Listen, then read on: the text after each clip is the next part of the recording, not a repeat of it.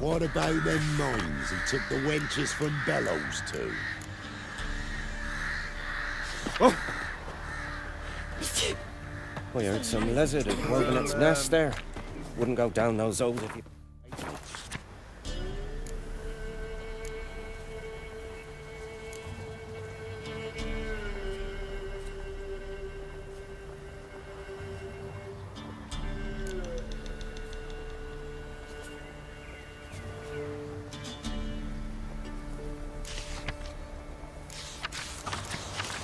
Mikhail's no... That's splunter. That's rape. Fear not. We've not got no need for your help. Have no fear, good man. Our labors shall be done quickly. The prowlers to be banished for good. Milton, look. Get out! In the flesh. Hail, Witcher! Let us go inside and greet you as befits an old friend. And you, fear not. We shall put an end to the rule of outlaws, soon.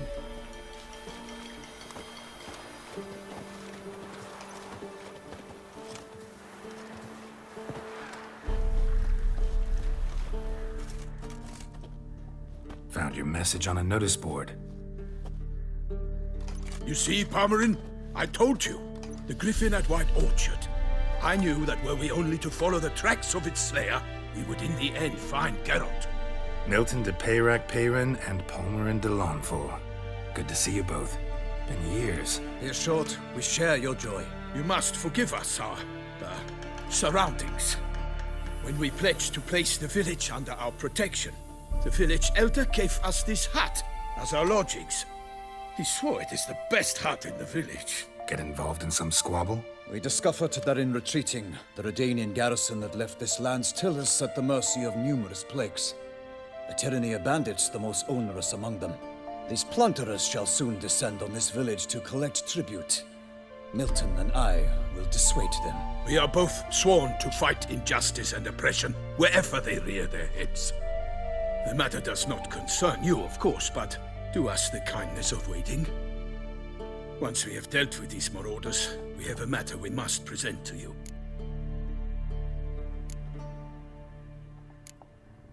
So, plan to go out and meet the bandits when they arrive? Fight them? Palmerin wishes first to appeal to their sense of decency. But I expect they will be deaf to this. Yeah, completely. We must afford them a chance to stand down. Many a hardened outlaw has left the path of wrongdoing upon hearing words of admonition. Doesn't happen in these lands.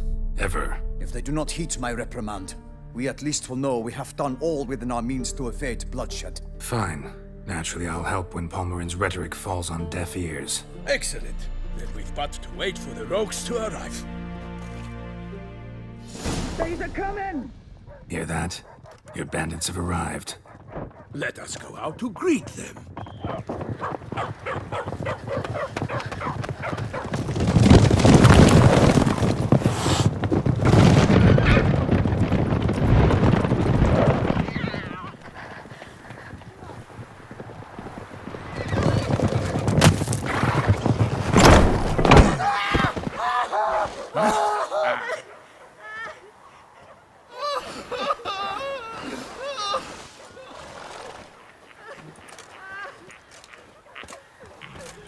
Hark! Contemptible curs!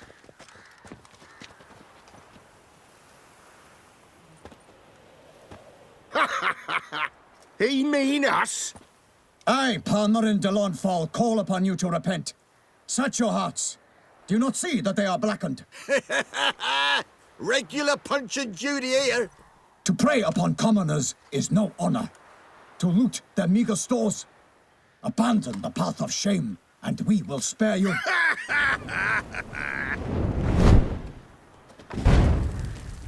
Right good jest, that.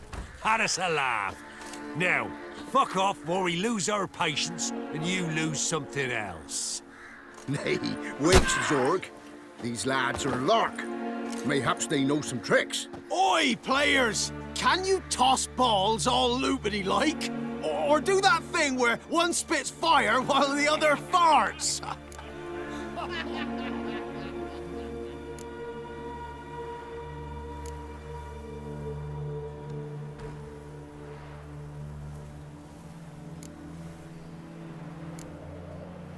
Noble Palmerin's giving you a chance. Now I'm gonna give you some advice.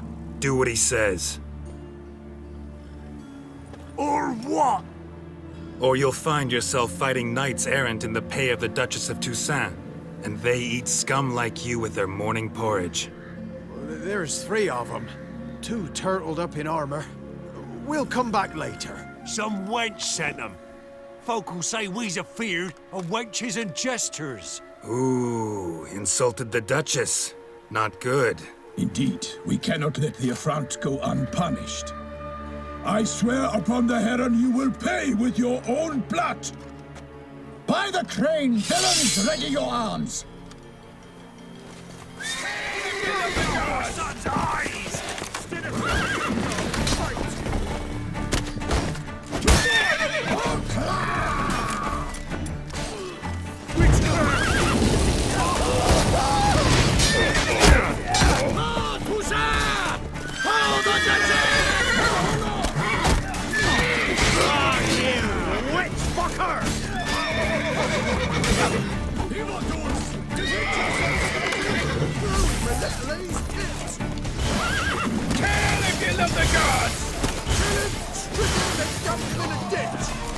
Having your gob, fight!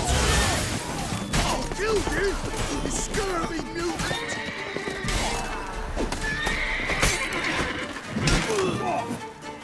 Oh no! Perish! Charlotte's flute is in yourself!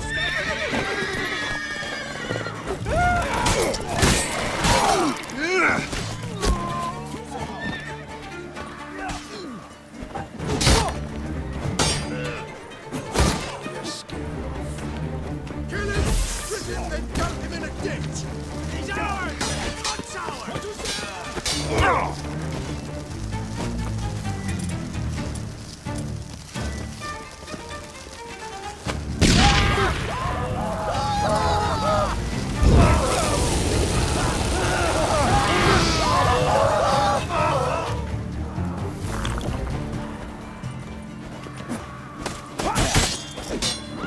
Show me what you got. Oh, you witch fucker! What to say? You're fucking dead! Right, me lovers, to work!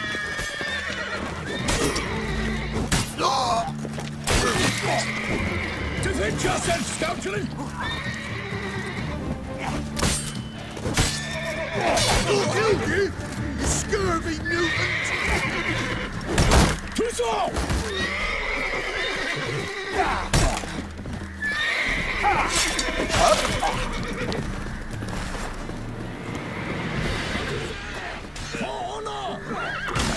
Go for the whore's son's eyes!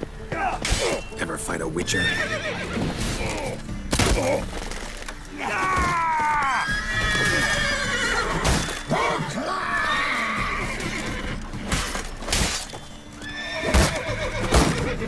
Damn it. Why do they not emerge? It is over. We have banished the scoundrels, lifted oppression's yoke from their lives. Warned you it'd be like this. Fear you as much as they did the bandits now. Sorry, no fanfares and flowers. You're not in Toussaint. Ah, it is true what folk claim. In the north, no noble deed goes unthwarted. It is time to go home. And we shall, my friend. Come, Geralt. It's time we delivered our message.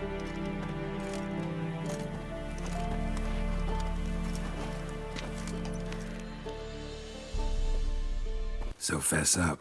What brings you such a long way? We are to deliver Her Grace the Duchess's message in full, with all due ceremony. For tradition... It is sacred in Toussaint. All right, fine.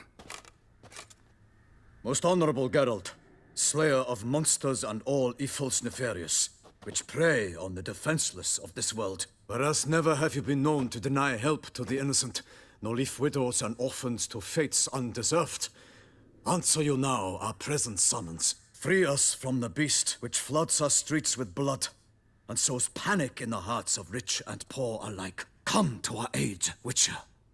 Thus humbly beseeches you the Star-Crossed City's most gracious protectress, Her Illustrious Highness, Duchess Anna Henrietta. Shall you answer her call?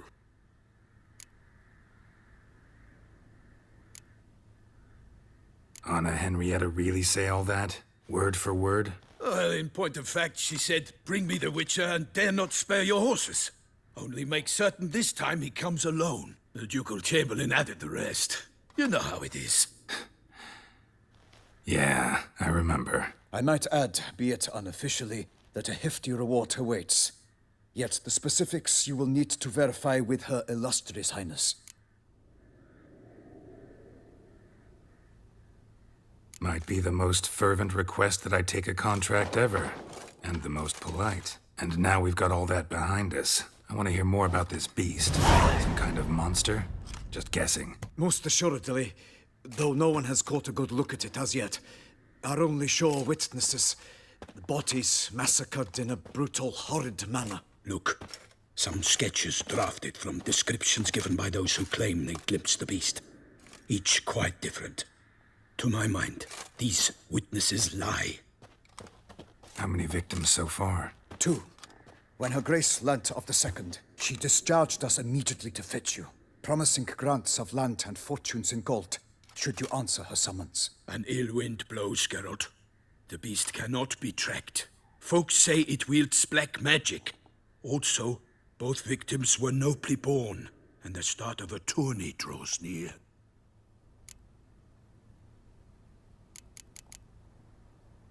Mentioned a tourney. Why doesn't the Duchess just call it off? Simply, it is too late. The guests have arrived. The best knights of all lands, relatives of the Emperor. The beast could be a threat to others, not just to Her Grace's subjects. Got it. Before an aristocrat dies, at best it's a scandal. At worst, a diplomatic incident.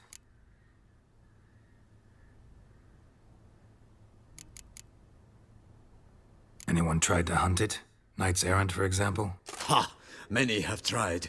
Baiting, waiting in ambush, but to no avail. The beast is clever.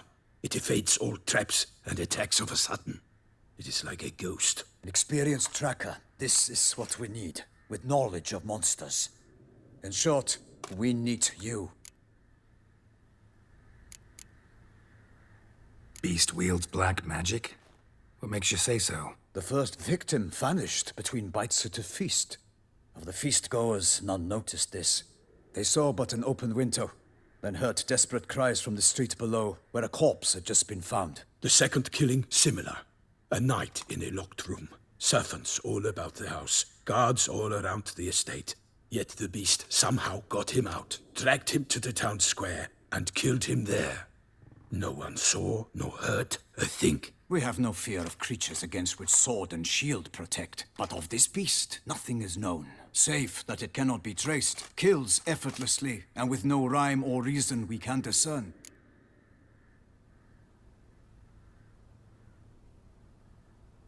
I sometimes think back to all the contracts I've ever taken from sovereigns. Can't name hardly any where I came out ahead. You cannot be thinking to refuse. No. Just struck by a thought. How the Duchess can sometimes be...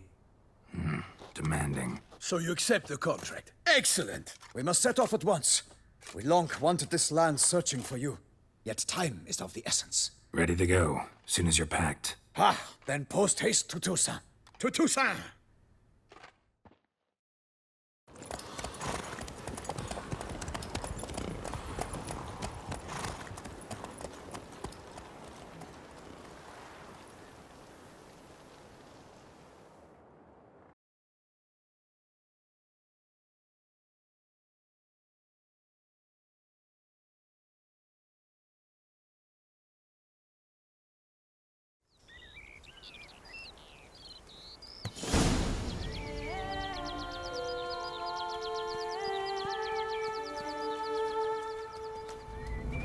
Toussaint, the land of love and wine.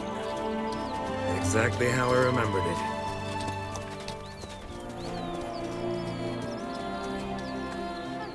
You will find Beauclair has changed some these past years. Walk about when you have the chance. You will see for yourself. To me, place always seemed straight out of a fairy tale. Knights errant, elven palaces. You insinuate that we are somehow odd? I shall prove you wrong. This I pledge on the Heron.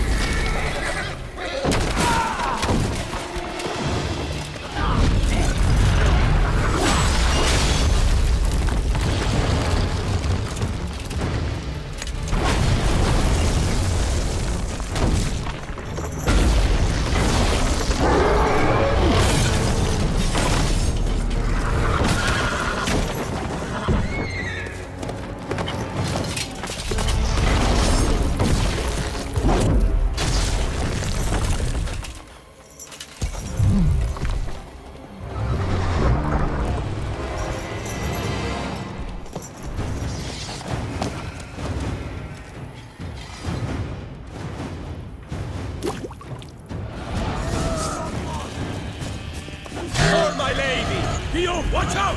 I swore I'd kill a monster! All for one and one for all!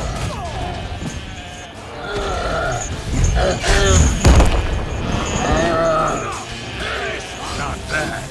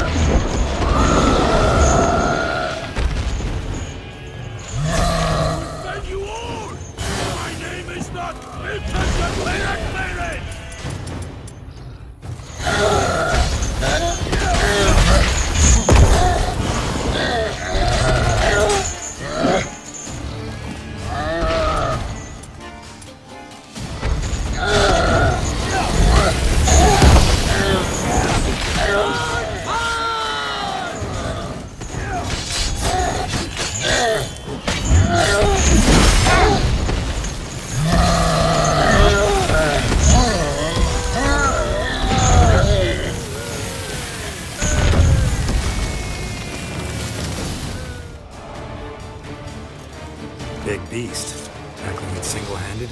None too wise. Neither is love born of wisdom, Witcher. So, Guillaume, out with it. Which fair damsel inspired you to vow to kill that filth? The most beautiful among them. If he wishes to guard her name a secret, he need not reveal it. You I do not know, sir, nor seem you a knight, yet still I am profoundly grateful, nay, indebted to you for your succor. This trophy, sir, is yours. A giant this close to human settlements? Strange. Well, that was no ordinary giant. His name was Goliath, rumored to have been a knight once, but one who broke his vows. For this, the Lady of the Lake transformed him into a wild giant and banished him into the Gorgon Hills. So he came back down? Why? Several times each year, hunger chased him into the lowlands. Goliath had killed and devoured many shepherds. Guillaume's hunt served a noble cause. At any rate, it's a tale for more agreeable environs. I'll take the trophy. Why not? Could find someone who'll pay to buy it. Put up a good fight against the giant. Got experience battling monsters? None. In Toussaint, we mostly chase bandits. But I vowed I'd bring my heart's champion the head of a monstrosity, as the famed Gottfried, known as the Giant Killer, did. You don't mean to hunt the beast, I hope. The matter's best left to Geralt. Another challenge awaits me. Yet if Geralt is to hunt the beast, he ought to know. It struck again. The river surrendered a corpse. It washed up in the meander by the cockatrice. Damien Delatour's guardsmen are there already, securing the area. Securing the area? Better go there now before they trample any tracks, manhandle any evidence. Set forth, then. I shall ride for the city to inform her gracious magnificence that Geralt has arrived. We'll meet later, near Guillaume's tent at the tourney grounds. I shall take you then to see her grace.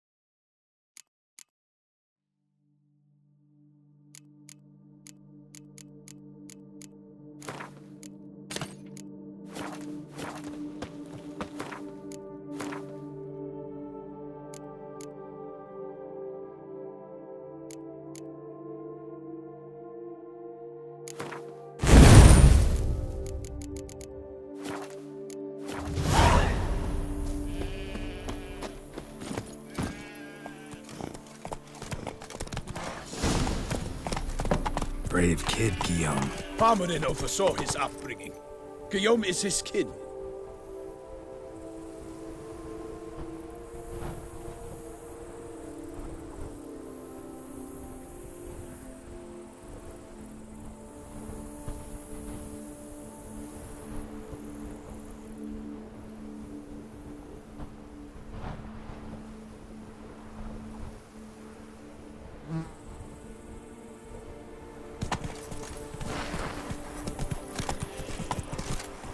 That's it, Roach. Die.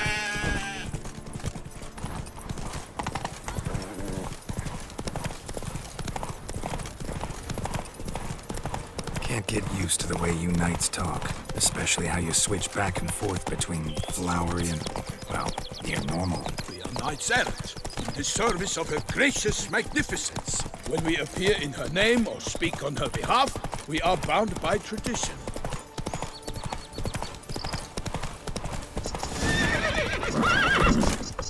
No one here. They must have removed the body already. Let's look around, make sure they didn't miss anything.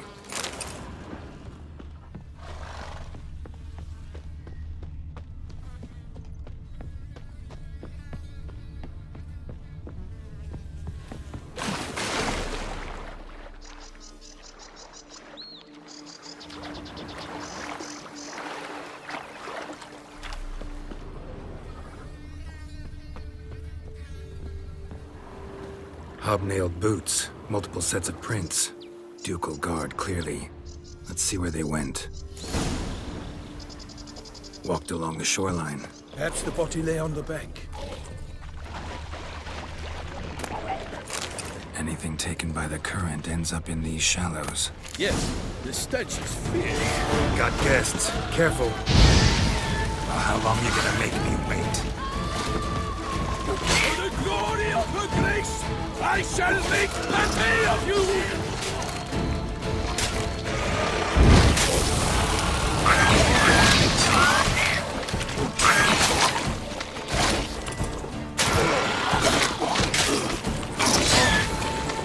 I will fell you all, for my name is not Milton de Peracberry!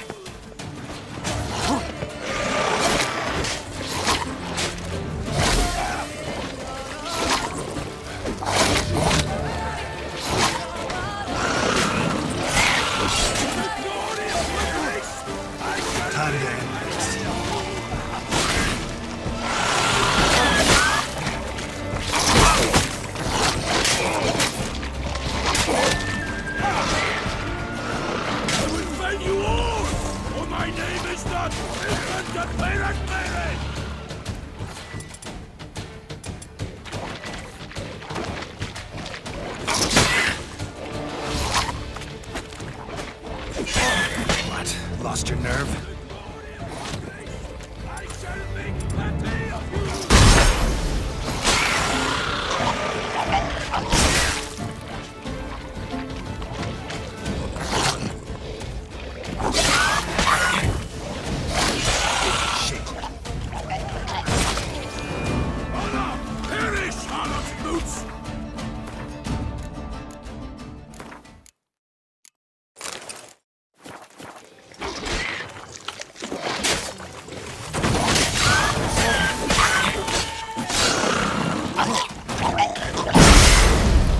Drawn here by the smell of blood.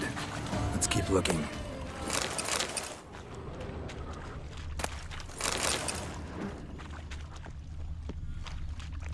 Only blood-soaked scraps left of the victim's clothing. Good quality cloth. A wealthy victim, correct? Looks it. Only blood-soaked scraps left of the victim's clothing. Good quality cloth. A wealthy victim, correct? Looks it. Footprints. See them? And a rut made by the hull of a boat. Left recently, I'd say. Nets were attached here. Dragged some nets onto the bank, then cut them to untangle them. Lot of blood, so the corpse must have been cut up. Quartered, maybe. It's likely they loaded the body parts onto a boat and sailed off.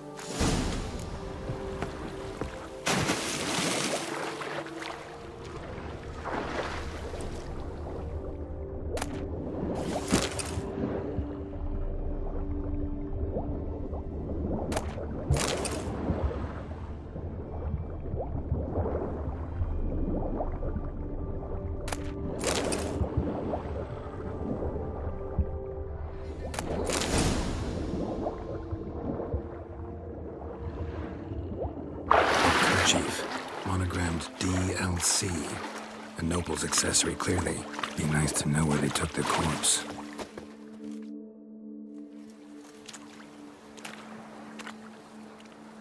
What now?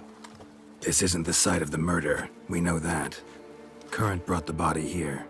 Corpse got caught in the nets. Guardsmen pulled it out, put it in a boat and took it somewhere. Need to find out where. I'd like to look at the corpse before it starts to decompose. The inn. Its patrons must have seen the guardsmen, which direction they took. We should ask there.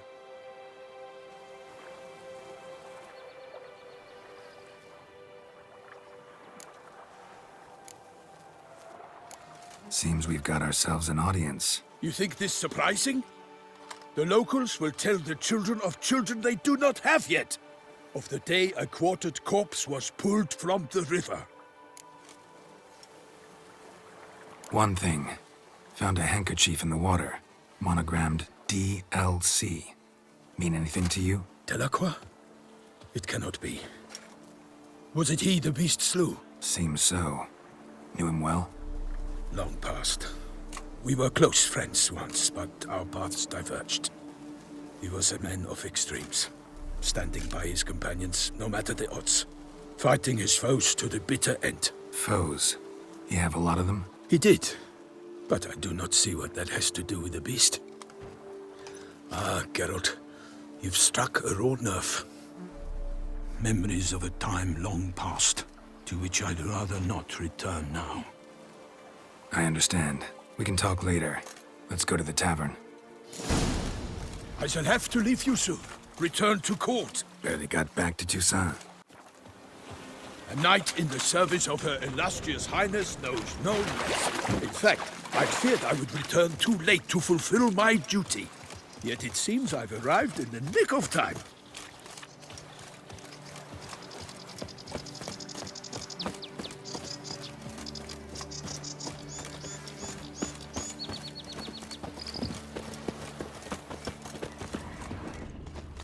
Once you have finished examining the corpse, be sure to report to Anarietta.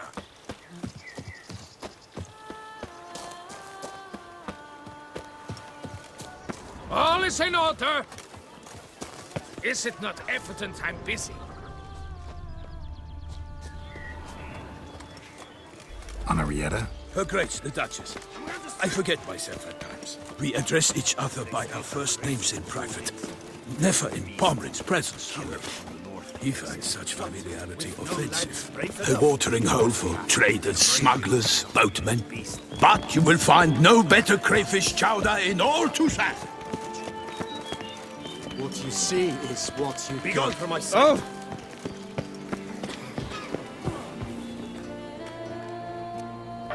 By my troth, could that be the musty scent of fresh pâté? Naught else, Sir de Peyrac-Peyran. I see time has not dulled your senses. We would be honored if you would join us.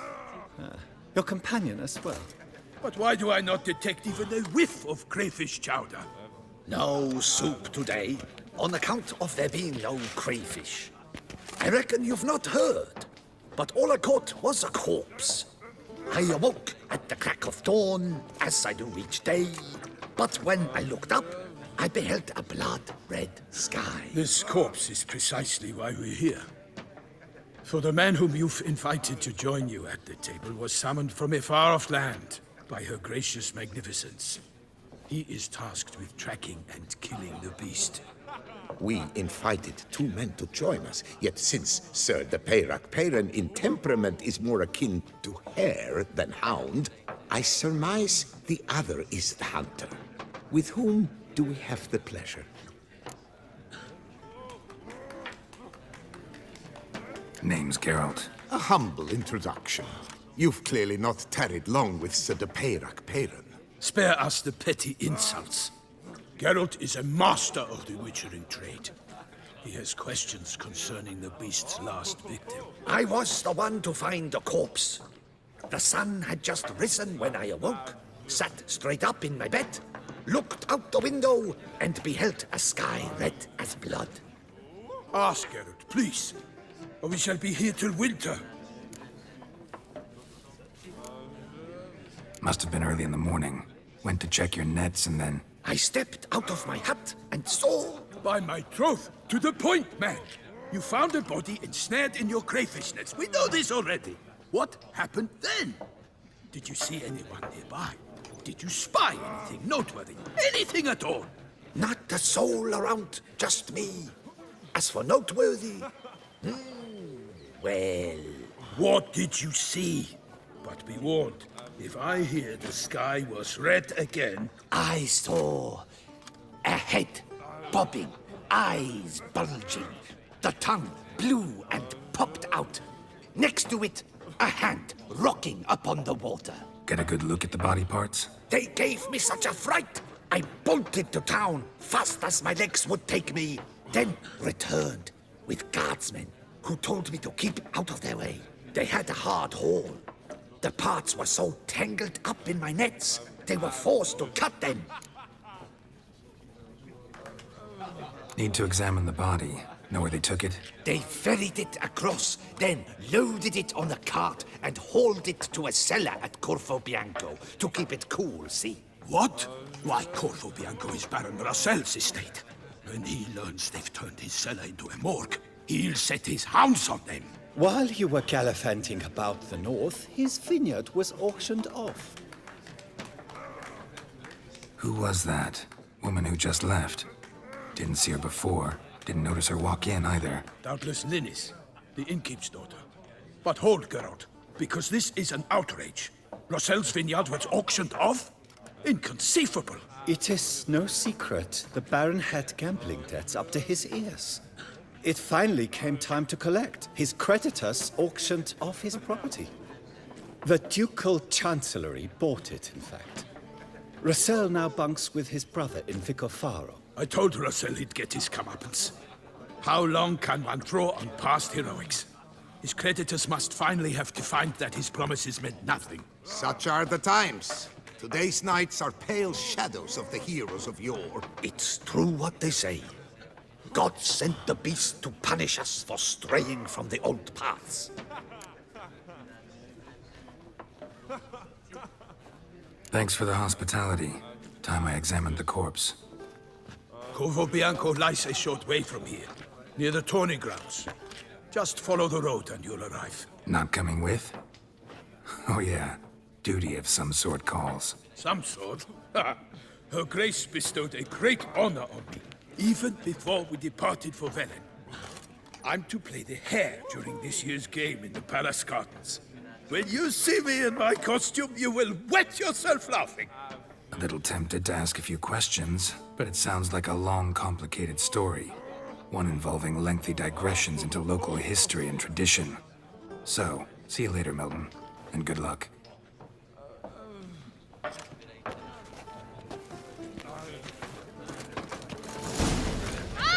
Oh, dear fellow! With a fishhook like that, you must have to...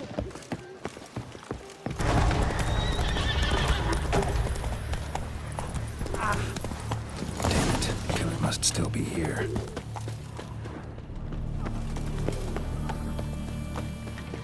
In the cellar, gotta be. Footprints. Small, bare feet. Lead deeper into the cellar. Took a lot of strength to batter this down. Used this to batter down the grate.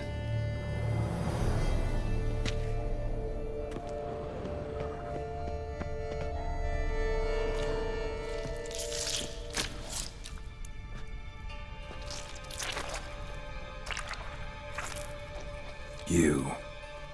Saw you at the inn.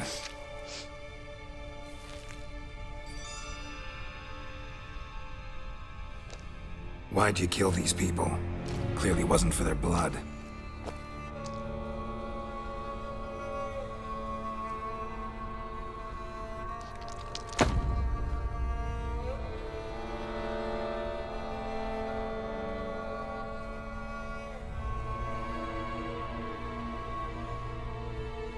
We don't have to fight.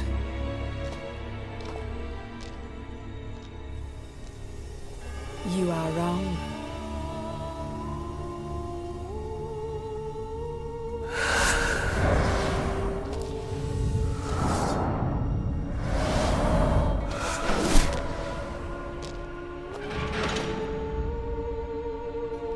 cannot let you leave.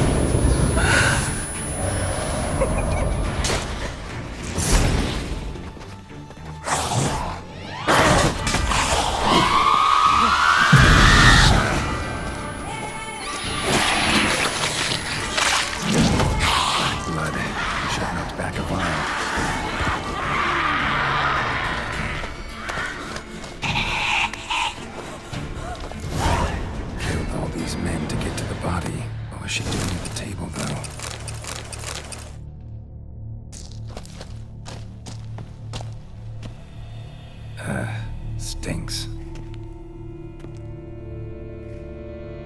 Waterlogged. Both hands and body was quartered just as I thought.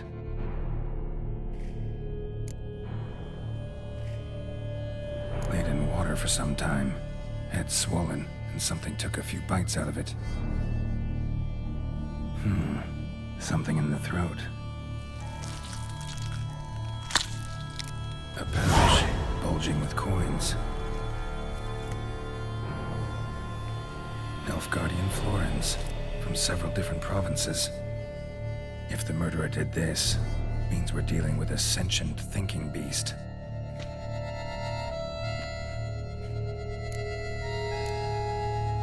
Body was chopped up after death. Blows struck with great force, but bones sliced through, not crushed. Creature that killed him had long claws, sharp as a witcher's blade. First sank its claws into the victim's heart. No Bruxa did this. Third hand. A spare. Except it's clearly not the victim's. Guardsmen must have not noticed it as they picked everything up. How's this possible? Still warm. Blood still flowing. Several monster species can regenerate. Never heard of that happening to their severed limbs, though. Or of their limbs seeming completely alive after so much time. Examine the tissue more closely later. Might learn something.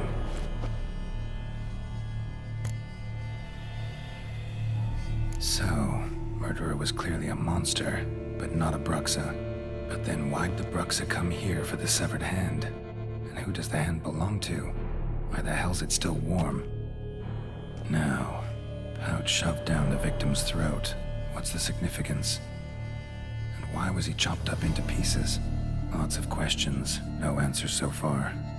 Need to know about the other victims. I'll ask Palmerin to get me in to see the Duchess. party then. This is an outrage. Need to speak to the Duchess, urgently. All right, you scamps. Store is done. Go find your parents. But the Pomerine, what about the story of Rittik and the dragon? A tale's for another time. But take a good look at the man who stands before you now. This is Geralt of Rivia, the master witcher who lent his valiant hand to the defeat of the giant Goliath. Master Witcher, is it true virtue always trumps villainy?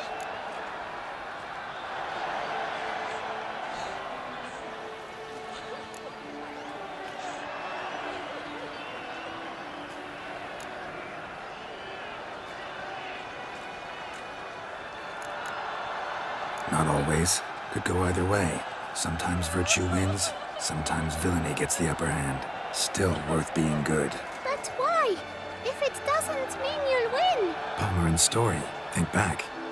A decent man attracts other good folk, makes friends he can count on. A rogue? Well, he can only count on other rogues. And who would you rather have for a friend? A man of virtue? I must agree. Now, that will do for questions. Go find your parents. Her Enlightened Highness has doubtless arrived at the tourney grounds to watch the battle in the arena. If we hurry, we'll be in time to speak with her before the spectacle begins. Lead the way.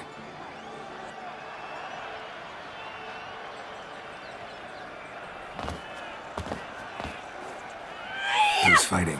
Nilfgaardian gladiators? Close, but not quite. As you will soon see. Someone's gonna fight a Shalmar? With only some bells on its tail to confuse it, slow it down? Whatever is the problem? The beast is a gift from the Emperor, no less.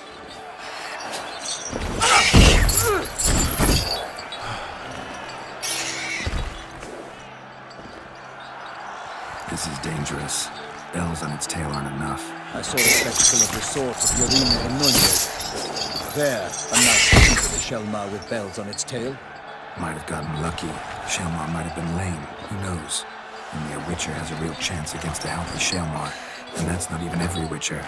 Besides which, releasing a monster that dangerous in front of a crowd, plain irresponsible.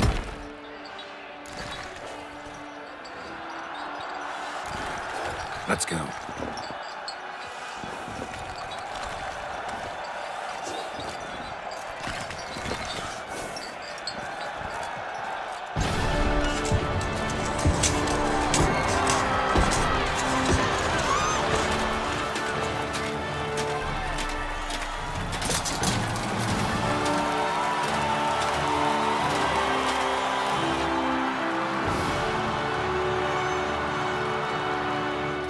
I dedicate my imminent victory to fair Lady Vivian.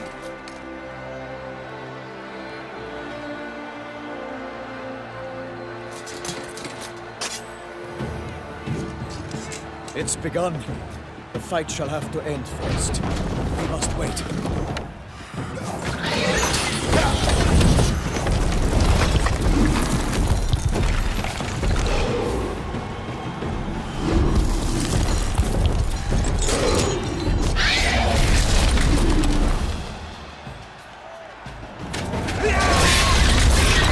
Got a bad feeling about this.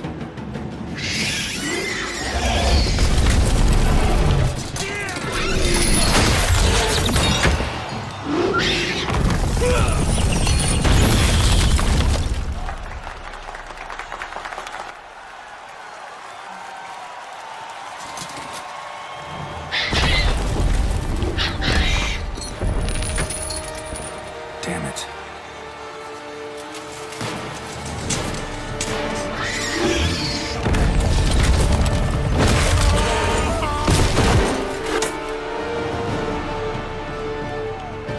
We have to help him.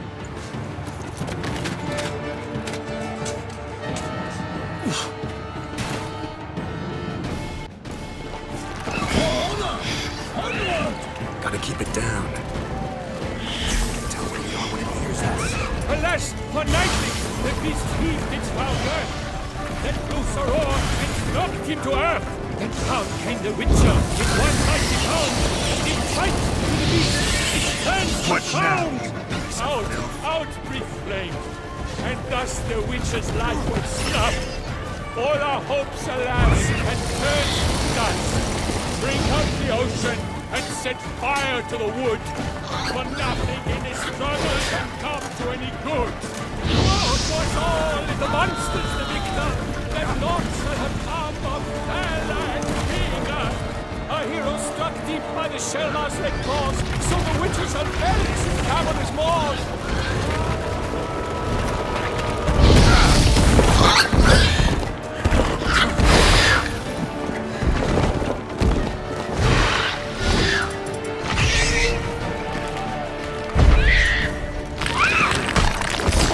The beast has been weighed by the gods. Soon the Witcher shall triumph against all odds. Hold on the chest!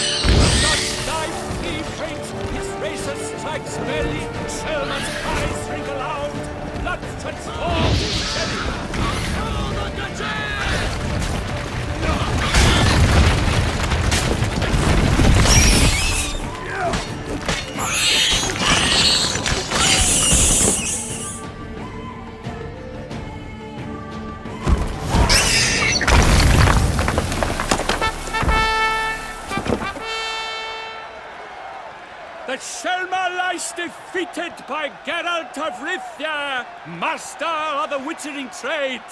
Behold, as the last gasps of life seep from the beast.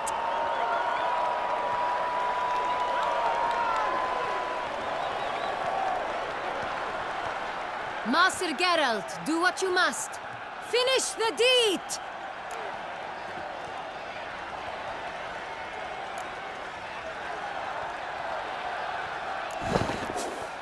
Monster's no threat. No need to kill it.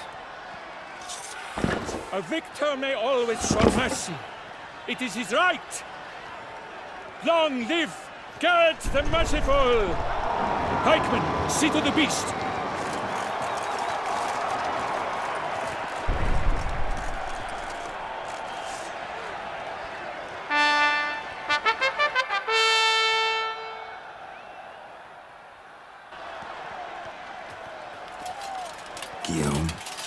The lad came damned close to dying. I'm fine. Not hurt at all. Vivian? Smile as befits a hero and keep silent. Speech clearly pains you. She approaches. Geralt. We must talk. Vivian. You shall talk later, in the medic's tent. Geralt, magnificent, breathtaking. Your Grace. We knew that to summon you was a brilliant idea. We are delighted, ravished to have struck upon it. And I'm truly honored. See to our young hero. Hop, hop. For we must make off with Geralt. We should talk. We had been long awaiting your arrival. Had nearly lost hope. Then suddenly, that entrance, so spectacular. Your Grace. Shaelmars are dangerous creatures, even to knights in full plate armor. Nonsense. In Toussaint, knights have battled beasts for mere glory since time immemorial. True. Guillaume suffered a few bumps, scars, and bruises, but in return gained eternal glory as he who slew the monster.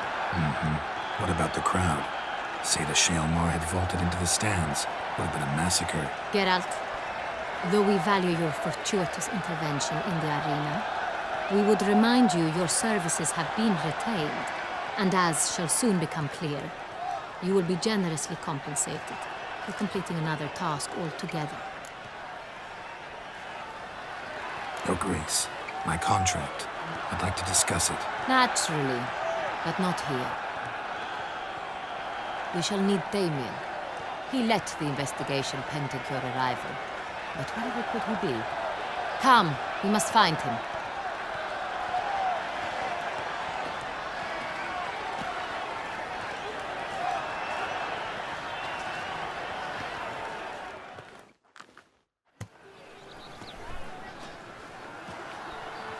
Tell us, have you come alone? Or did Viscount Julian accompany you?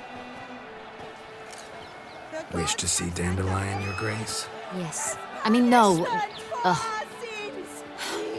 Yes. But solely to tell him we regret. Yes, deeply regret rescinding the death sentence we so justly handed down upon him.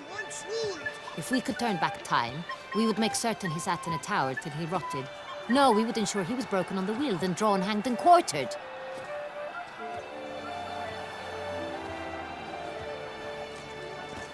Ah, the very man we would entrust with these tasks. Damien de la Tour, captain of my personal guard. Your Grace, Witcher. Greetings. Sorry to have to tell you, but the guardsman handling the last victim's body... I know already. The creature in the cellar of Corvo Bianco. Was it the beast? No. A Bruxa, a kind of vampire. Not the beast, but tied to it in some way. You know this how? Through careful analysis of the evidence, both on the riverbank and at Corvo Bianco. Do you mean to insinuate the investigation thus far has been sloppy? Geralt insinuates nothing of the sort. We must listen to him attentively. I examined the body of the beast's last victim. Might have found something. Need to analyze it. A quiet place, that's what I could use most right now. And maybe the help of an alchemist or a mage. Also like to hear all you know about the previous victims. Take it Sir de la Tour is my man for that. Firstly, call me Damien, please. Secondly, you should know I spoke against summoning you here. I've heard much about you. You bring trouble, or thus far have, always. And we've enough trouble as it is. Yet we are capable of defeating the beast on our own, without an outsider's help. I've no doubt about it. Damien, we settled the matter of the Witcher's employ some time past. Definitively. Since you have broached it nonetheless, let us discuss Geralt's pay. Are the legends true? Do Witchers usually demand that which you find at home, yet did not expect? Yes, Your Grace. The law of surprise. Time-honored. We shall becant it. The surprises we encounter on a daily basis would be of no value to one such as you. What awaits at the palace are edicts to sign and portraits of suitors from far-off lands. I fear you would find little use for either. Thus we've decided you shall receive the deed to a vineyard, Corvo Bianco, and a sum of coin. You will doubtless consider this adequate. Title to the vineyard shall be given to you at once. Surely you'll need lodgings while you hunt. The coin, however, will be yours only once you have slain the beast. Lovely, generous gesture, Your Grace. Corvo Bianco. Isn't it the Duchy's temporary morgue? Is it now? The Chancellery's bungled things again, we fear. Not to be left unsupervised for one instant. Yet, in its mood, a morgue should present minimal problems to a Witcher.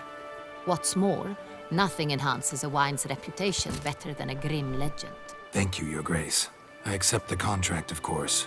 But as I said before, I'll need some information. How'd it start? Who was the first victim? Crespia was the first to die.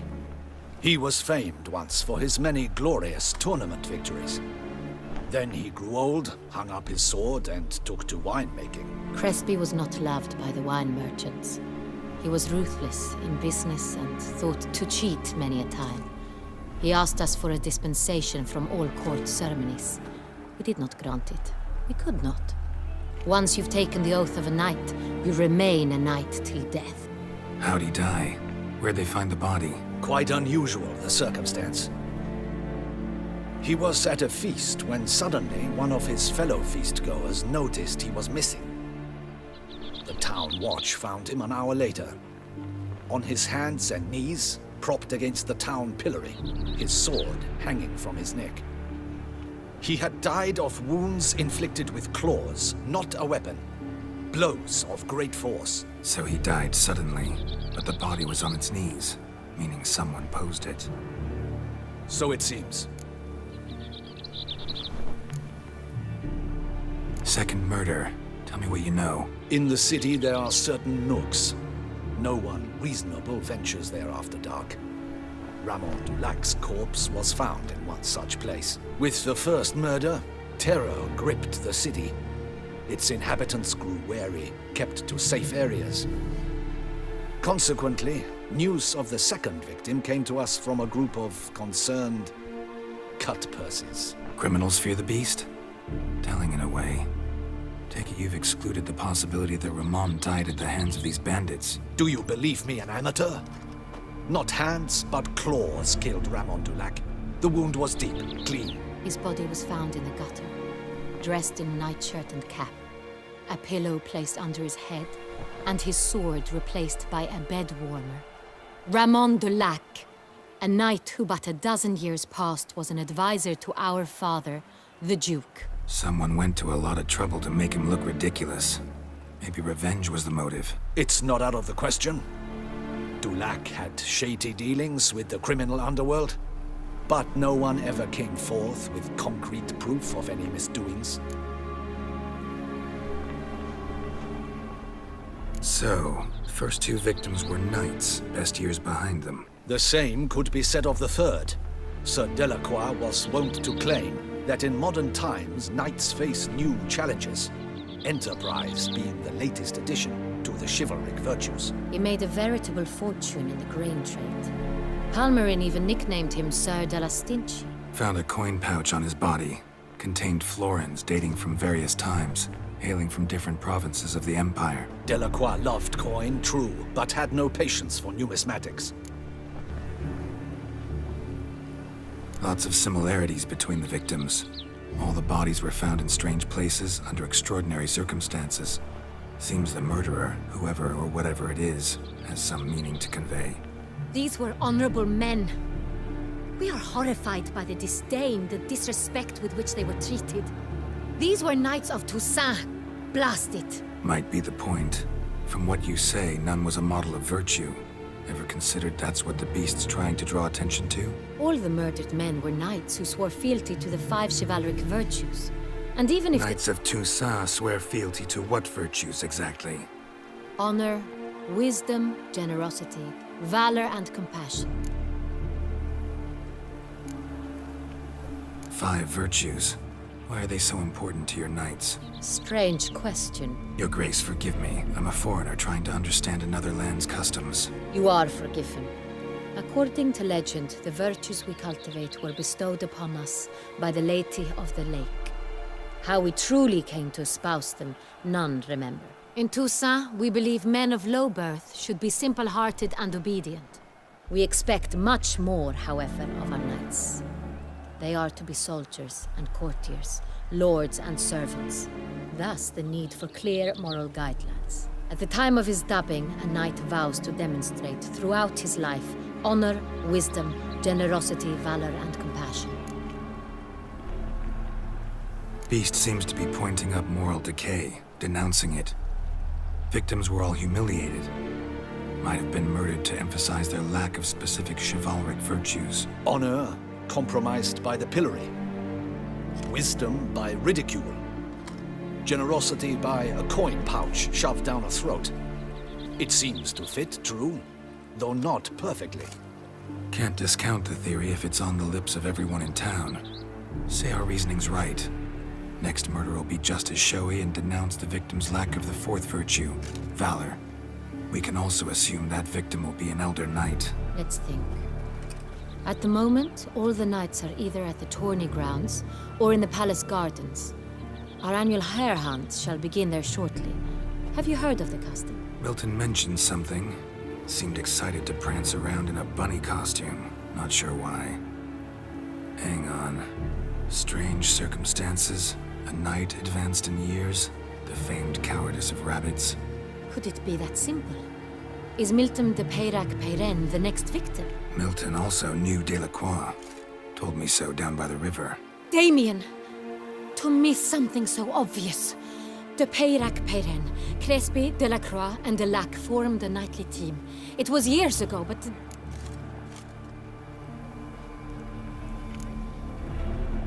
They were a team? They were close friends, tightly knit, and as such earned the trust of our father, the Duke.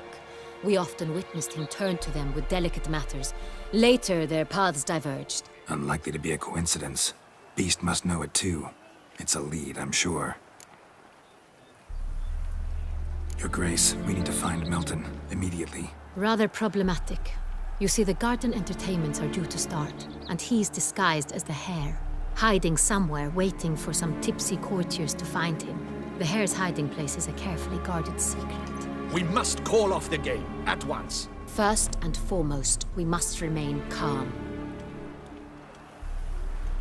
Damien, order the garden searched immediately, but discreetly. By no means can we disrupt the festivities. Panic will only incite the beast to strike sooner. And you, Witcher, follow me. My gardens, my night, I shall take the fall. A murder is out of the question. I will not allow it. Not near my palace. Horses? Ready our horses!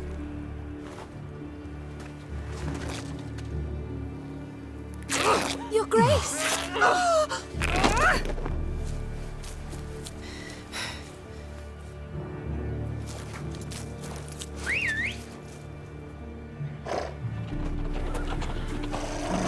What the hell? Why, I should... Your Highness, Mind it doesn't get wrinkled. Onward!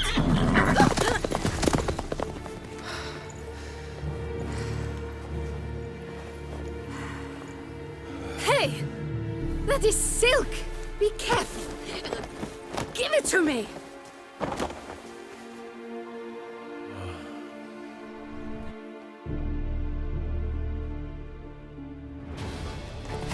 Faster, Geralt! Rant like the wind! Your Grace seems right at home in the saddle. Long may she live! This way!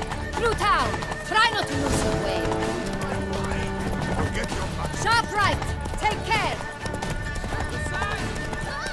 God! Let's follow her.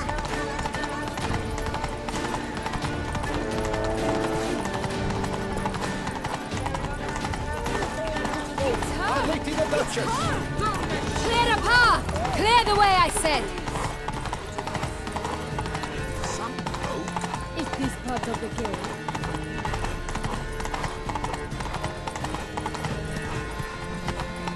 It's here! Just round the corner! Hurry! Come on! We must go to where the game is being held. The participants must find a unicorn's horn, a golden fish, and a phoenix egg.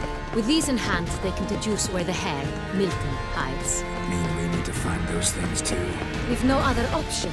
But time is of the essence, so we shall have to break the rules. Stinky.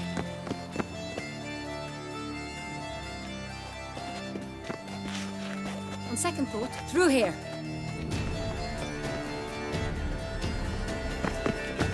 I shall show you where the hunt plays out. Then we will split up. You will get hold of the unicorn horn and the golden fish, while I nab the phoenix egg.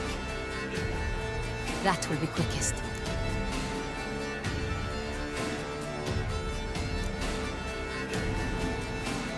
golden fish. Do I need a rod or a net? Please, Geralt. It's not a real fish. Look there, towards the water. See the lights? The hunters are trying to hook the fish from boats. You must simply dive in and find it. The unicorn. How do I catch it? It's terribly skittish, true, but I'm sure you will find a way to earn its trust. It runs around over there, look. The golden fish and the horn both contain things or clues that will help us find Milton. Once you have fish and horn, find me among the other Phoenix encounters. All clear? Then let's get to it. Shoot.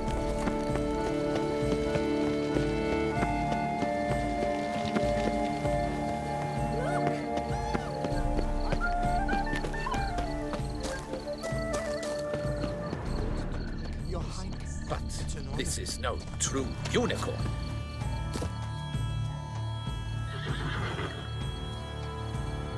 Perhaps an apple will work.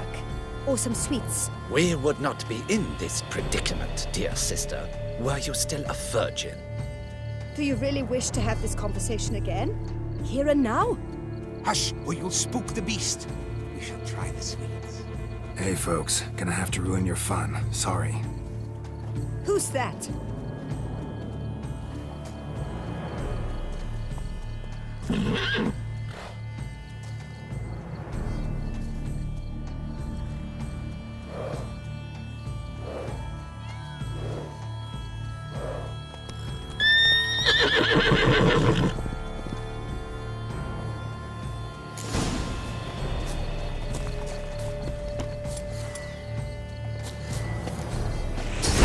Stay calm. Shh. Calm down. Easy now.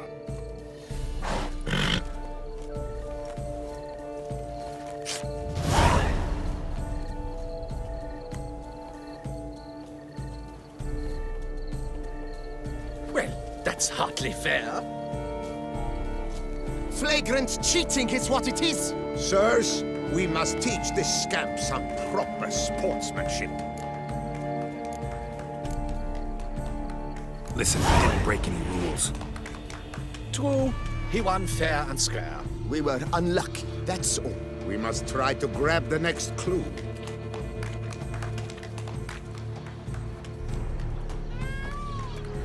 Gardens are huge. Be better off on horseback. Unworthy. Entirely inappropriate behavior. A complete collapse.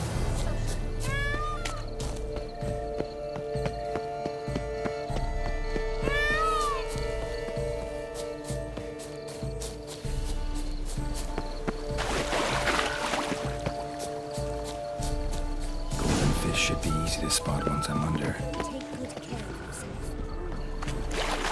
What the blazes?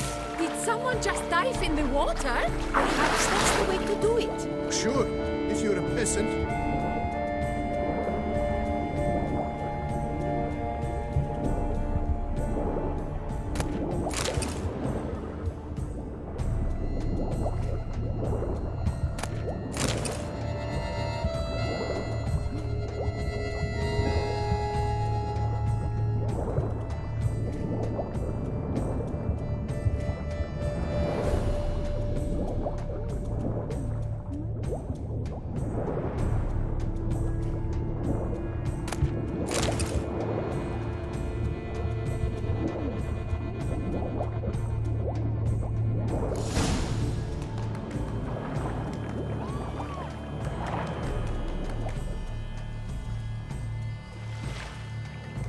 Hey, wait. Stop. It's important.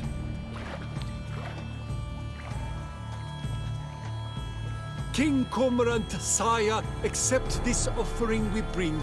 Prithee cast upon us your merciful eye, and bear before us its secrets. As the moon is heavily coursed of trace, in my domain I await that moment of grace, when a soul of good or ill repute brings me a gift, fitting tribute.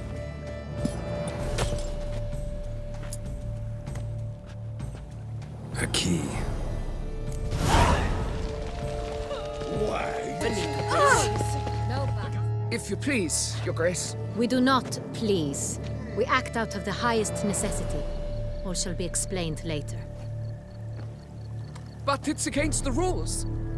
I am the rules.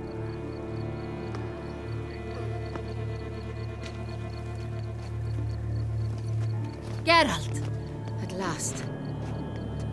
Got a key and a clue. And I've another. Show me yours.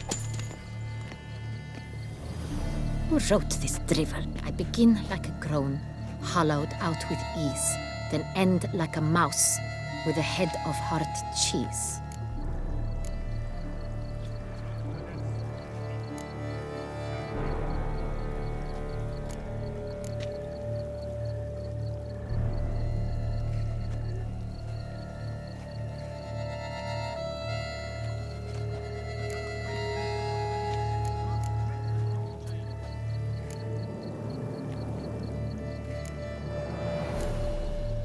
Groans, hollows.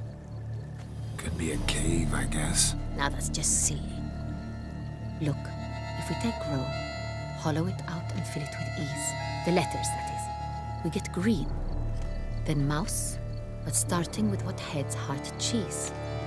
Why, it's greenhouse! Pretty clever. And it sounds right to me. There are several greenhouses in the gardens, but only one with a door that locks. And the key to it looks just like the one we found. Greenhouse it is then. Let's go.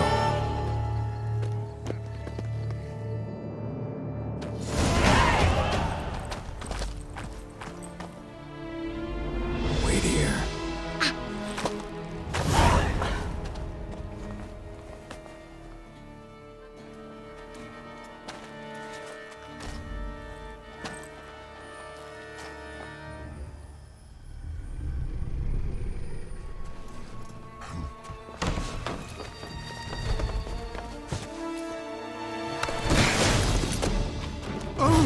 What the butch?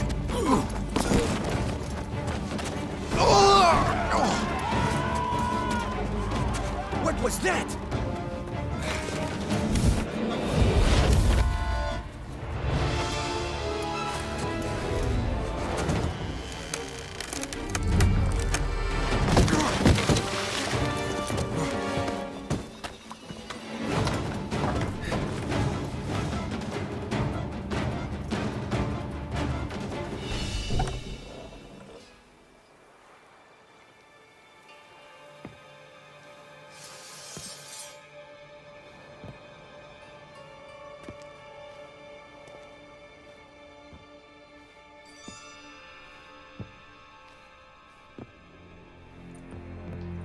I'm here.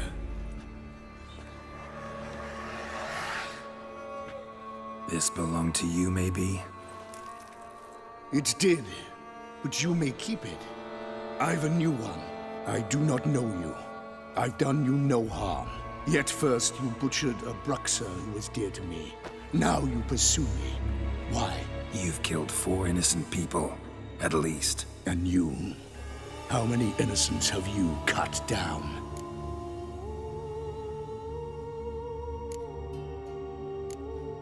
Plenty. Even more of the guilty, though. You're next. I think not. You see, I've something to do still.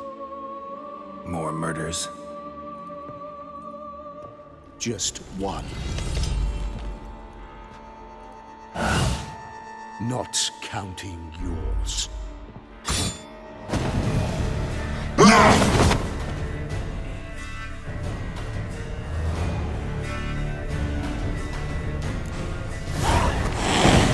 Let me kill again.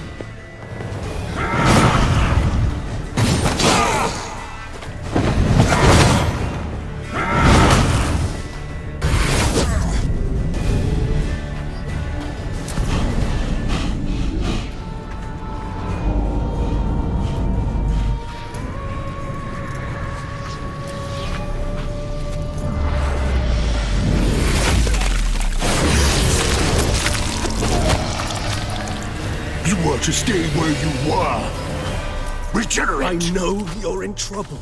I can help. I'll help myself! No, he's my friend.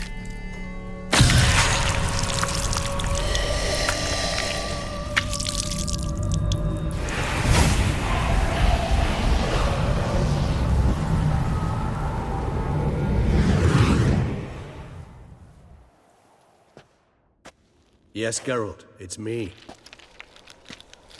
Regis? You all right? All is well. All's in order. Wounds such as these heal on vampires in moments. But we've not seen one another in ages, my friend. At least in human terms, that is. How's this even possible? Last I saw you... I was a bubbling, shapeless smear, having been rather spectacularly melted into a column of a certain castle. In somewhat better shape now, as you can see. Hardly peak form, mind you, but were I human, folk would think me a demigod, I dare say. I'm sorry. What happened? It was my fault. Never got a chance to apologize. No need, Geralt. Bygones. I did not have to join you on that expedition. No one twisted my arm.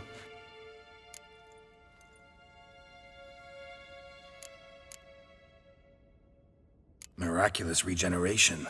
How do you manage it? I had help. From the one you hunt. Him? How? And what have you been doing all these years? Not the time nor place for such stories. I suspect we'll get a chance to speak at ease and at length later. Now, however, we must deal with the reason that brought us both here.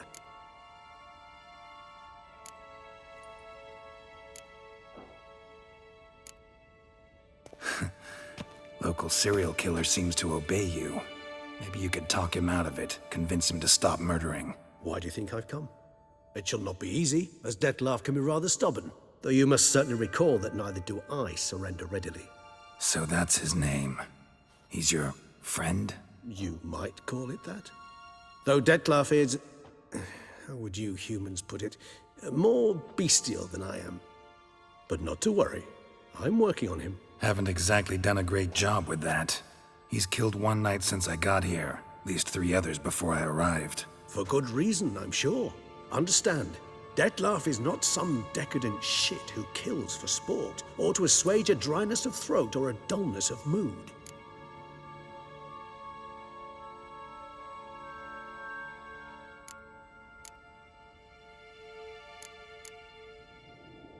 So in your opinion, what are his reasons? Precisely what I wish to find out.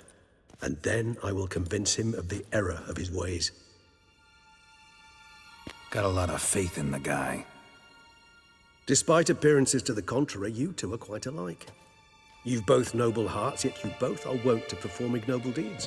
When circumstances force you to, of course. Remember the year 964? That was 3 centuries ago. Blind fear gripped Rivia, Lyria, and Spala. Women and children were dying. Their mutilated, dismembered corpses littered the fields. Brute of Lyria. Read about it. Chewed up almost 200, then fell to a common poacher supposedly armed with a dagger blessed by some prophet. It fell to Dettlaff, who then found a poacher asleep in the brush near his snares and dropped the fiend's corpse at his feet. And thus, a legend was born.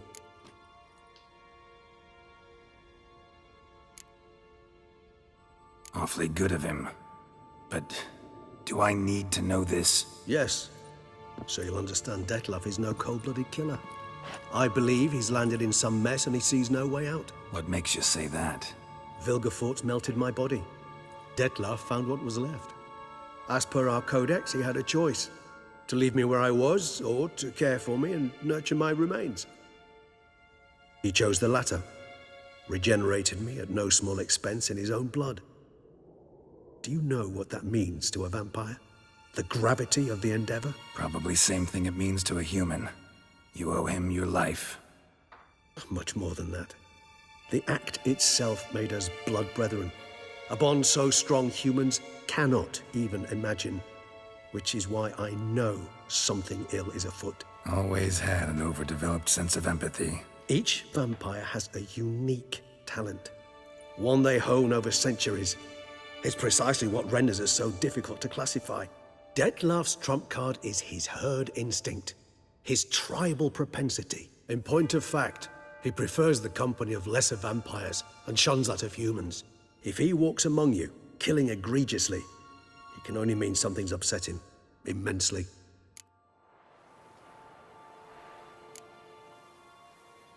Anything specific? Some set of things that'd be likely to set him off?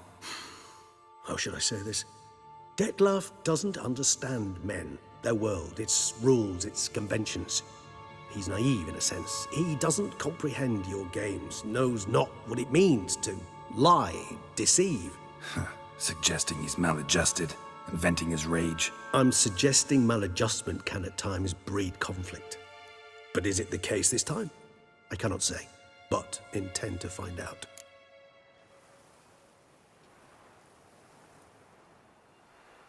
Gotta find him before something upsets him even more, and all Beauclair is awash with blood. Well, we share a cause then, just like the old days. Not entirely. I mean, when I find him, you know. I know you've a contract on his head. Yet your true task is to stop the beast killing, not necessarily to kill the beast, am I right? All in all, sure. Let us find him. By the time we do, I hope I'll have convinced you Detlef is no monster. Fine, all right already. But for now, evidence is stacking up against him. Hear that? The posse. Knights must have tracked me here. I prefer they not find me here. I've makeshift quarters at Mère Lachaise Long Cemetery. We'll meet there. See you.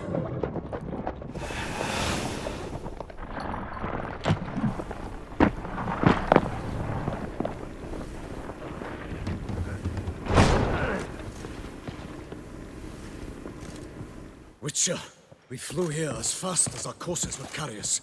Yet I fear we're late all the same. Pray, where is the beast? Still investigating. About to inspect this site. Withdraw your men before they trample all over the evidence. Sirs, we must let the Witcher do his work. Milton's murder cannot go unavenged.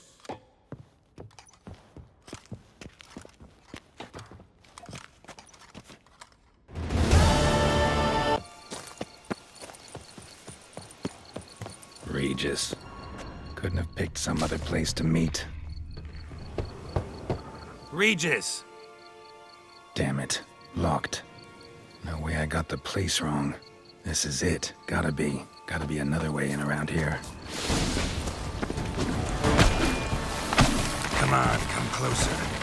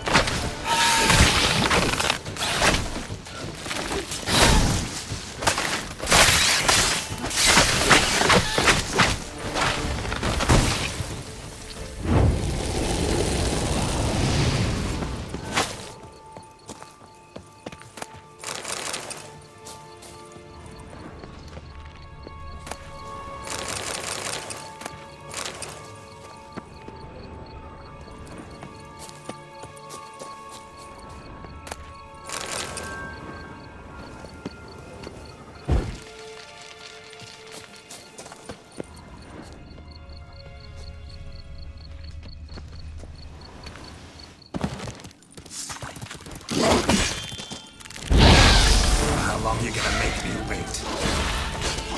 Geeking Wars. Have videos aplenty around here. Not good.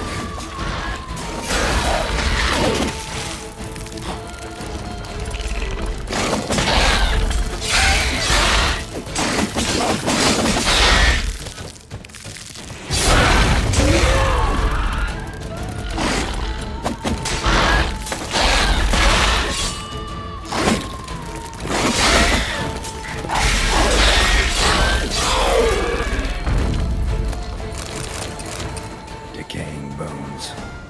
Geekymores must have tunneled into the grave.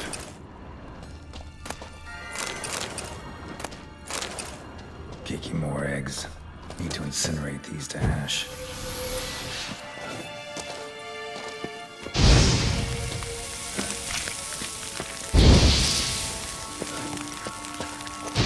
Some stench.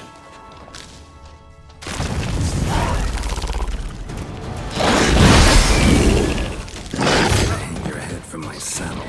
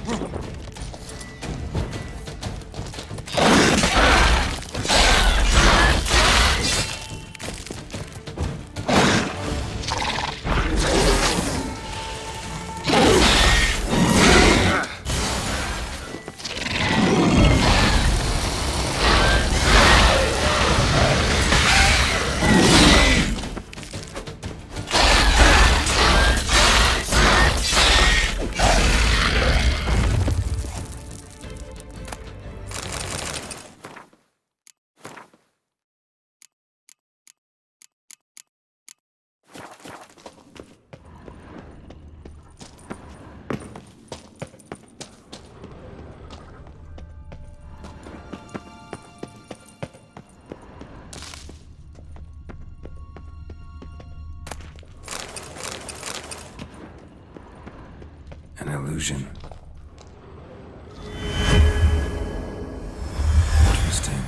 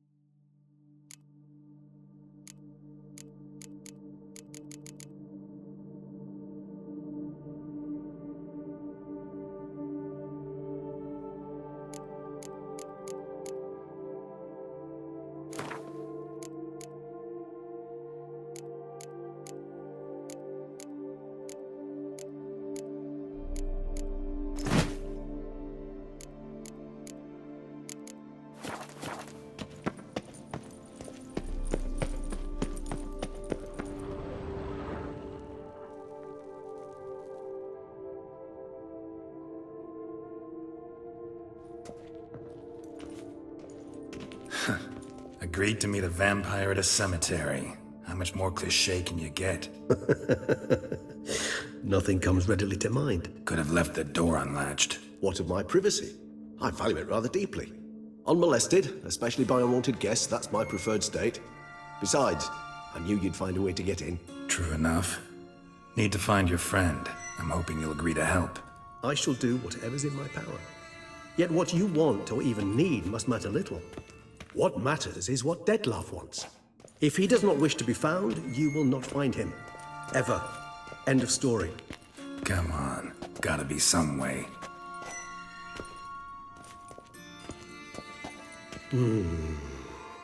Vampires can evade detection by the senses, and no divination magic works on us. Even the most precise megascope would be useless. And this? Could this help? Wherever did you get that? Off one of the beast's victims, found by a bend in the river. Body was chopped in pieces. 3 of those pieces were hands. Hand with the ring seemed the odd one out. Abruxa had taken an interest in it.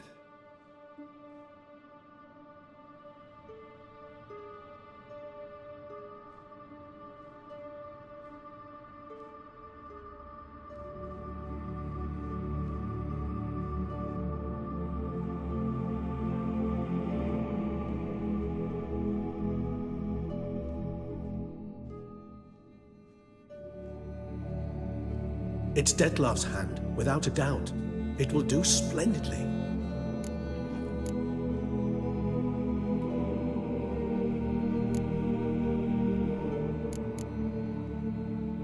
The hand. What do you plan to do with it? You've heard of Kovinaris' theory of tissue memory retention.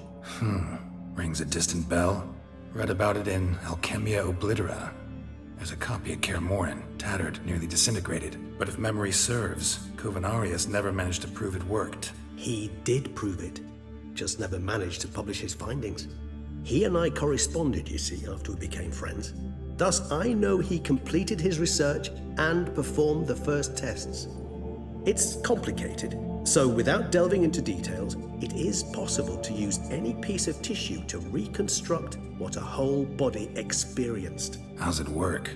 We need any special equipment? We must brew a decoction which Kovinaris gave a rather poetic name, resonance. Once imbibed, it sends one into a trance similar to that induced by narcotics. This triggers visions of events linked to strong emotions experienced by the tissue's owner. Picture it as dreaming a fragment of someone's life. Any chance we might see what Dettlar was doing just before he lost his hand? Indeed. Though I also hope resonance will reveal the location of Dettlar's hideout. Ring's pretty intriguing. Made of no metal I've ever seen. And the ornamentation. It comes from our home, where we lived before the conjunction of spheres. It's actually mine. I received it from a dear old friend. You might call him a humanist. He saw us vampires as guests here, guests who owe their hosts, meaning you humans and the elder races, respect. Respect? Meaning not to treat us like cattle to be slaughtered for food? Precisely. And the reason why I in turn gave it to Dettlar. To remind him of the ideals my old friend championed. Can't you just summon Dettlar? You're both hired vampires, there's gotta be a way. If I'm to be entirely candid, there is indeed one. But believe me, we will be better off never availing ourselves of it. It is a last resort. Absolutely. Last resort? The hell? Why? There is a being who can summon Dettlar. Possesses the authority, even the power, to force him to appear in a given place. But the very act of contacting this being, well, it's akin to walking a slack line extended over a chasm filled with molten lava. An exercise as perilous to me as it would be to you. A risk I'm unwilling to take. I beg you, let's do it my way. It will be both quicker and easier. Kovinaris spent half his life proving his theory. Wild guess. Making a dose of resonance won't be easy. You guessed correctly. In addition to Dettlar's tissue, we shall need a powerful occipital lobe stimulant. Effectively a poison, to make one susceptible to visions. Well, got a few ingredients to choose from. Unfortunately, all are pretty rare. There's Mamoon glands, but closest ones I know of are in Vizima. A spotted white saliva would also serve, but they were cold to extinction over a century ago. Could go with a kobold's eyes, but the creatures are sentient. Rather not gouge one's eyes out. Given that we lack the time to sleuth this out ourselves, permit me to summon some help.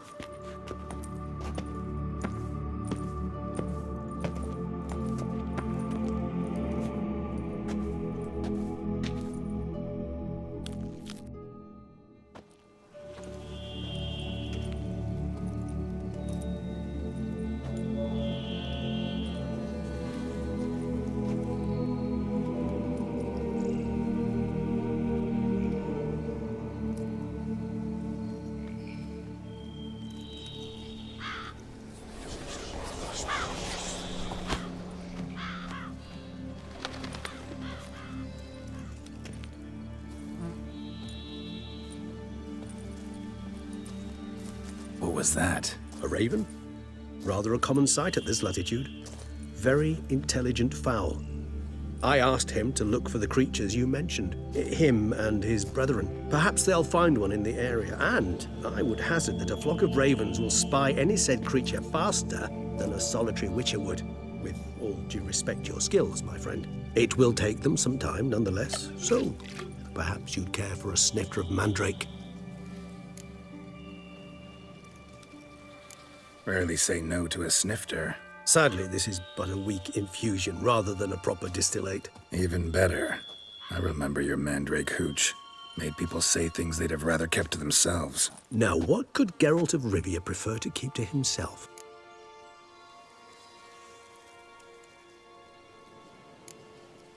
So, think you've set a nice little trap for me? Sorry. Want to get me to confess? Gonna have to try harder. I love a challenge. In that case, my ears are cocked. What must I do? How about you get the ball rolling? Reveal one of your secrets. Vampires, intriguing creatures, must lead fascinating lives. Anything in particular interest you?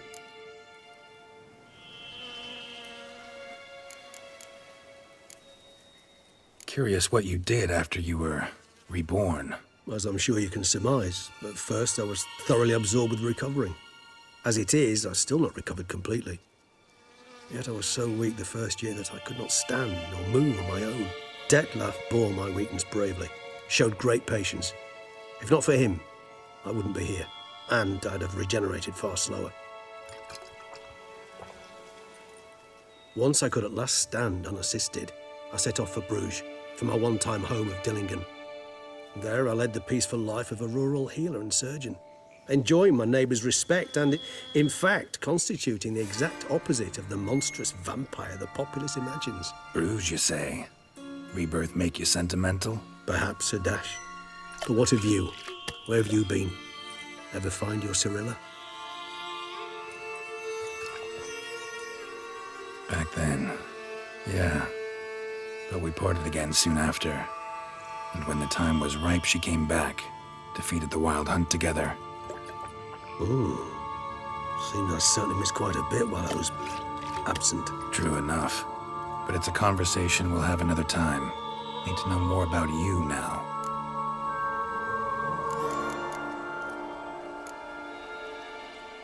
Gotta ask you the big question. One everyone wonders about. What happens after death? You wish me to tell you if the human belief in the gods is well-founded? Well, that I do not know. We vampires differ exceedingly from you humans. Our matter, that of which we are composed, can exist without form. We require neither a heart, nor a brain, nor air to breathe. But were you dead? As humans understand death, yes. Feel anything? Understand anything? It's rather hard to explain. I felt something very unsettling. Something I cannot even name, for I did no reasoning. Only after rebirth did I begin to understand that what I had felt was cold and unimaginable fear. If not for Detlef, I might have drowned in an eternity of icy terror. Can't have been alive then. Sheesh, experience like that must be vicious. Indeed, it's hard to compare to anything I know. Yet you are aware we don't see death as you do. The way you cling to life, we find it entirely peculiar. You are mortals, ergo it's a foregone conclusion. You will die. It's but a question of time. Thus, I often find myself wondering why you try so very hard. To die at 20 years, 40, even 100, what's the difference? They're all but the blink of an eye. Depends on your point of view. Man who's got 1,000,000 crowns to spend can't possibly understand one who's only got 20. Very true. One's outlook can indeed change much. Always fascinated me the way vampires can regenerate. A hand growing back is one thing, but Detlef recreating you out of a wet smear? Something else entirely. A difficult and laborious process, but one that's possible, as my presence proves. But I've heard you too had quite the adventure. They say you lost your memory. For a bit, but Triss helped me get it back. Actually, pretty damn lucky I only had amnesia. Yes, you humans are rather buggered in those terms. To strip you of life is, well, it's just plain easy. I've always pitied you in that regard. We vampires are much harder nuts to crack. If a member of another race kills one of us, we can be reborn with a living higher vampire's help. However, if one of our own strikes the deadly blow, death is permanent. There can be no rebirth, One of the chief reasons why vampires long ago swore never to fight one another. Got a new life, a new body. That give you a new start? Blank slate? Starting all anew is a very broad concept. What exactly do you mean? Your blood addiction, say. Wondering if your body's the same, if it still remembers. Maybe if you drank now, you wouldn't get hooked. All addictions are a form of slavery. Re-addiction's not a risk I'm willing to take, just to test a hypothesis about corporeal regeneration and whether propensities carry over. Fair enough. Curiosity, that's all. Sorry. Not to worry, Geralt. Curiosity is a natural reaction under the circumstances, apart from which I've always valued that trait in you.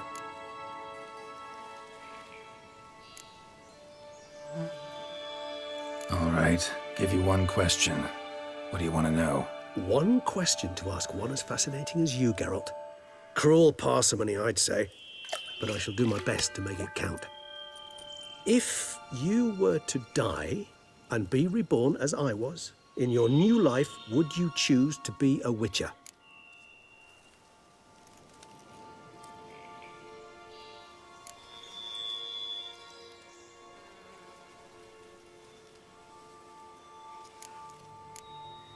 That's what interests you most? Whether I'd like to be a witcher again? Many things interest me, but we've not much time left. Please answer. Never chose to be a witcher. Fate chose for me. Had it been my choice, I'd have picked a different profession. A profession where I wouldn't have to risk my life every minute of every day. Maybe even one that'd earn me some respect. Thank you for being honest. Honesty is an attribute of the truly brave, and thus a privilege of the very few. Still no sign of your winged friend. Sure it understood what you wanted? Dead certain. Let's wait a bit longer. It'll return soon, don't doubt that for a moment.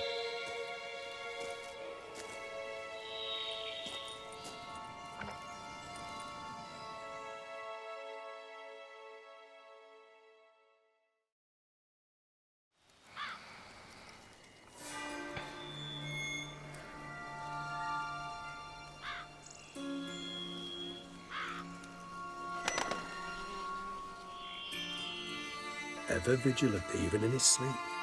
Quite vampire-like, in fact. Are you absolutely certain they don't administer a few of our genes during the trial of the grasses?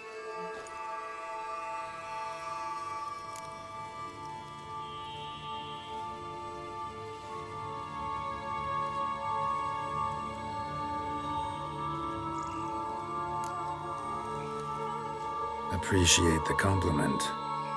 Got something for me? You were right.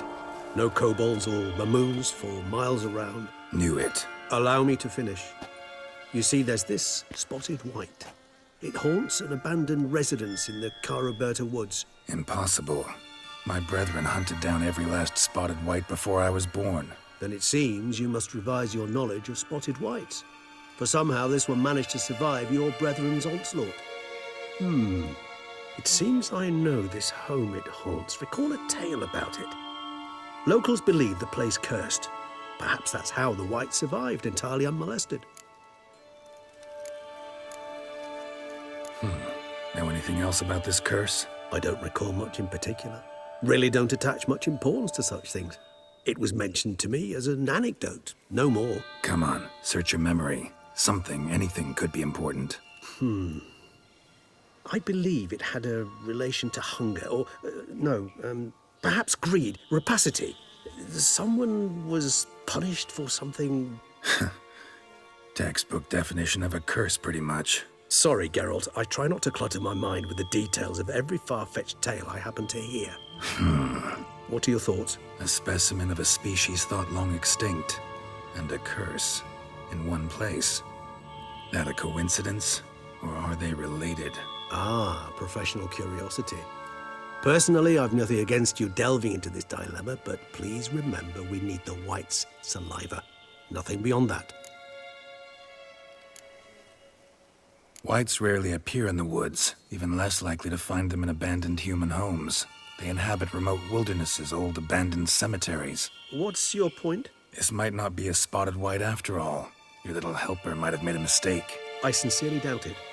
Ravens are devilishly intelligent creatures, and they've highly developed observational skills. What exactly did they observe? The area around the estate, it's covered in spoons. Spoons?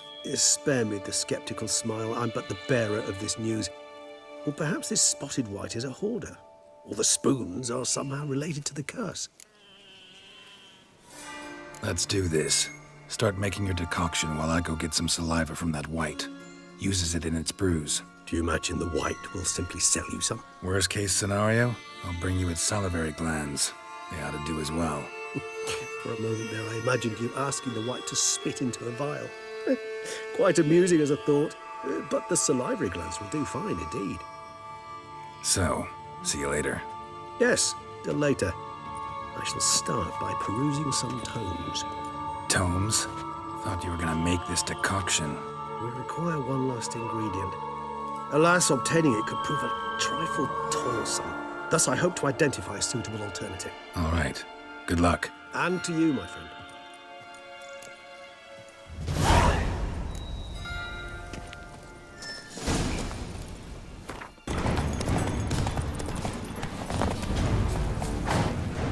What? Lost your nerve?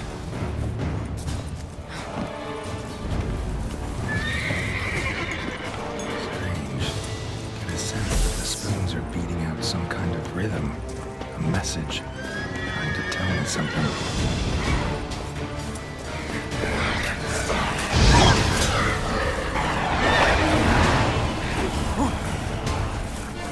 She says Raven wasn't lying. Spoons all over the place.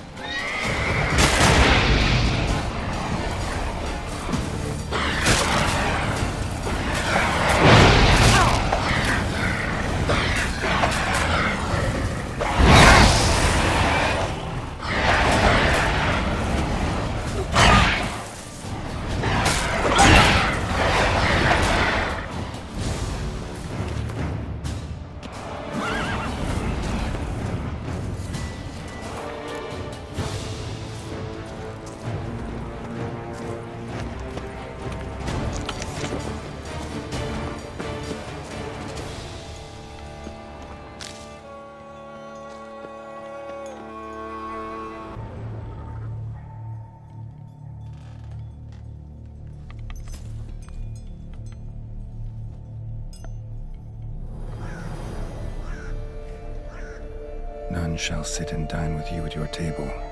No spoon you have shall sate you. Never again shall you wish to spy your reflection in the mirror. Sounds like a curse, all right.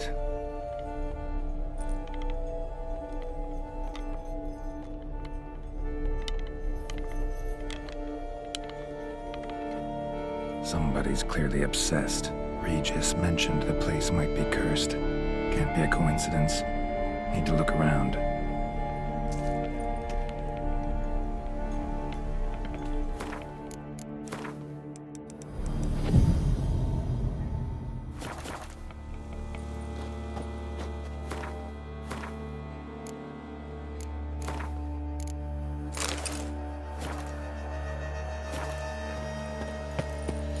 Pigsty. Need to search it thoroughly. Find a way to collect some white saliva.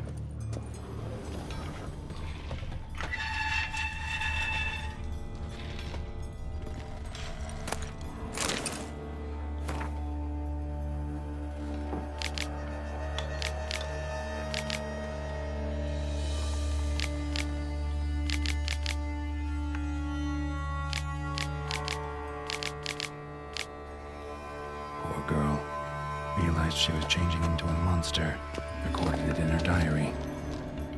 Poignant. Spoon's incredible. The craftsmanship must have graced a rich man's table. White's obsessed, a real collector, thoroughbred. No spoon you have shall sate you. Whatever lives here treated that literally. Still searching for the right spoon. Skeletons. Doubt they came here willingly. This have anything to do with the curse? None shall sit and dine with you at your table. It'd make sense. Right on, bit right off. Teeth all knocked out. Somebody tried to force feed him. Broken neck. Indentation in the skull's lateral surface. Smacked in the head with something heavy. No claw or fang marks. Probably choked to death. None shall sit and dine with you at your table. No spoon you have shall sate you. Never again shall you wish to spy your reflection in the mirror. Woman's name scratched into this wooden spoon. Romantic.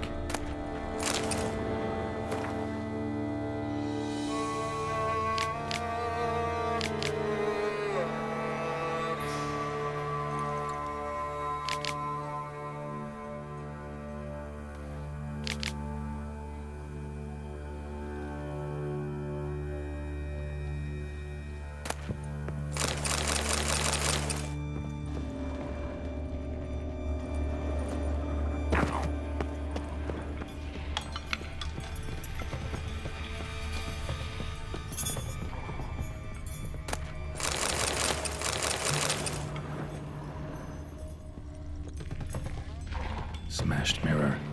As if someone couldn't stand to look at themselves. The monster. Journal's author, maybe?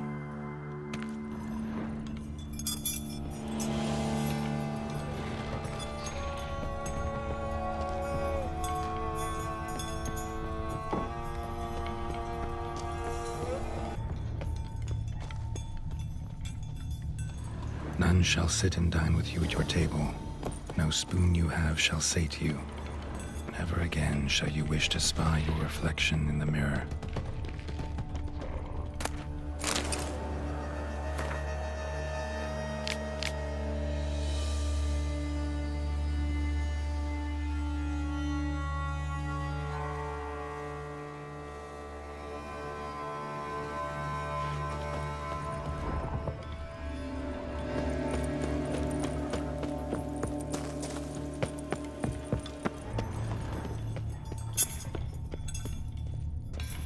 Spoon. Pretty ordinary. Maybe a little old.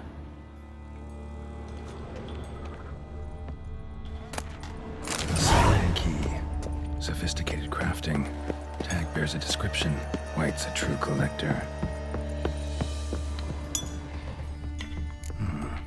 Actually does seem like a White's lair. Bit atypical, but still. Cauldron should be somewhere around here. Another spoon. Yep, just as normal as the last one. White's obsessed. A real collector. Thoroughbred. Cauldron I was looking for. White's not particularly tidy. Table's set. White, who lives here, is getting ready for some sort of feast. Here, definitely afflicted by a curse, and it's been trying desperately to lift it. Cauldron's empty, unfortunately. Regis needs some brew. Afraid he won't get that. No choice but to hide and wait for the saliva glands and their bearer. Need a spot that'll let me observe the cauldron. Spoon, pretty ordinary. Maybe a little old.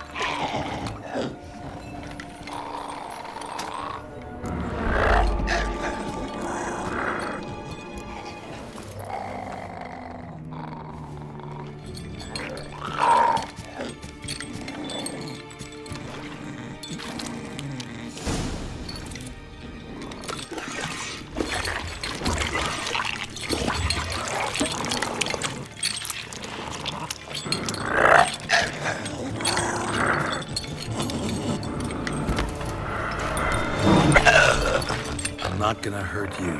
Wanna help? I've seen the words of the curse on the walls. Think I know how to lift it.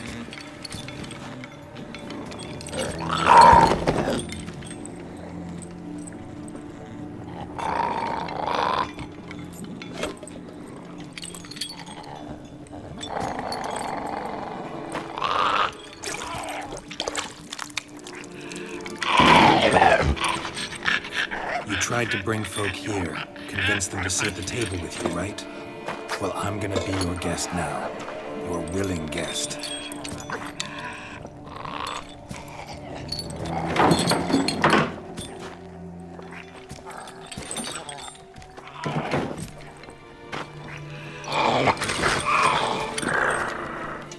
Just need a bit for Regis.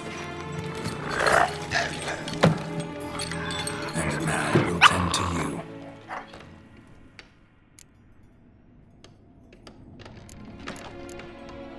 Need to get this right. Words of the curse were, none shall sit and dine with you at your table. No spoon you have shall sate you. Never again shall you wish to spy your reflection in the mirror.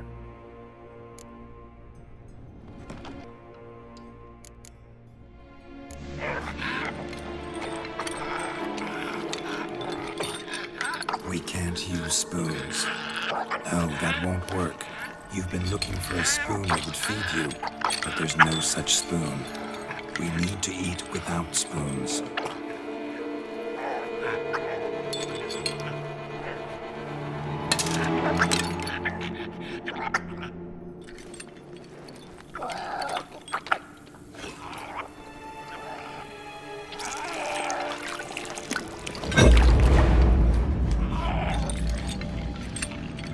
Open your eyes. You need to see your likeness.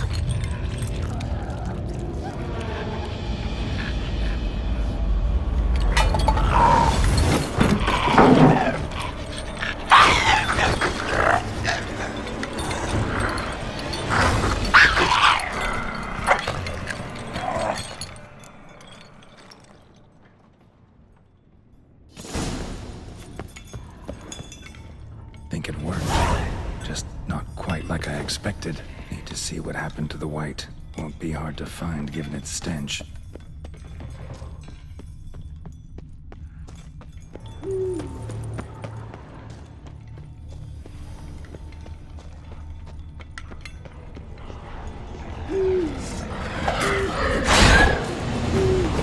Come on!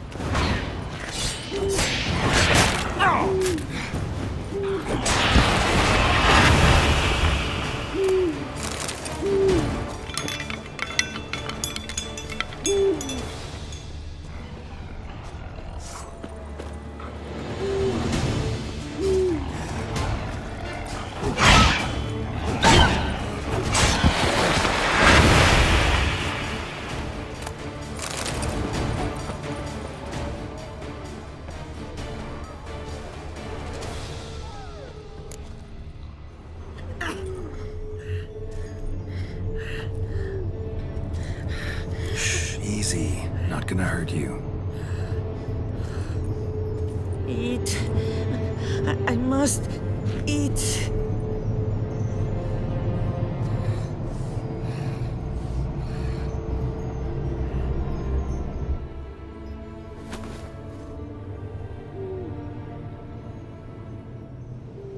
I'll take you someplace safe.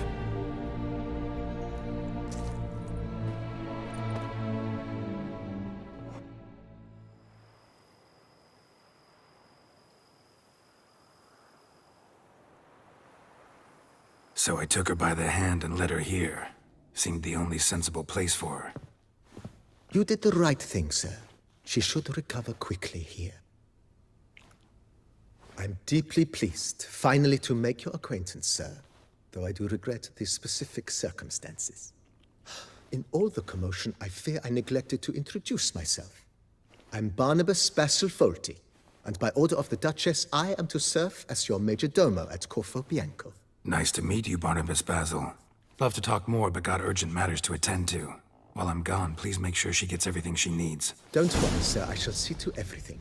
She is safe here and in good hands. She'll soon be back on her feet. Might actually take a while. She hadn't eaten anything in over 100 years when I found her. Horrid. Whatever brought this about?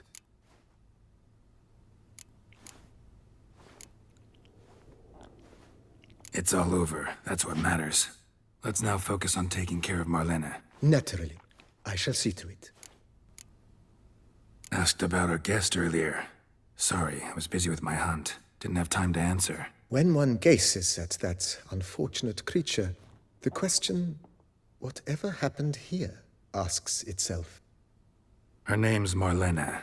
She was once the very beautiful and proud heiress to the Trastamara estate. One evening, when she was holding a banquet for friends, a beggar came to her gate seeking alms. He had a bowl and a spoon with him. He sat outside her fence and waited. I've heard of the custom. An ancient rite of hospitality that obliges one to give food and drink to such a guest lest he depart hungry. To neglect the custom is to bring great misfortune down upon oneself. Marlene didn't care a whit for the old customs. She drove the man off, saying she'd rather feed the leftovers from her feast to her dogs than to give the beggar anything. The beggar then broke his spoon, cast a curse. She was beautiful, so he said she'd never wish to look at herself in the mirror again. Since she adored feasts, he swore no one would ever wish to sit and dine with her. And as she even refused him the crumbs from her table, he swore she'd never find a spoon in the world that would sate her hunger. A harsh punishment. I imagine lifting the curse was hardly simple.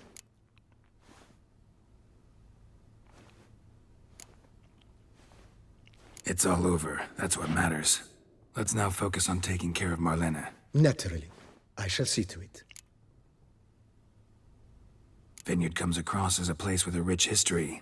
Know who owned it before me? Baron Rossel, who went bankrupt, forcing him to sell the estate to the Duchess. The Baron, in turn, had purchased it from Monsieur Bolius of the Headsman, a truly colorful man of Ketweni origin. He was actually a headsman? No, not him, but his great-grandfather. Indeed. Apparently, he was a common cut-purse who somehow secured for himself the post of ducal headsman in Beauclair. Went about his work with an exceptional penchant. They say he chopped off more heads than there are grapevines in the ducal vineyards. He never hesitated, not once. Never sliced unevenly, never botched a job. For his exemplary service, the Duke granted him a title and this estate. Monsieur Bolius, on the other hand, was an engineer in his younger years. Once retired, he settled here and took to producing wine. Sadly, misfortune struck and he lost his sense first of smell, then of taste. Additionally, he could not drink alcohol. His medic forbade it. Shame that. He gave up making wine? Not at all. He made even more of it. Began throwing wild balls to which he'd invite friends from far and wide in order to treat them to his wine and delight in the fact that at least someone could enjoy it. It's the sort of man he was, Monsieur Bolius.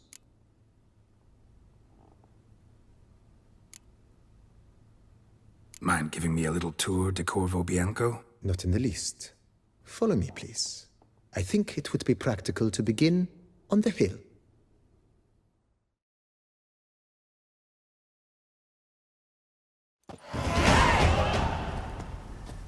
Behold, sir, your estate in all its splendor. Pretty vast. Indeed. And now, sir, allow me to show you a handful of interesting details.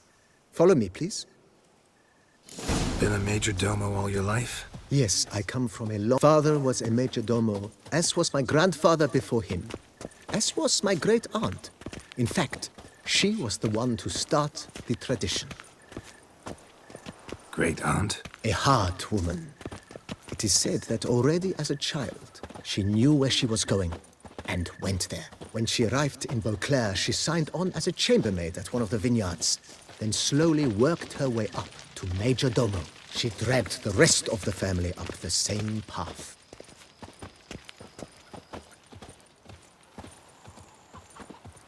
The servants' quarters. I occupy the green home. With the Duchess's permission, I have hired a full staff. Their salaries to be paid from the ducal treasury. Nice of her. Not the most sightly part of the estate, I admit. But I think it's worthwhile for you as master of the domain to know where the help stays.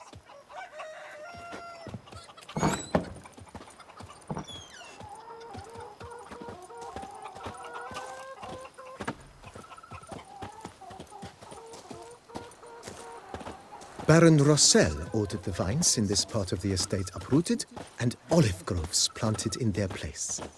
They look beautiful, especially come spring. Don't look at all bad now, either.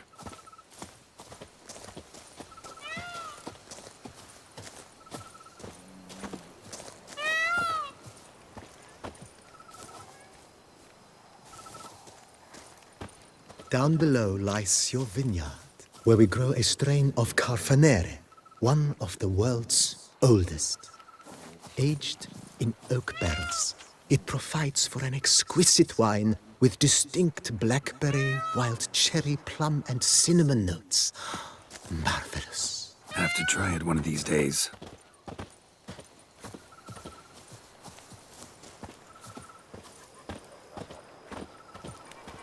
Nice well.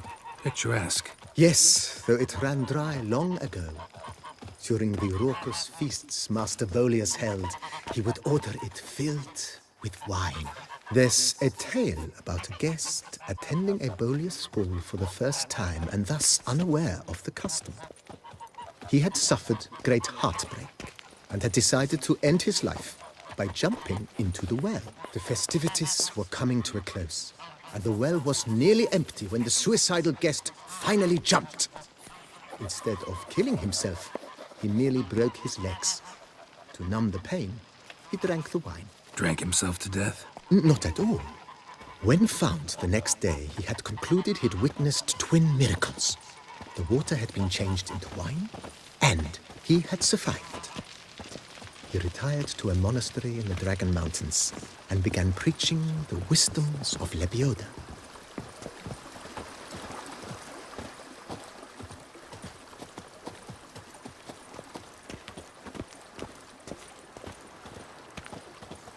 Monsieur Bolius' wife Nina kept a garden here. A supremely lovely place it was. Bit neglected now. I agree. Yet nothing stands in the way of restoring it to its former glory, and once again planting it with herbs and other vegetation.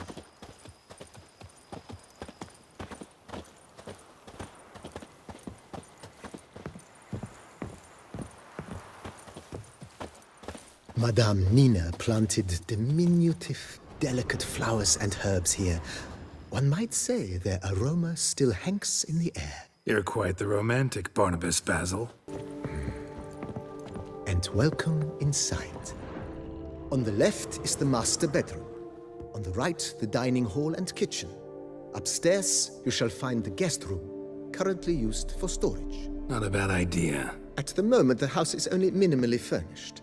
Yet I believe we will, together, devise some innovative arrangements. A few paintings, for instance, would breathe new life into the abode immediately. With that, sir, you've seen the full lay of the land. Corfo Bianco is a beautiful estate. Though one must admit, time has taken its toll. Forgive me for being forward, but if you were to choose to invest a small sum towards its beautification, consider me at your service on the matter. Think I'll take you up on that. Be sure to come and see you if I decide to do any remodeling.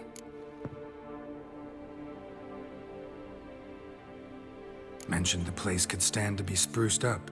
Oh, most decidedly, sir. The question is where you would like to begin this rejuvenation. Been thinking about the outer walls. Maybe a fresh coat of paint or some patching. If I might dare to make a suggestion, why not start with a general renovation? I once oversaw such work at Admiral Rompelli's summer residence. The effects were simply breathtaking.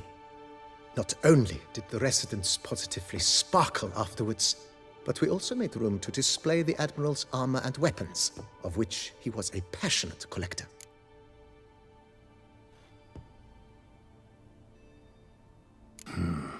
Need to think it over some. I understand, of course.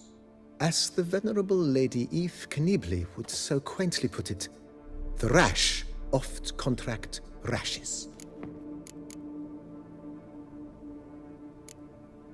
That's all.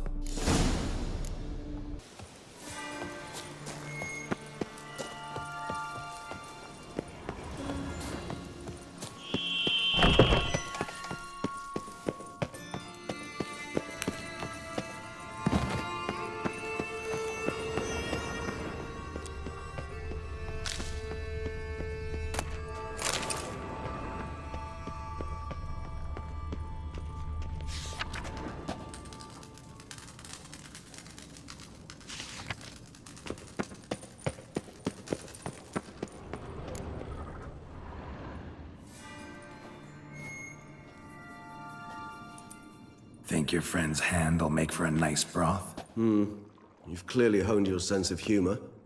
But we are not cannibals, Geralt. I took a fragment of tissue from their hand. It will suffice to prepare some resonance. What did you do with the rest? I cremated it, as our codex commands. A raven told me you'd acquired the necessary ingredient.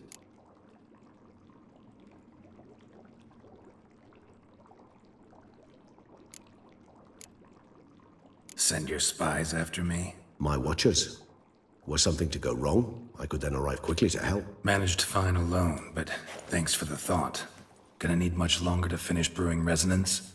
Mentioned the last ingredient, too. What about that? That, I fear, might prove troublesome. You see, to use the concoction to summon the memories of one, the solution must contain the blood of another specimen of the same species. Shouldn't be a problem. I happen to know a higher vampire who should be willing to help. Right, Regis? It's not that simple, I'm afraid. While you were away, I tried my damnedest to identify a replacement, but alas, none such exists. Not sure I understand what the problem is. Can't we just draw some of your blood? The blood must be in an agitated state. As I'm certain you know, higher vampires can change their corporeal shell. As our flesh changes, so does our blood's chemical composition. To make a long story short, I shall need to induce in myself a state of strong psychokinetic arousal. In brief, madness, rabidity. And that stands to be very, very dangerous.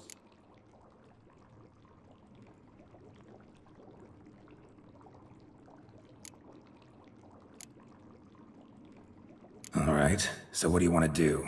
We shall visit Tesha Mudna, an ancient vampire estate. There we will find cages suspended in the air. I will enter one, be confined. You will lure beasts there. Beasts you will then kill. The bloodletting should prove profuse. Abundant enough so that the blood scent will drive me mad. Wild. Tesha Mudna. What's it like? It is a place of torment. A torture chamber.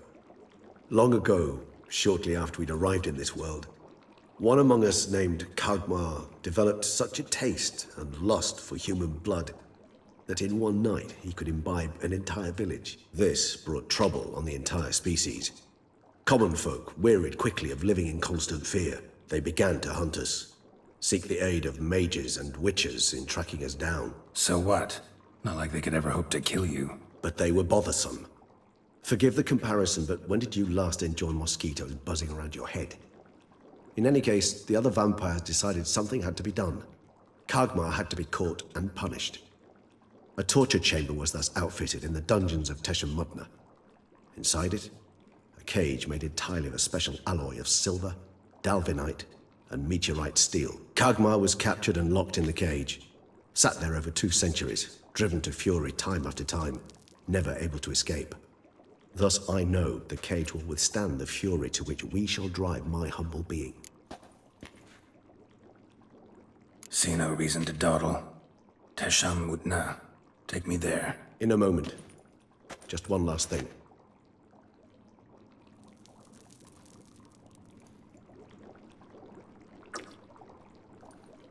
What was that? Blood. Oh, the last favor the Raven did me. I've also taken some Sancurium, a solution that sharpens one's sense of smell. One drop of blood shall smell like a gallon to me now. You crazy? You're a recovering addict. Your outrage warms my heart, Geralt. But you must remain calm. I had no choice.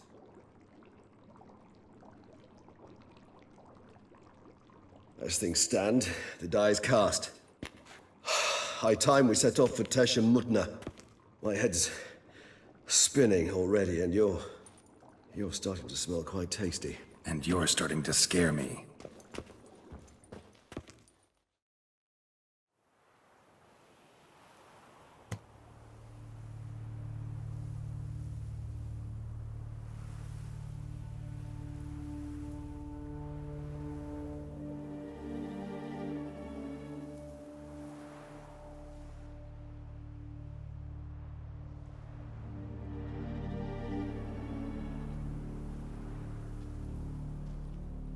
We have arrived. The sacrificial chamber of torture and torment lies underground.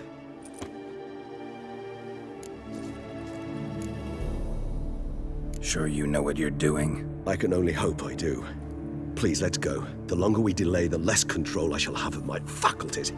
I'd really prefer not to hurt you. You lead.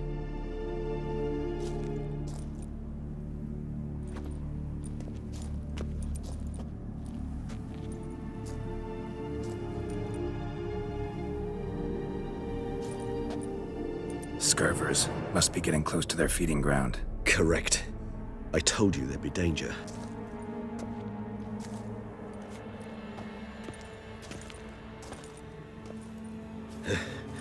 Beyond this wall lies an ancient vampire dungeon. Seen a lot of things in my time. Nothing quite like this, though. I feel honored. A man with such a wealth of experience, yet I'm about to show him something new. Now, to open it.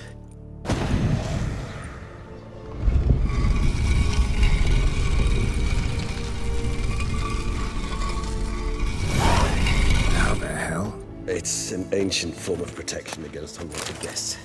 The mechanism which releases the latch reacts only to a higher vampire's blood. Tricky mechanisms, a vampire hideout. Fortified, secured. Must have been important to your species once. Toussaint. It shall always be so. During the conjunction, the gate from our realm to this one opened upon this land and no other.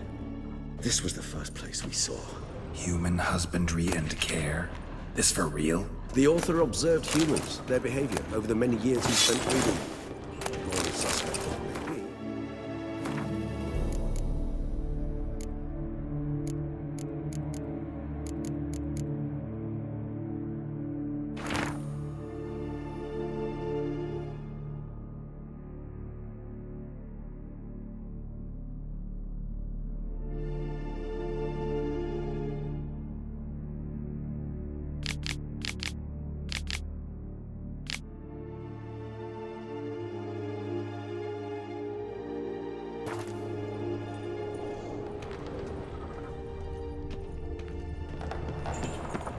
This place. There's evil here. Death hangs in the air. Yes. A great many beings have breathed their last here.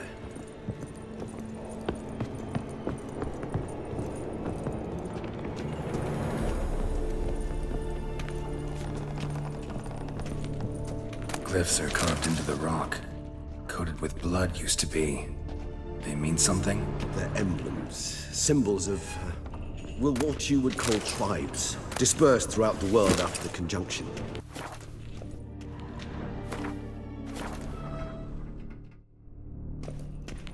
Seems your kind assembled a peculiar little library.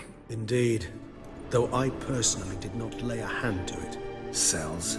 Who for? Ah, disgraceful. Excruciating, this particular page from my history. I'd rather not summon the demons of the past if it's...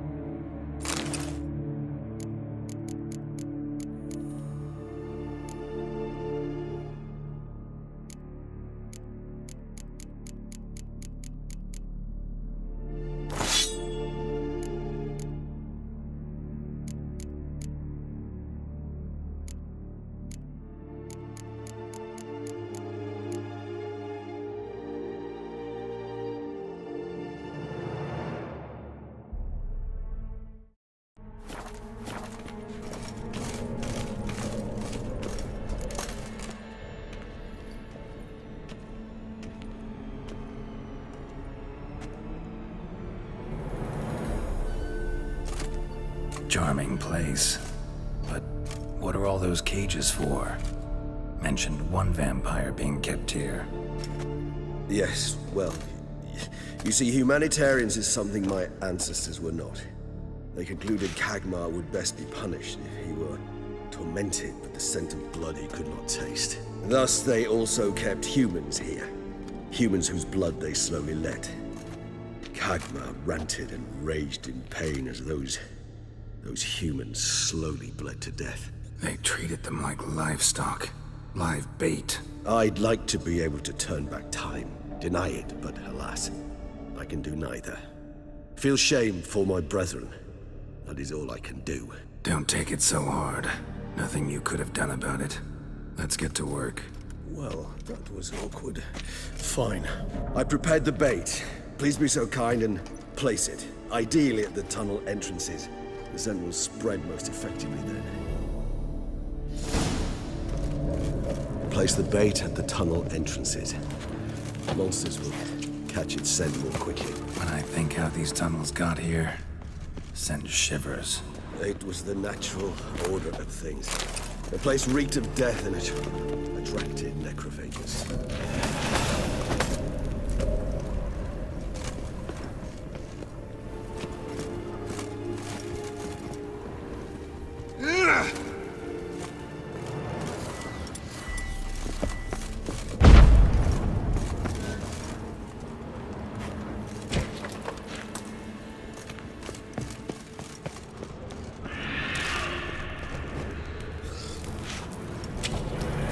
Done. One left. Think this'll work? I certainly hope so. The stench is so thick, I wager it carries clear to Novigrad.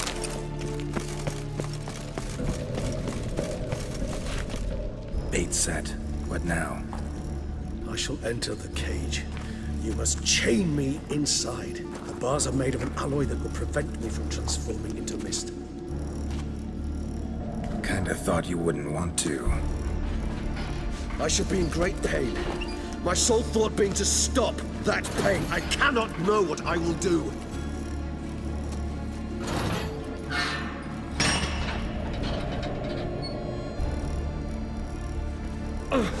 We must hurry. The beasts have caught the scent, also my head started spinning. That the blood? Someone who's never experienced a vampire's bloodlust does not know the true meaning of thirst.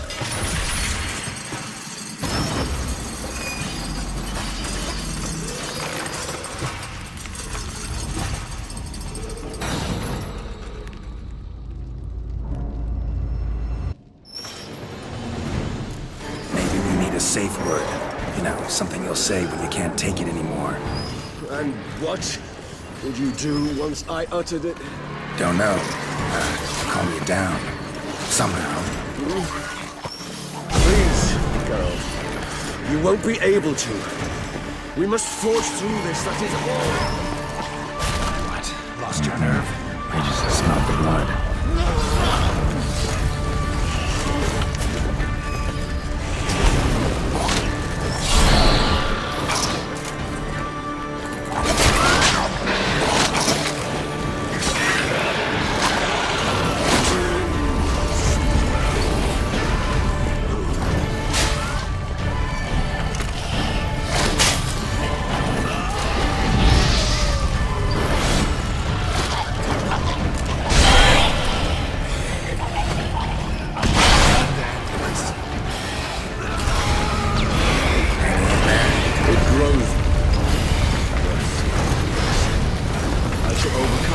Good, because I can hear more coming.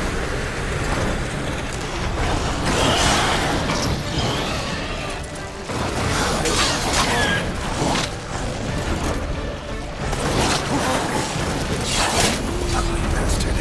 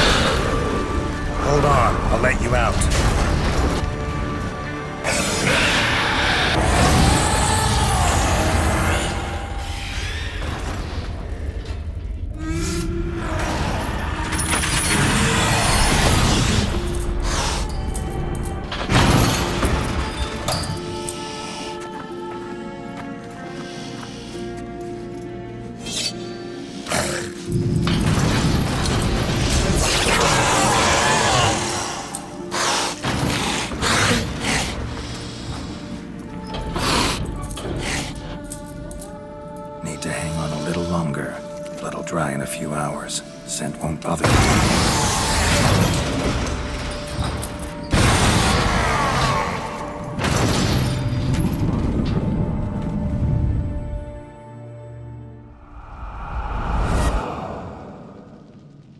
Get you out of here.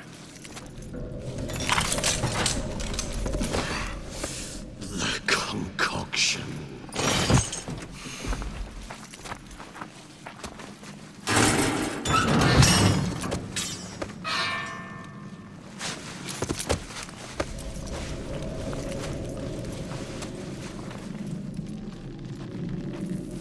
You can't finish it in this state. Tell me how. I'll help you.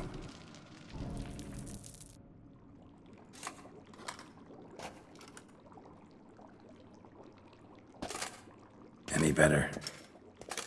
Far from ideal. And some time must pass before I fully recover. But yes, a bit better, thank you. Never expected it to be like that. You didn't tell me. We need not discuss it. But we do. Because if I'd known you were going to subject yourself to torture... What would you have done? Found Dettlaff some other way. I did not wish you to use any other way. Did that occur to you? No, because I thought no being would ever willingly subject itself to that kind of pain. You vampires aren't any different from us in that regard. I told you, the pain is my way of paying my debt. The enormous debt I owe Dettlaff. If I had to do it again, I would, in a heartbeat. Resonance. It's ready. Are you certain you followed the formula?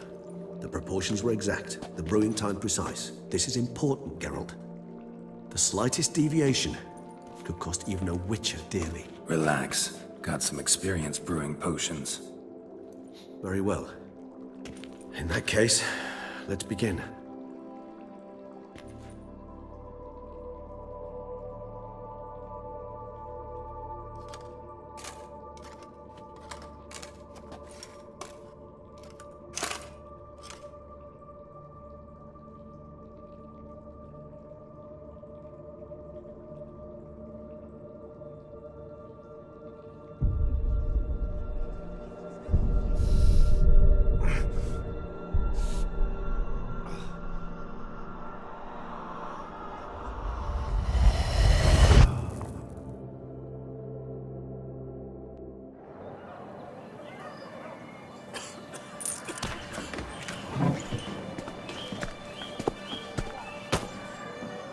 Excuse me. Actually, let me take a moment. You jumped the queue, sir. But Count, sir, you must understand. I've a meeting. Sir, you were next. Please, take a seat. This gentleman was here first. Step down or you shall regret it. Ah, fails to realize he was your friend, Count.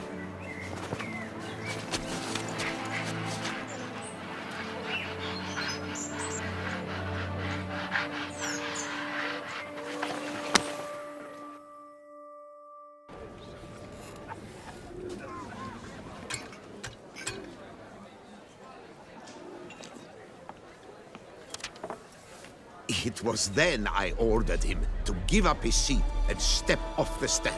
If only you'd seen his face. We got him good, didn't we, Dettlaff?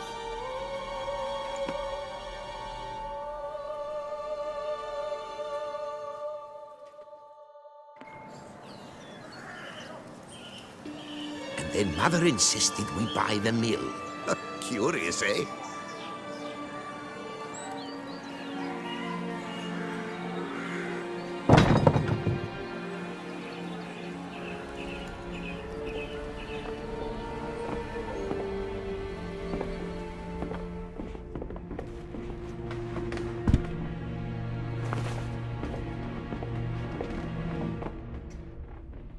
But at least I've a yarn to spin for friends and associates. Forgive me. What?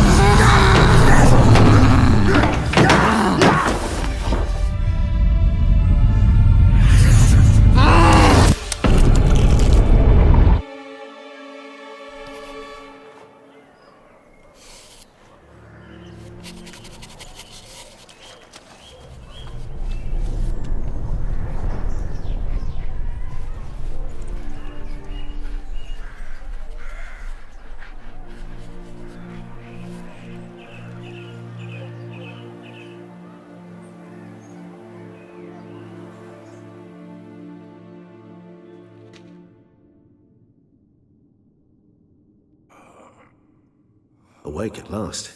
You ride like a squirrel caught in a snare. I'd begun to fear they were death throes, that you'd departed. Sure wasn't pleasant, but it worked. What did you see? Delacroix. His death did not come easy. Seems Dettlaff had made friends with him. Still killed him, and chopped up his corpse. And he was overcome with fury, remorse. Cut off the hand that had committed the murder. Interesting. And entirely unlike the Dettlaff I know. See anything else?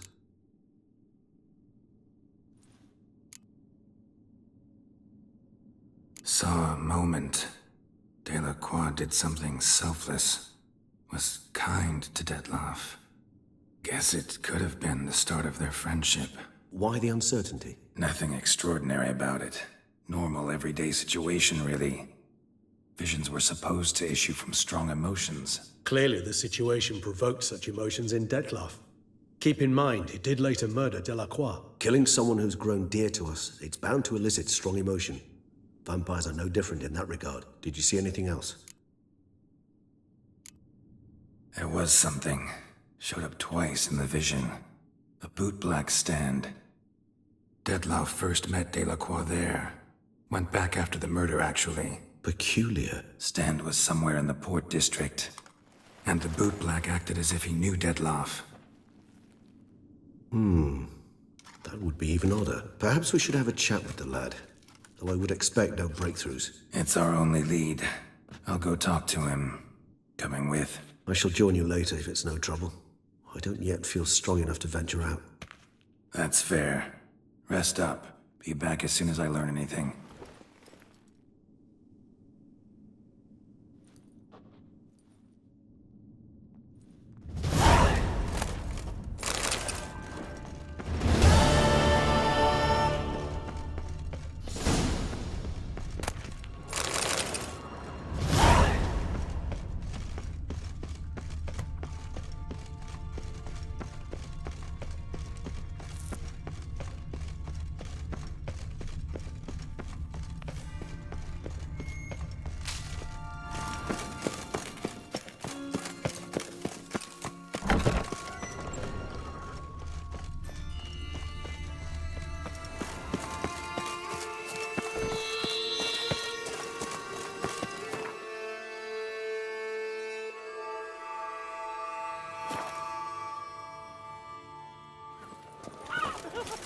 Stocks and the whip await those running riot.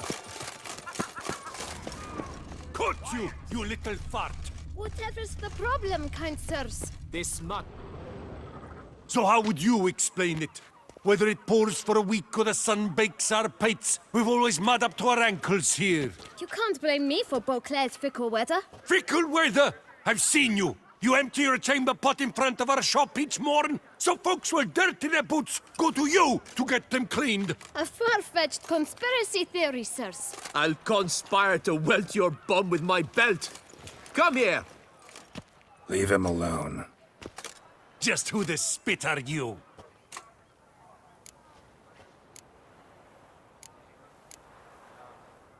A witcher, and I'd advise you to go back where you came from. I thought witches defend men from monsters, not cheats from justice. Need to talk to the boy. You can chat to him all you like, after we tan his hide. So stand down. Not gonna happen. Won't it? Well, then we'll thrash you as well, which is all the same to me. It's not allowed, that kind of Break your legs, vagrant! Teach you to help strongholds and cheats! I'll take him from the left! Stay together! Heck, no it!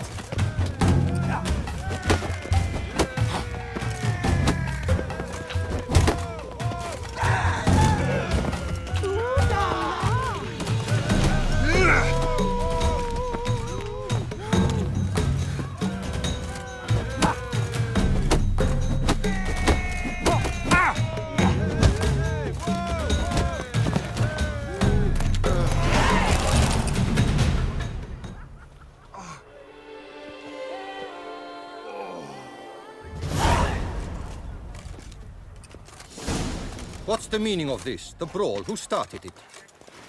I'm investigating the beast, on the Duchess's orders. Ah, yes. We've heard of you. And these men, what are they doing?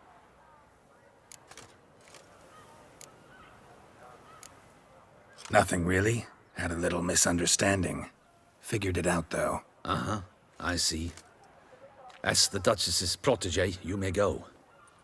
But this lot, that's another matter. You'll come with us.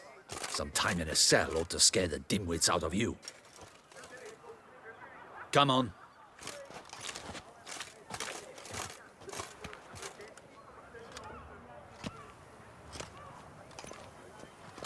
You're very good with your fists, sir. Wouldn't be looking for work, would you? We'd make a fine duo. Yeah? How you imagine that working? Splendidly. That's how. I suggest a partnership, where I see to the boots while you stand guard. And as you're the stronger, come morn you take the chamber pot out and help me make mud. Bit about the mud's true?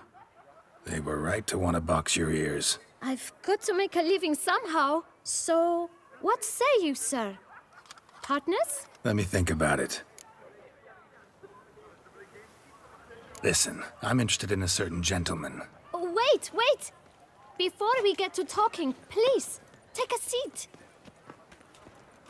But my boots are clean. In this city, no boots are clean unless they just come off my stand. A seat, sir, please.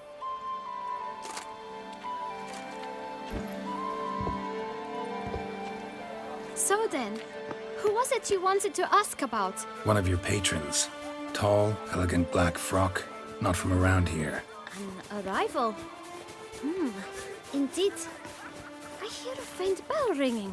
A modest sum might make it sing out loud and clear. How much? Let's say 500 crowns. What? Gotta be kidding me. What would you even do with that kind of coin? Expand my venture. I'm sure you can imagine. Have a proper stand with a big sign. I want a new box too. New polishes, new brushes. And if I've enough coin left, I'll buy a share in a launderer's. Get wastewater for free. Got it all planned out. I should think so. Capital is all I require. All right. Let's see if we can't figure something out. Ah, see? I knew we'd clinch it. Guess I can agree to that. 1,000 thanks. I shan't forget it.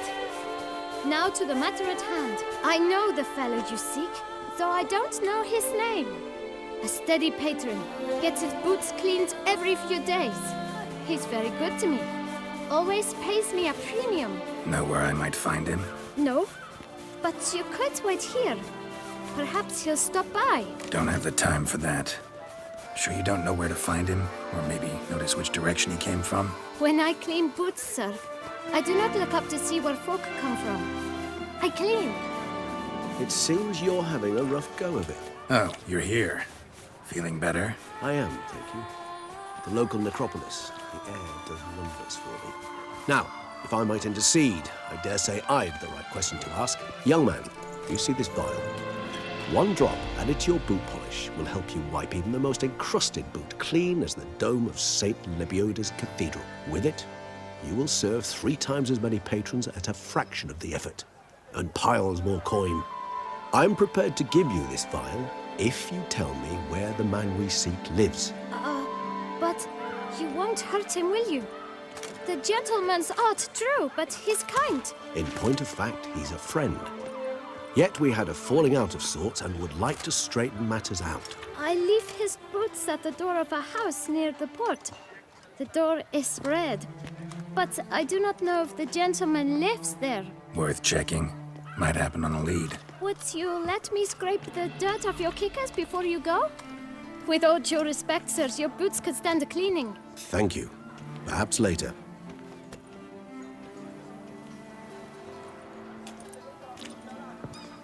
Yes, likely drunk in the gutter again. Handled that kid pretty well. Finding the right approach. That's the trick to dealing with children. Yeah, saw that.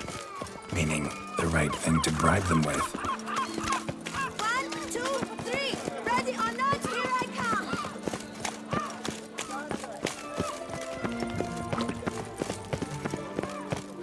Red door. One the bootblack mentioned.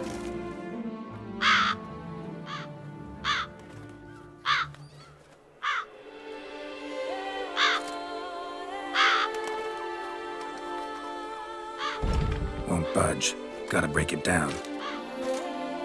You might just as well stand out in the street, pound on a drum and holler, "Detlaf, I'm coming for you." A bit more finesse, I implore you. Let's hear your idea. Give me a moment.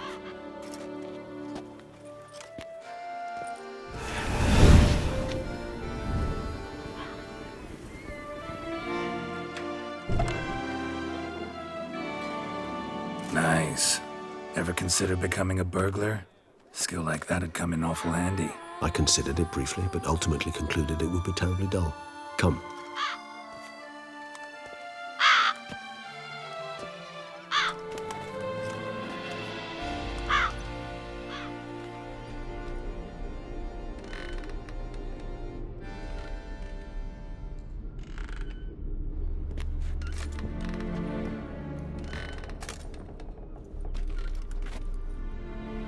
He here? Sense him. No, he's not here, but he was here recently. His scent is still strong.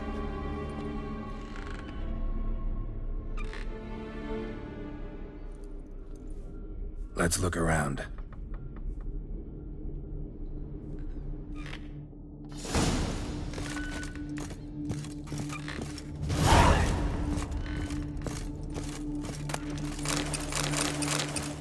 Old toy. No use to anyone. Shame. Must have brought someone joy sometime. Somebody fixed this recently.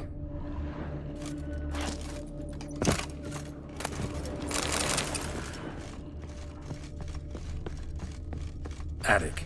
Let's go. So this is his nest. Need to look around. Detlaf van der Eretain. You do not know us, but we know you to be a vampire. We know also of your weakness for the wench they call Renawed. Now you know this. We shall chain her down and let rats feed on her. We shall flay the skin from her flesh. Yet you can save her. You need but travel to Beauclair, where you shall slay 5 men in the manner we prescribe. You must complete the killing in 3 days. Fail, and the next letter you receive will contain a memento of your failure. Your beloved's finger. There you have it. Proof positive Detlaf killed not of his own accord. A blackmailer sunk his claws into him.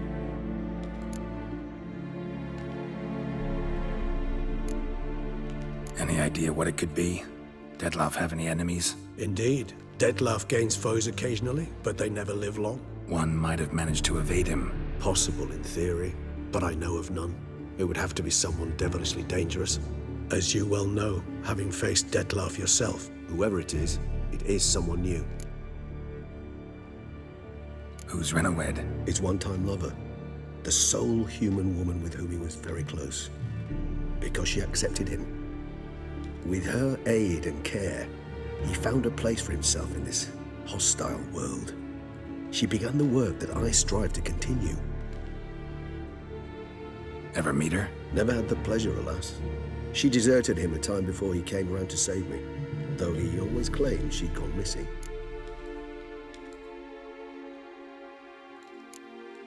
Why do you think that?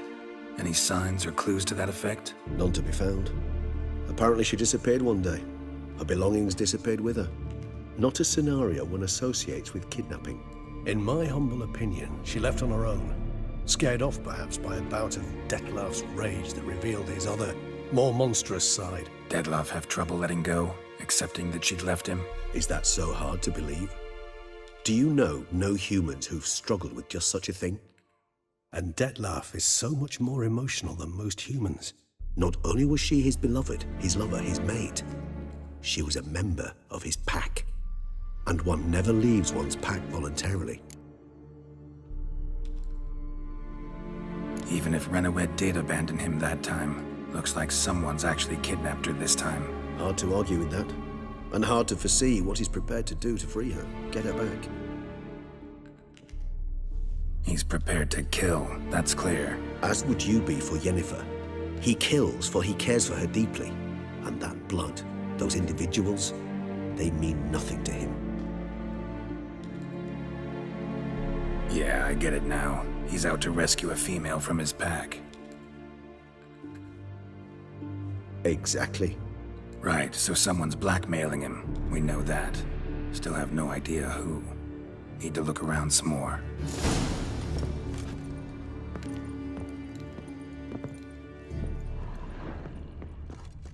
Tools were used recently. Detloff unwind by fixing toys between murders. Really now, Geralt, must you?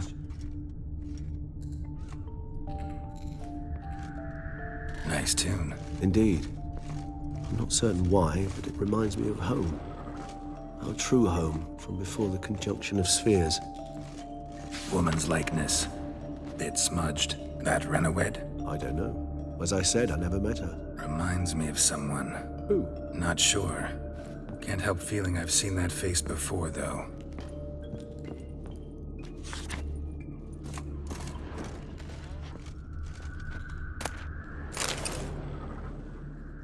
Look, slips of paper, name on each. Count Crespi, Count Dulac, Milton de Peyrac-Peyrin, Count Delacroix. Detloff's victims, one and all. But that's not his hand. Must have come from whoever wrote the letter. All of it written using the same ink.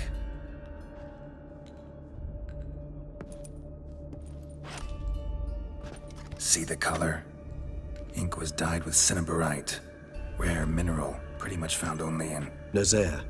But I fear it means very little. Anyone could have imported such ink. Fair enough. Still worth remembering. Look, this slip is stained. With wine. Not much to go on either. Especially not in Beauclair. Perhaps. Yet perhaps also worth remembering. Let's sum up what we know. Seems Detloff's being blackmailed. Someone's been feeding him his victims' names. All noted down using one and the same Nazari ink, and not in his handwriting. Not much. But enough to ascertain Detloff's innocence, clearly.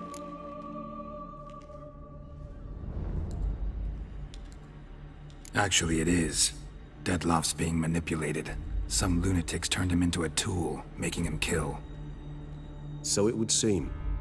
But this illuminates a path of action for us. We must find Renawed, render the blackmail senseless. The lunatic or ticks will thus lose hold on Detloff. That's one idea. Could be worth a shot. But what about Detloff? He gonna go on killing while I'm out searching for his lover? He will not. I shall convince him to stay his hand. Assure him you're a friend seeking to help. I'll await him here. He's sure to return sooner or later. Think he'll listen? He will. Ought to wait with you, maybe. No, he'll sense you from a mile off. Simply fail to appear. I'd better stay alone. You must trust me on this. Fine. Need to report to the Duchess first. So be it. We'll await you here. Detloff and I both.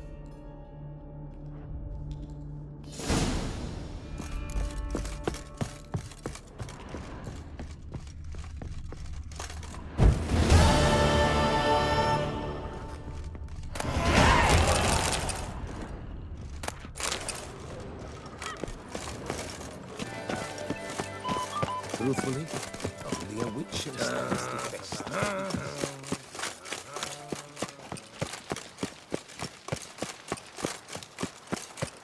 Your Grace. Palace is secure. Geralt of Rivia, Master Witcher. I was not mistaken. You arrived and trouble followed soon after. Step aside. Got a matter for the Duchess. At last, Witcher. We've been on tenterhooks. Did you catch Milton's killer?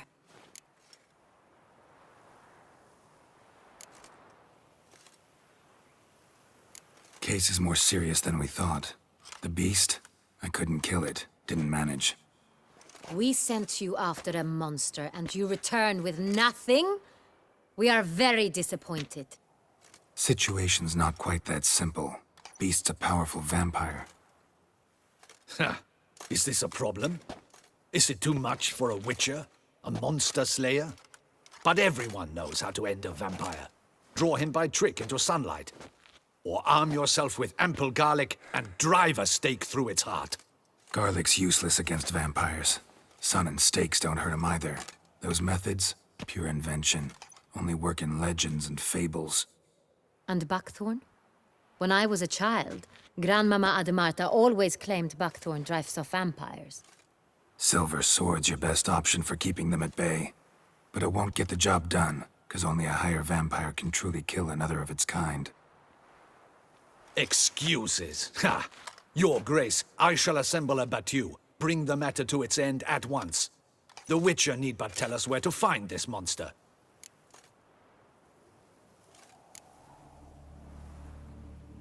Go ahead.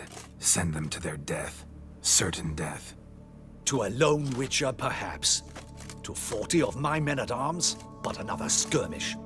40, 50, 100? Doesn't matter. Won't make any difference against him. You have not seen my guardsmen in action. Can they fight fog? Hit a target that moves faster than the wind? How?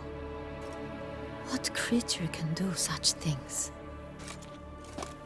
Creatures like this one. Higher vampires, we call them.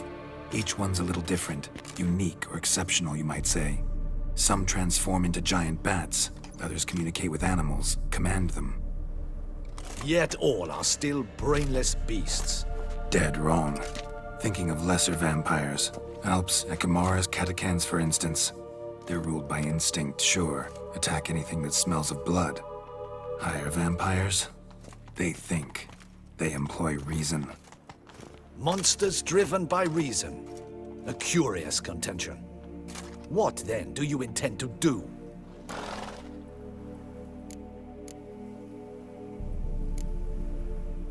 It's way beyond being some monster. This is a powerful being that's walked the world for centuries. Tja, impossible. If so great is their power, why have they not killed or enslaved us all? Don't usually meddle in our matters. Mostly stay out of our way because they don't care about humans one way or the other. And they do not fear we shall wipe them out one day. They'd probably be pretty amused if you asked them that. They're well aware of their strength. Then what can we do? Do you have a plan? Try to talk to him. That's our best bet. I cannot believe this. Her Grace summons a Witcher to kill a monster. Instead, he wishes to chat with it. Ha. Know what I'm doing. His lover was kidnapped. He's being blackmailed. Blackmailed? Be so kind as to explain how a vampire might be blackmailed. Higher vampires? They're like us, motivated by emotions, not instinct. Not only are they intelligent to an extreme, they're emotionally rich, capable of feeling many things, even love. This one fell in love with a woman, a human, and he'll do anything to keep her from harm. You do not, I trust, suggest we let Milton's killer go free. Or wait until it murders again. We must render it harmless as quickly as possible. Which is why that's my aim now, to prevent further attacks. Vampires only half the problem. Blackmailers at fault chiefly. Kidnapped the woman to control the vampire. And what do you propose to do?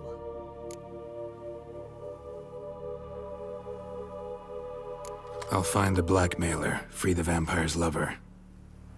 You were to destroy him, not help him. No one else should die. That's most important. Soon as the woman's safe, he'll have no more reason to kill. I admit to being swayed, Witcher. You may be right. Do you know anything about the blackmailer? Got one lead. A few scraps of paper. Blackmailer wrote the names of the vampire's victims on them. One of them stained. A drop of wine, looks like. So damn little to go on. You've no idea how wrong you are, my dear. Send for the ducal sommelier. Hop, hop! In Tucson, wine is sacred. Here there is no such thing as a drop of wine, or stains therefrom. They are stains from a drop of Est, Ervelus, Fiorano, Your Grace wished to see me? Witcher, show him the paper scrap. Benoit, can you determine which wine made this stain?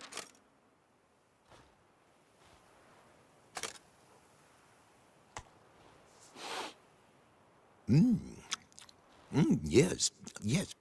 The west bank of the Saar too. That's rather obvious. Aged in barrels of Beauclair oak. Hue, deep burgundy. Clarity, high. It's simple. Saint Real, the 1269 vintage. That's impossible. The wine is produced at Castel Ravello, especially and exclusively for the ducal table. Perhaps some Saint Real was stolen. We must go to the vineyard, see if there's not been an incident.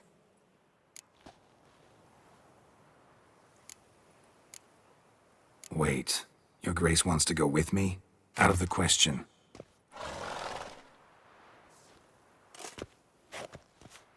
I hope you do not suppose we will sit on our ducal hiney and do nothing while our duchy is in grave danger. Your Grace, what you propose is far too dangerous. The Witcher should go alone. It pleases me to see you gentlemen finally agree on something. But I've made my decision. We shall go, accompanied by the best possible escorts. You, Captain, and Geralt. We will travel incognito. We've no wish to give the court any reason to gossip. For the duration of this mission, I release you from your obligation to adhere to court protocol.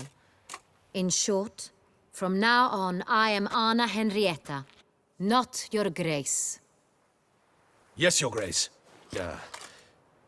Witcher, are you ready? Yeah, ready to go. Excellent. Give me a moment. I must don something more appropriate and concealing. Then we will be off.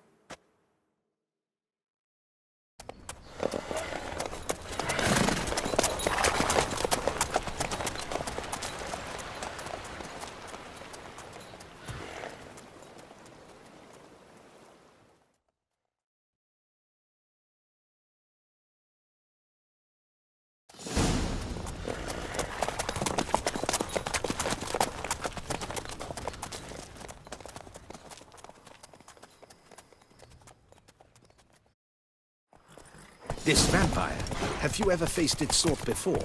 I have. How did it end? Did you kill it? Didn't have to fight him. Hadn't killed anyone. Have you ever heard of anyone defeating such a vampire? Know of a man who defeated one, sure, but he didn't manage to kill it. Ultimately, only another vampire can kill a vampire.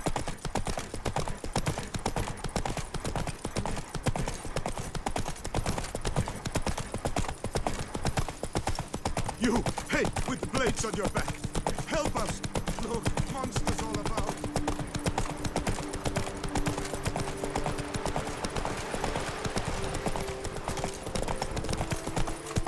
Hunters have attacked the wagon!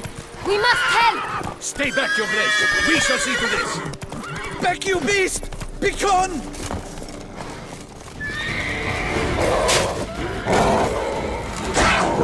Help! Save us!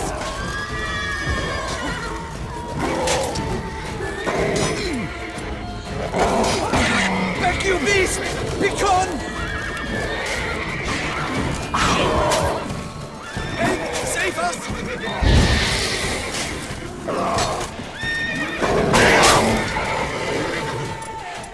Back, you beast! Begone! Save us!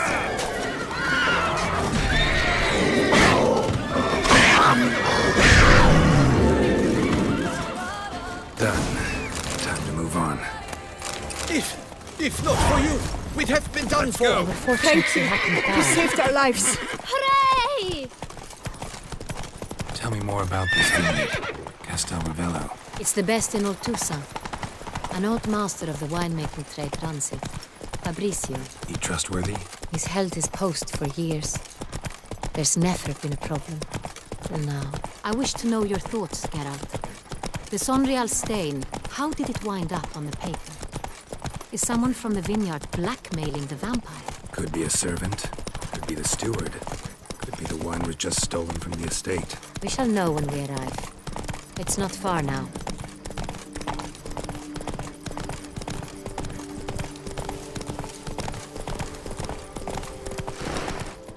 Slow now. Whoa.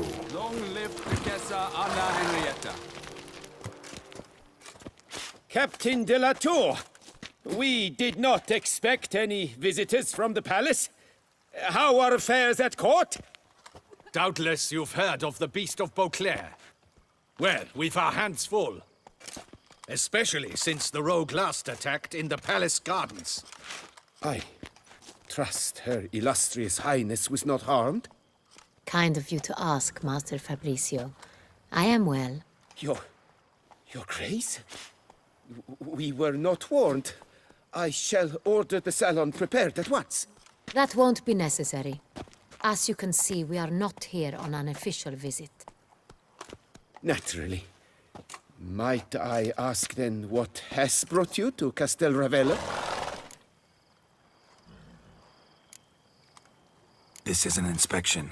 We've got questions. You'll answer them. Oh, and who are you, sir, to speak to me this way? This is Geralt of Rivia, a witcher. He has come to Toussaint on my personal invitation. Which is to say... Which is to say, I expect you to treat him with the utmost respect. Of course, Your Grace. Did you hear that, Witcher? Fabricio will be delighted to answer your every question. Want to talk about San Real? I am at your service. The San Real. How many vineyard workers have access to it? One might say only I do. Not like you make the wine all alone. At least a dozen others work here. I see you've little notion how wine is made. Grapes travel a long road before they become Sonreal. The workers assist me only to the stage of fermentation. I see to the maceration personally and let no one near the fat. Workers, again, assist me during barreling, but then I seal the aging barrels myself, each and every one. The wine lies in the cellar, gains character. Once this process is complete, it becomes Sonreal. And as it happens, only I have the key to the cellar in question. Who hauls the barrels to the palace? We've our own garrison. Guards who have served here for years and would answer with their heads for the wine. We'll not get anywhere asking questions, I see. It's a waste of time. Your Grace?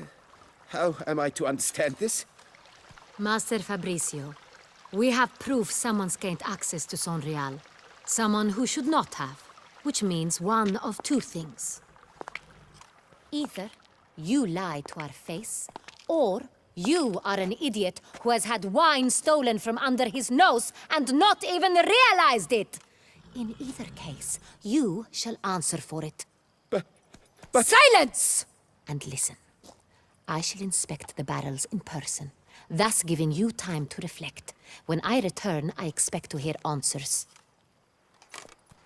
Remind me, where is the Sonreal stored? In the main cellar, around the corner. I'll show you. I shall find it. Give me the key to the cellar and wait here. Oh, of course, Your Grace. Here it is. Come, Witcher.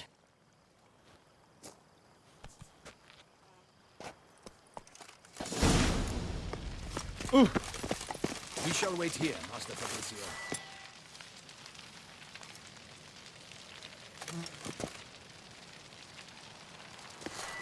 What if Fabricio's blackmailing the vampire? Considered that? He has his flaws, but I would never suspect him of such a thing. He's been very loyal. He owes all he has to me. His father frittered away the family fortune. He left his son an encyclopedic knowledge of wine. That is all. Fabricio lived as a beggar until I appointed him steward of Castel Ravello. Only then did he come into his own.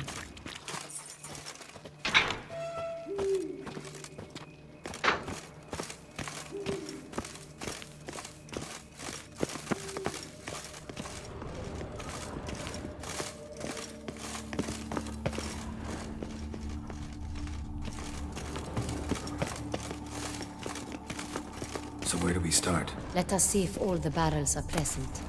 Here's the inventory ledger.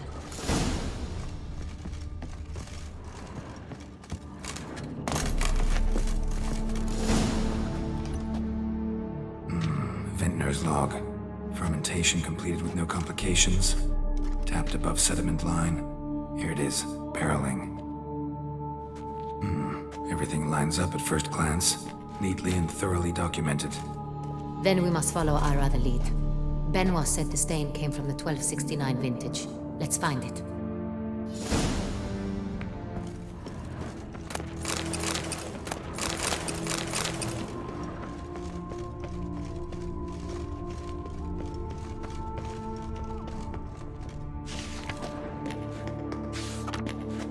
Est. I think everyone and their mother's heard of this wine. Among the best in the world.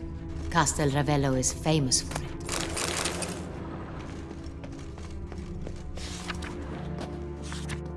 Fiorano, Dandelion's favorite, adores it. Ah, yes. That sophisticated palate of... Got Pomino over here.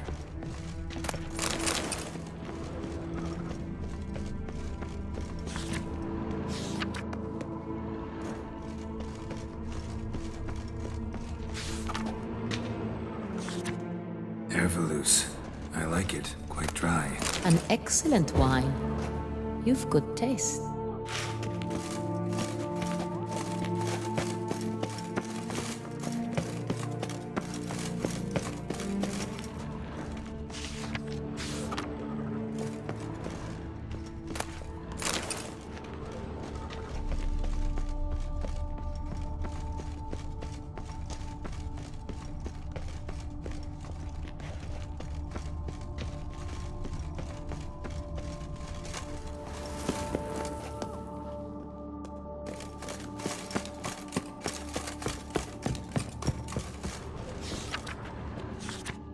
San Real.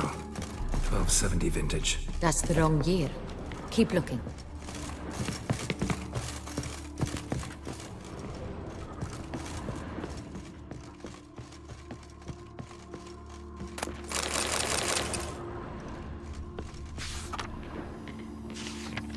San Real. Barrels are dated 1268. Close, but not quite. Right here. 1269. What now? Let's see if any barrels are empty. Wanna open them? For now, a knock will suffice. If you hear a hollow thud, we will have found what we seek.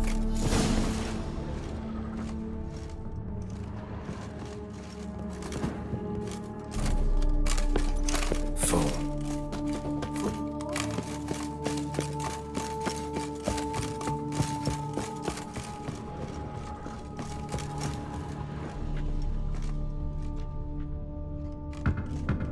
Full.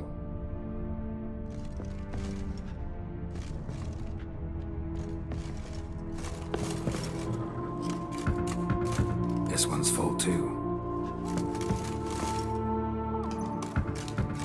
Full. This one's full too. Looks like all the barrels are full. Dead end, I'm afraid. Full they are. The question is, are they full of San Real? Grab a tap and a hammer. We shall open them one by one and taste. Ready. We can start. Ready. Step aside.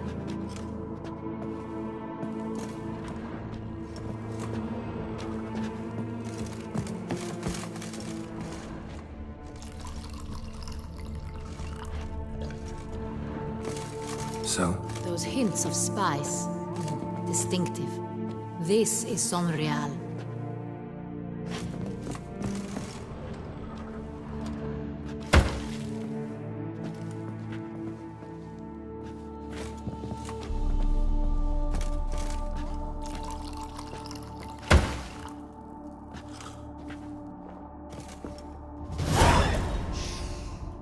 Revolting, bitter plonk. Could have gone sour while aging. Impossible. This is not wine. This is contaminated refuse that should never have made it into a barrel. The fact that it did was no accident, I'm sure. Master Fabricio. Let's see what he has to say about it.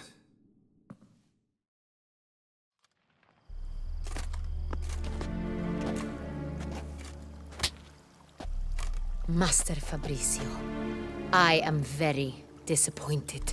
But, Your Grace, I... You are a step away from losing your head. Speak the truth and you might yet keep it.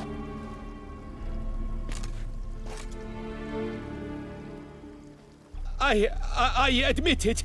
I sold a barrel of Sorial. I beg you to forgive me. Why did you do it? I couldn't resist. The sum they offered, it was enormous. I gave in. Is what I provide not enough? I wished to buy back my family's estate. For here, nothing is truly mine. I've a roof over my head, ample food to eat, but what is a nobleman without land of his own? I shall tell you everything, if you agree to show me mercy. Who'd you sell the wine to? A few weeks past at the pheasantry, a rich nobleman approached me. He called himself a diplomat, well connected at court. He suggested we embark on an enterprise. Some of his clients had offered dizzying sums for even a drop of Sorial. He was to serve as intermediary. This man's name? He never revealed it. He was tall, black-haired, and spoke with a foreign lilt. He claimed to hail from Sintra. I've no Sintrian aristocrat at court. Wine itself. How'd you hand it over? We met under the cover of darkness in the ruins of Fort Astre. A dozen or so men came to collect. Armed men. The kind that stink of trouble. I had hauled the barrel there. They transferred it to their cart, and we went our separate ways. That's it? That the last you ever saw of them? That is to say, a few days passed. A messenger arrived. He said they wished to buy another barrel and, well, I've prepared it, have it ready to deliver.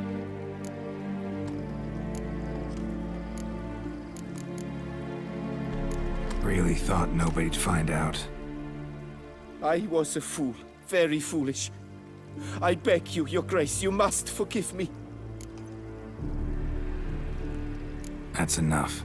Know all we need to know. Your Grace, I beg your forgiveness. Get out of my sight.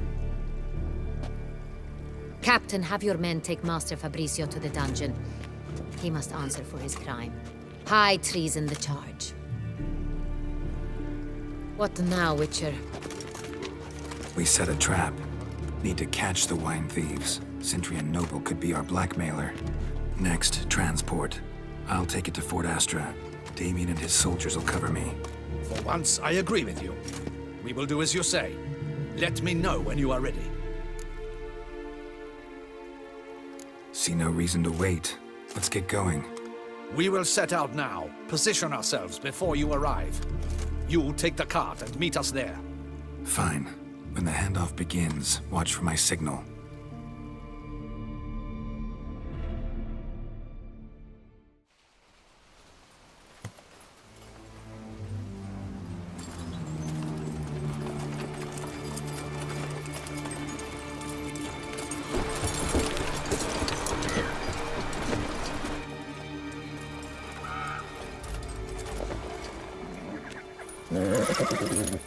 Relax. Now we wait.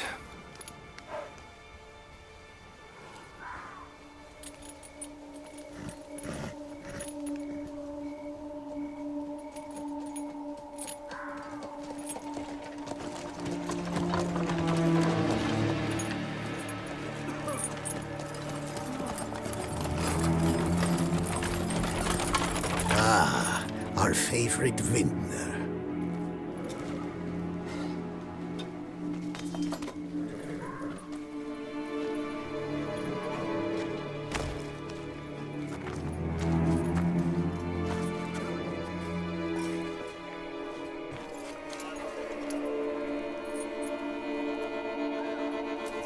Not him. Come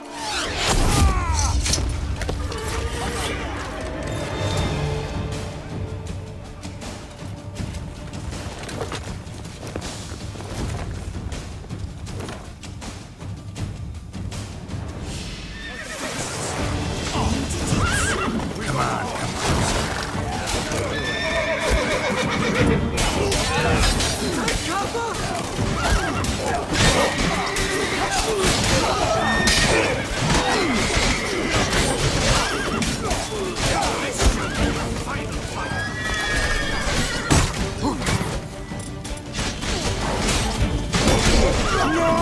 Lost your nerve?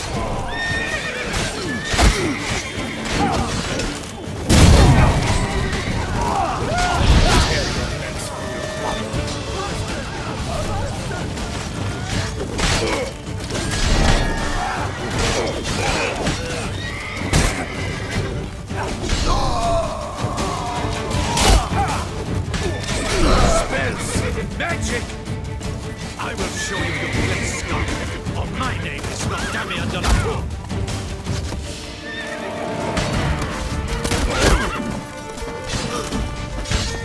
Watch out! He's a witcher! Understood.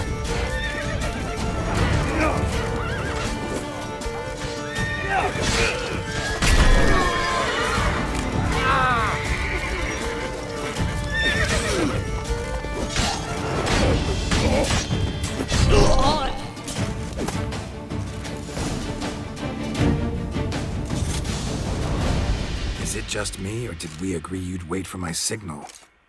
That was the plan, but... Great shot. Good thing you reacted. Can't say how that would have ended otherwise. At your service. It was a good fight. We managed to capture one of the scoundrels. Let's ask him a few questions. Come on. Witcher, a moment. I was wrong about you.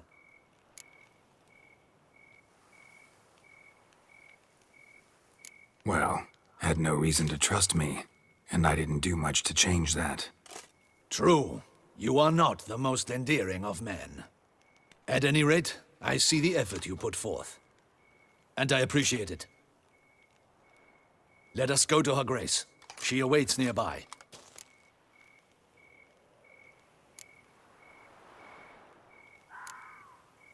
Wait, she here? I hope you did not think I would leave this to you alone, especially when every hour could prove essential. This prisoner of yours, bring him to me. We must ask him some questions.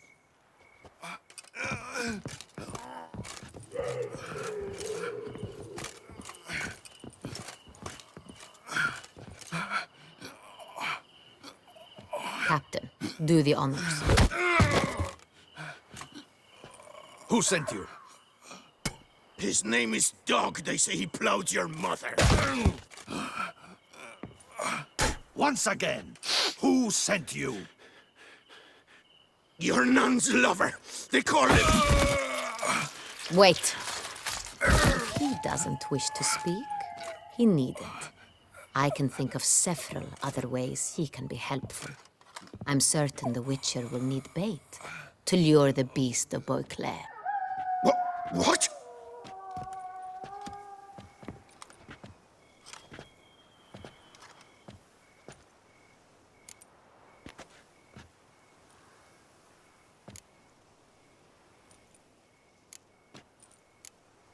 Sure can. Fresh out. In that case, he is all yours. Captain, have your men find me a strong rope. Kind that won't snap when we hang this fellow from a tree. Rope? Live bait. Great for monsters, provided they catch the scent of its blood. But I'll see to that. What? No. Crikey, no!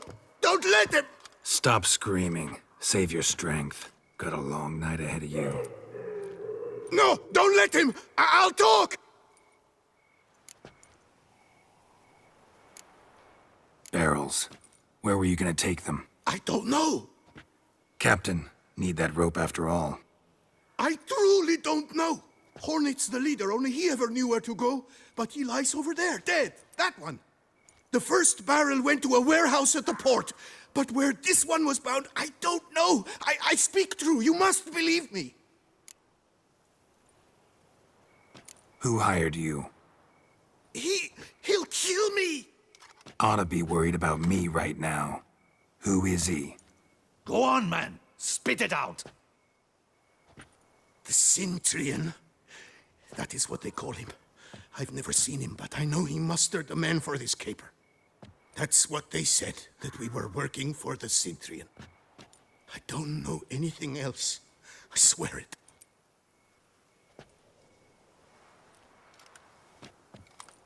Take him away.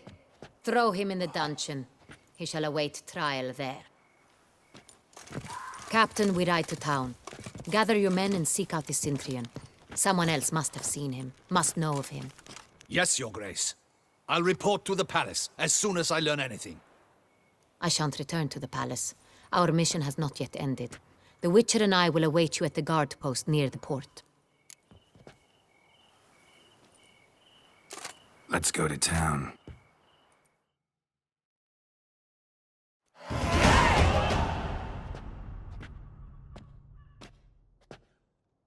He's late. Relax, he'll come. There's something I'd like to know. How can you be so damned calm? Side effect of my mutations. We Witchers rarely get the jitters. What if something has happened to him? Captain seems like a man who can take care of himself. Perhaps he can, but this Centurion appears to be no common bandit. He managed to steal ducal wine from under my guardsman's noses. We only learned of it through a fortunate coincidence. And it was he who specified the victims for the vampire. One must be exceptionally confident to blackmail such a monster.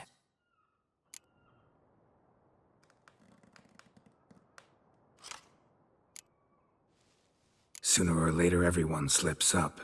Centurion stole the San Real. That was his mistake.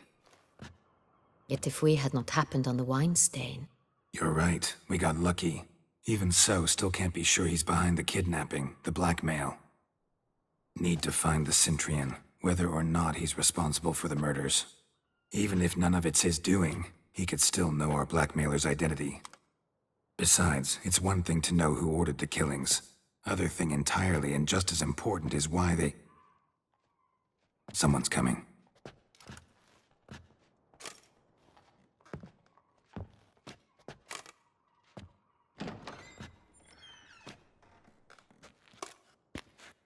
Captain, why so long? We expected you hours ago. This Centurion does not work alone. We are fighting an organization, not one man. Bandits attacked us, not a small force either. One of my boys has a broken arm, another a shattered knee, lamed for life. And the word on the street is there's a hefty bounty on your head, Geralt. Used to it. Not the first time I've been hunted. Must you always? Now, the port warehouse where the wine was delivered, we identified it, then learned who had hired it out. This proved to be a beggar, a stand-in. We found him. He admitted all. A man had paid him to sign the lease, a man he met while begging outside the pheasantry. There, fate lent us a hand. A waitress recalled spilling wine on a nobleman who spoke with a Centurion accent. What did he look like? Her description was not helpful. Handsome, well-dressed, with a beard. No distinguishing marks. This could be anyone. But she remembered his female companion very well, as she recognized her. On the Centurion's arm was Cecilia Bellant. The singer? I've heard of her. She's said to be gifted, fairy. The same. We went to her home immediately. Cecilia was not there, but we questioned her servants. A chambermaid claimed Cecilia is to meet a Centurion gentleman tonight. She'd invited him to a reception mounted by the Mandragora.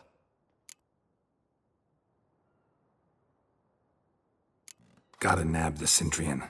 Seems we have to go to that get-together. You read my mind, Witcher. I shall gather my men, surround the establishment. Not a mouse will squeeze through. Out of the question. If the Sintrian truly does have men about the city, he will find out and escape once again. Duchess is right. Need to be careful.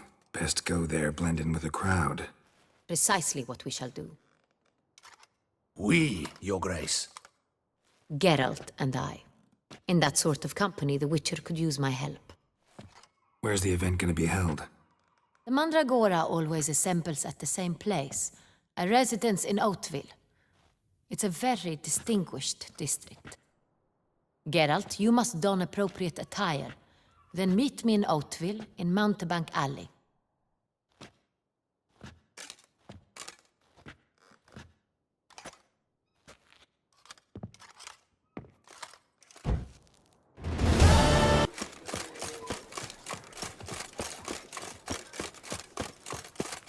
This is Beauclair, not some flea-ridden province.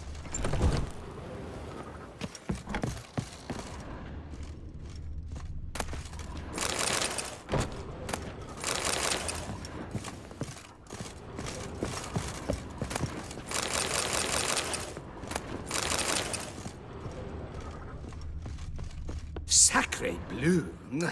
It's a crime! You're from the north, that's painfully clear. Excuse me? There is no excuse. There is but the need to outfit you anew. My salon stands open. Please come in. All jests aside, let me see what you got in your wardrobe. I'm more than willing, sir.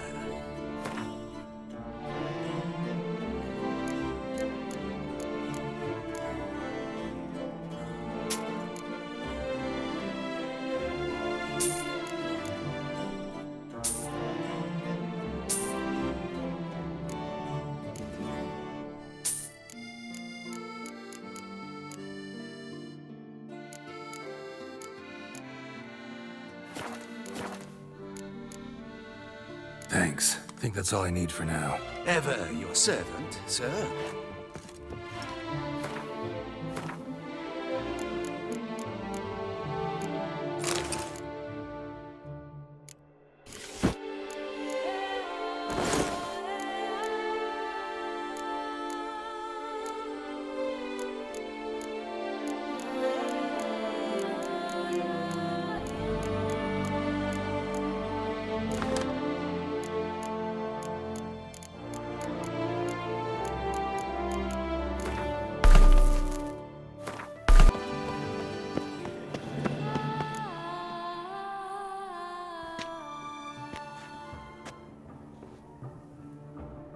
Late.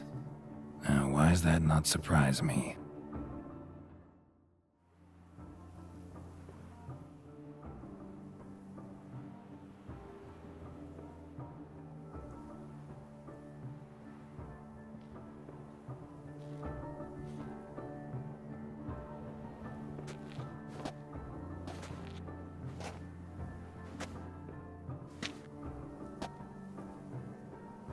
Well, well.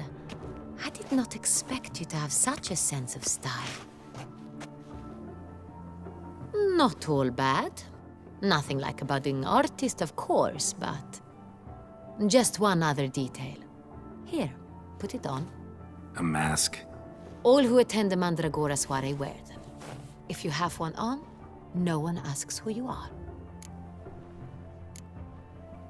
Any idea why they wear masks? Likely because they imagine it oh so very romantic and mysterious.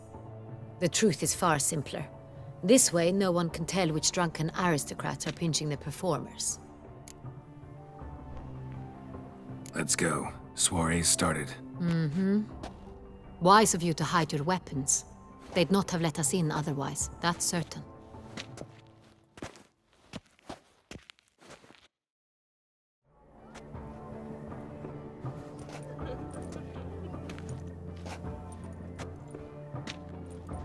How do we find the Sintrian?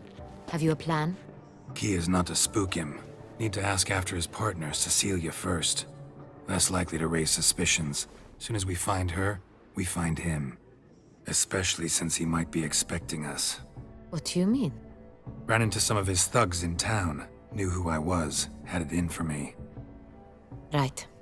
Right you are. We must proceed with caution. Come, it's our turn. Madame, Monsieur, an extraordinary pleasure to welcome you to the Mandragora's soirée. Tonight, I particularly recommend you direct your attention to the performances prepared by artists of our community. Tell us about these performances.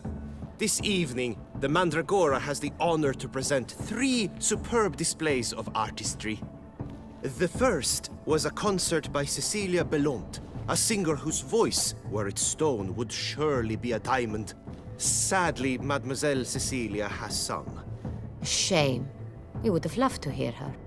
Luckily, you are in time to see the great Calesti, a master of visual illusions, come to us from far off Afir. Visual illusions. Interesting. And the third artist? The third and fourth, for they are a duo, are the Tuven brothers, presenting their newest pantomime.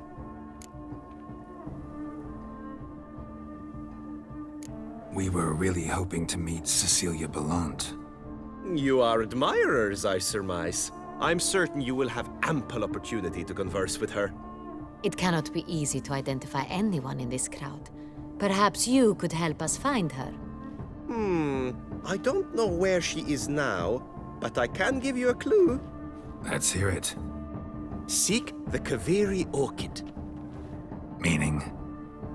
Cecilia wears one in her hair. You shall recognize her easily by the orchid.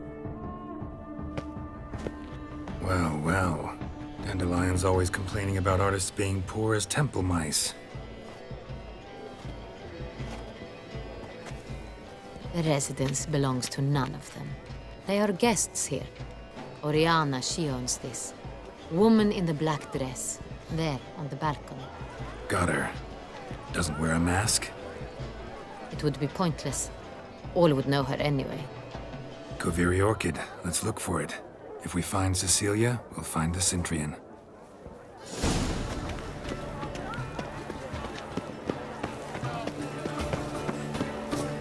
Go on, Geralt, be bold. Show us the art. Good folk! Anyone can be an artist. Should you tire of these hues, drop them in the pail and grab a different array. What the damn thing? Shh! Silence! The artist must tire of these hues, drop them in the pail and grab a different. This is definitely done. Let's go. Your thoughts, as you've made no efforts to understand. Should you tire of these hues, drop them in the pail and grab a different array. They can't agree. Yellow. Why ever yellow? It's obvious. It represents transgression in its purest form. I got it. It's the sorry It's not a landscape of the land. It's a manifestation of the man's soul. Blue blood is all I see. Should you tire of these hues, drop them in the pail and grab a different array.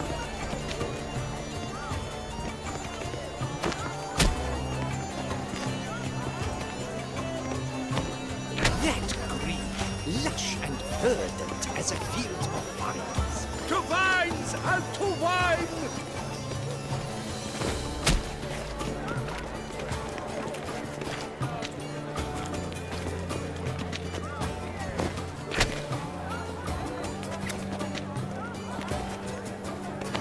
Straws, scarlet, crimson oxblood.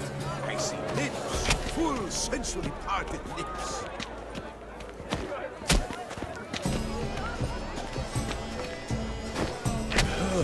Quite the noble color. Splendid! The sky over Toussaint before Easter. Or a deeply internalized fear of intimacy. Please do not disturb. One false move, ruinous to the entire. Voila! Fine. Now, allow me a moment to ponder. My appraisal? The painting depicts spiritual dualism. The continual battle between good and evil, and defiance. Oh yes, that's him all right. Good versus evil. The dualistic nature of man. and defiance. Absinthe, the preferred hooch of artists. Careful. It packs a pretty powerful punch. I've built up a pretty powerful resistance.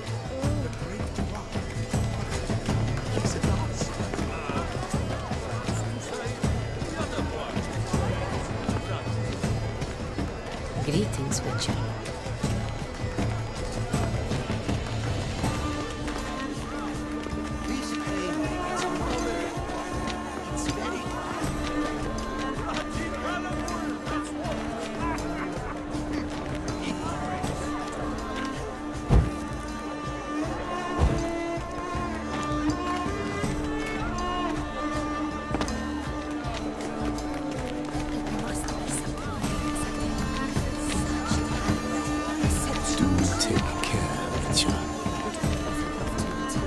Good to see you, Bob.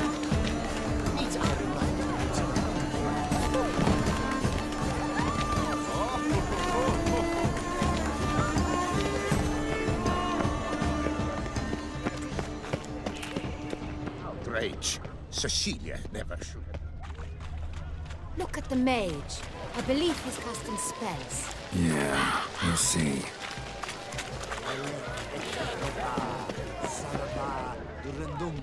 Pretentious. I was prepared.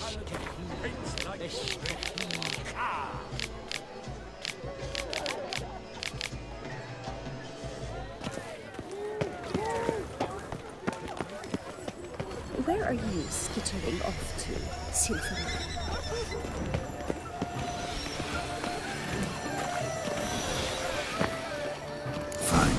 Let's give it a try. How beautiful. Never suspected you believed in such thick lanterns. They say releasing them brings good luck. The dolphins. That is no ordinary illusion. The man is a true artist. Impressive.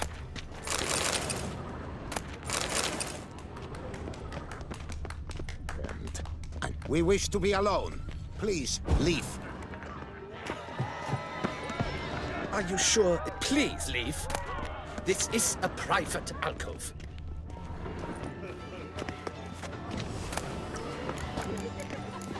But are you sure it's an original?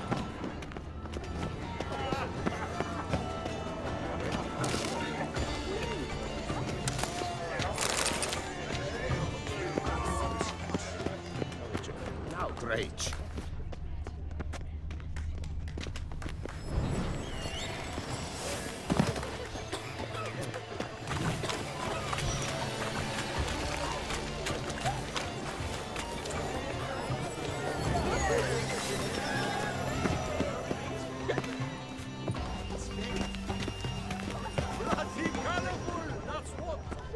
Blah, blah, blah. Avant-garde, schmeffant-garde.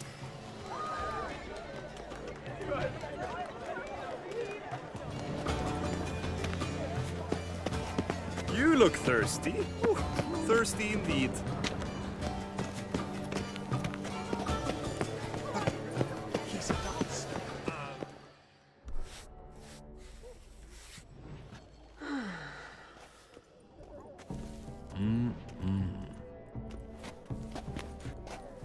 Do not disturb. Shoo, shoo. It's the right flower. Of course it is. A Koviri orchid lends just the right contrast to her complexion. Need to talk to your model. It'll only take a minute. To me? Lie still. You may speak, but for love's sake, do not move. Wow. Impressive portrait. I know the style, the stroke. This is Dorian Velez. The gracious lady has heard of me? I've heard Anna Henrietta herself wished you to paint her portrait once.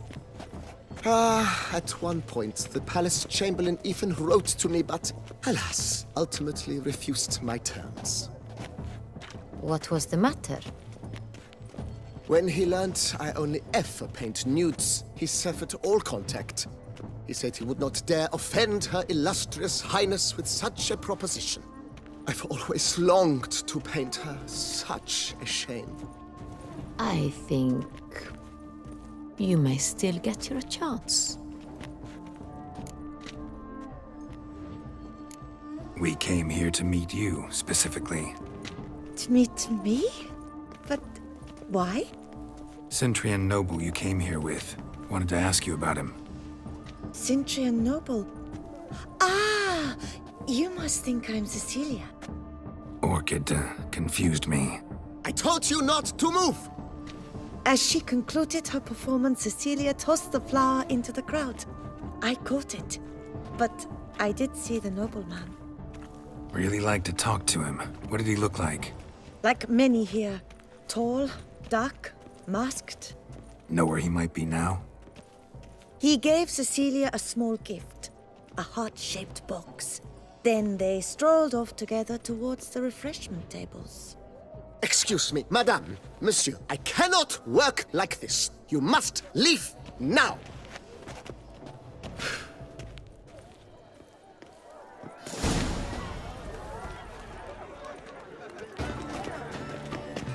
This painting thing, it's rather... It's very... Bloody colorful! That's what! Ignoramus. Love letter penned on a napkin. Look. Oh, my amour. Empty heart-shaped box. You must have left it behind. It looks like it held a flask of perfume. A gift from the Cintrian, I imagine. Scent still hangs in the air. Let's follow it. Someone left their loot behind. Looks a little like dandelions. This was scratched. Someone beat him with it once.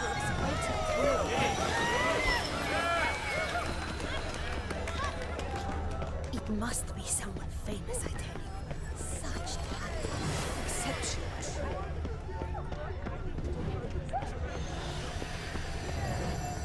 But what if he doesn't come? He'll definitely. Sorry, only artists in the Mandragora allowed. Come, we must consider what to do. I'd recognize that voice anywhere. You must be mistaking me for someone else. I served 15 years in the palace. Your Grace, I'd not mistake you for anyone. Shh! Not so loud. We are here incognito, on state business. Yes, Your Grace. How may I serve? Looking for Cecilia Bellant. Seen her? She's in her dressing room, where she went with a nobleman.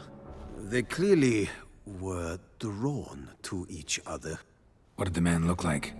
Tall, broad-shouldered, a black beard peeping out from under his mask, and he spoke with a foreign accent, a drawl of sorts. That must be him. We must get to the dressing room, quickly. Yes, Your Grace. I'll take you. No, stay here. Anyone tries to flee, you stop them. Understood. Quickly, upstairs.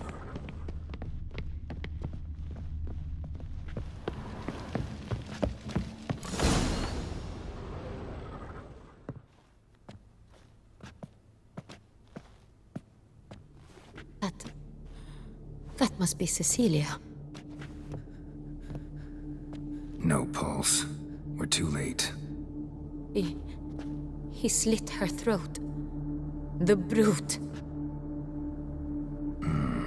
Didn't go out the door. Guard would have noticed. Might still be somewhere here. You must find him before he harms another. I shall alert Oriana. At once. She should bring her soiree to a close. Shouldn't split up. Geralt, I will be fine. Go after that rogue. I shall fetch help.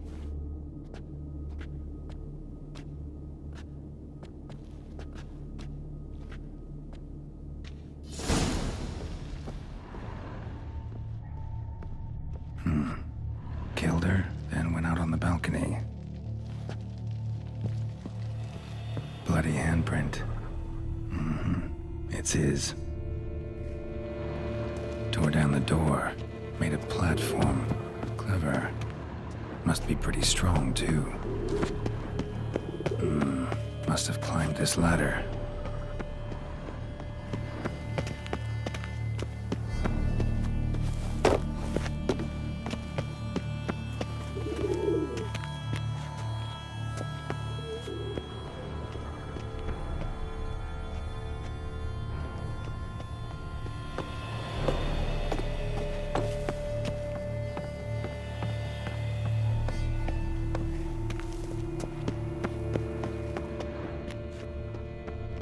could still be here.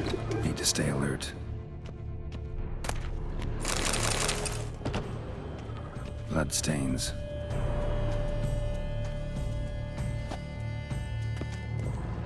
Links of a snapped chain. Jewel must have been on it. Jewelry box. Lock's busted.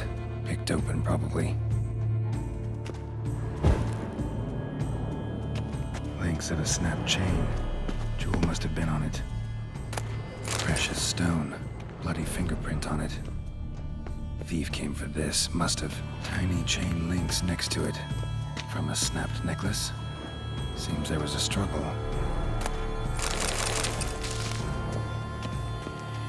Looks valuable, but it's not what he came for. Locked. And no key in sight. Hunting knife. Richly ornamented. Used during the fight, probably. Canvas is cut. Somebody took a knife to the painting, looks like.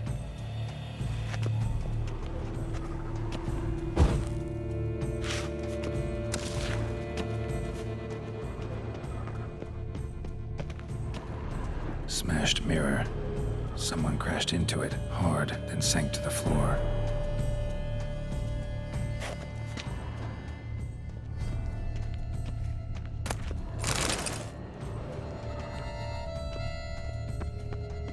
Empty inkwell. Knocked over, turned toward the room.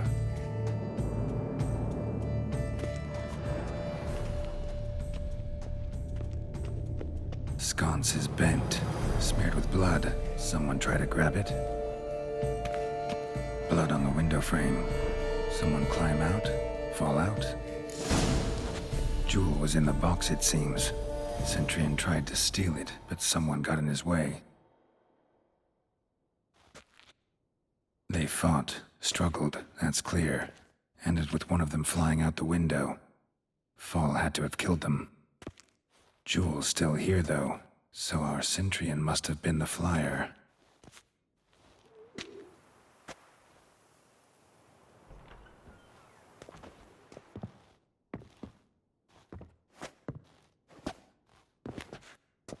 So, this is the tracker. A witcher, yes? Indeed, this is him. We found the body together. Then he set off in pursuit of the killer. And ended up here, but I've only found evidence of a fight. Seems the Centurions killed his last. Finally failed this time. Shame it happened too late for Cecilia. Poor girl. Always told her she chose her males badly. But I would never have suspected she could arrive with a murderer. I'll alert the staff. Have them see to her body at once. Meanwhile, we should sit. I will tell you everything, in full detail.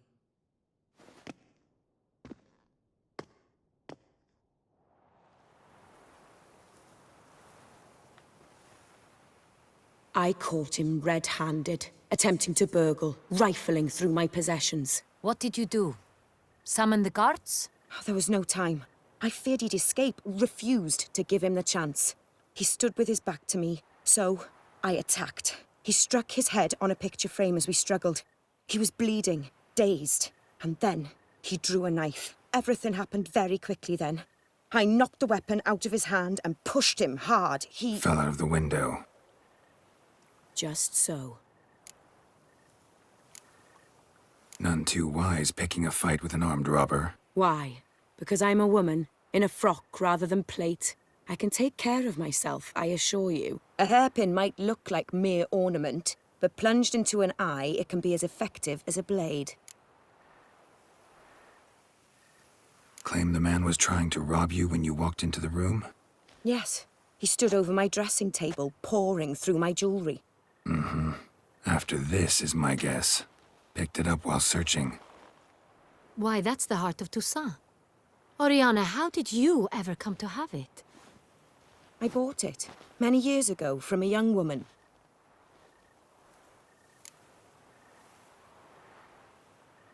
Jewel seems important. Why? The heart is an heirloom. It belonged to my family for years. Then it disappeared. I didn't think we would ever recover it. Seems someone is very determined to find it. The thief left his tool bag behind. Found this drawing inside it. Look.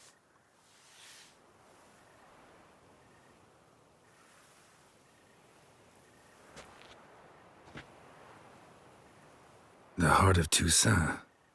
Representation's pretty faithful. Centurion must have been on a job. Got very clear instructions what to look for. So it is not him we seek, but his employer. Is this the only evidence we found? Also happened on the weapon he attacked Oriana with. Hunting knife. Used to skin game. Got an emblem on its hilt. This crest is used by the Lords of Duntine.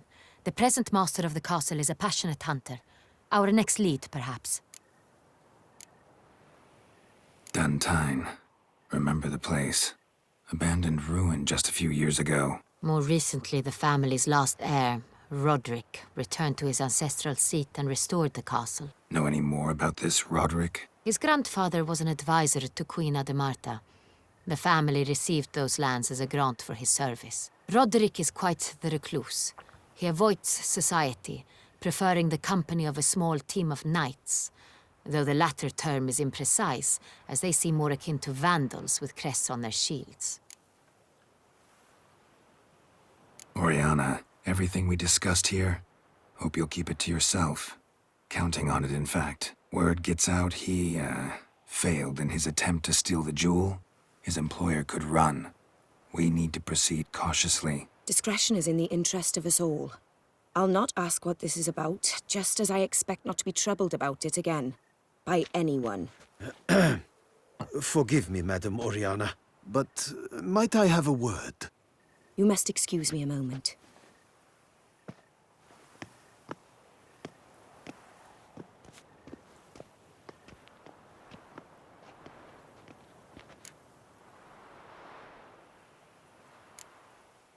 Oriana, any thoughts? Few make me feel awkward, but in her presence, I sense anxiety, discomfort. The drawing. It's on the same type of paper the victims' names were written on.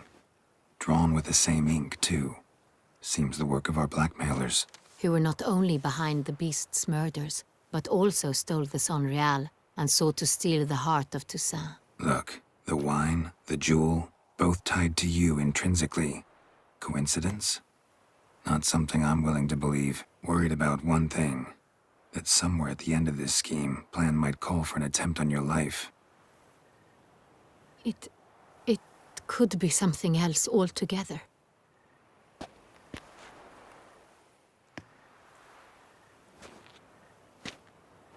My sister, Siana, might be among the schemers. She left court when we were children. My parents banished her from the duchy. I've not seen her since.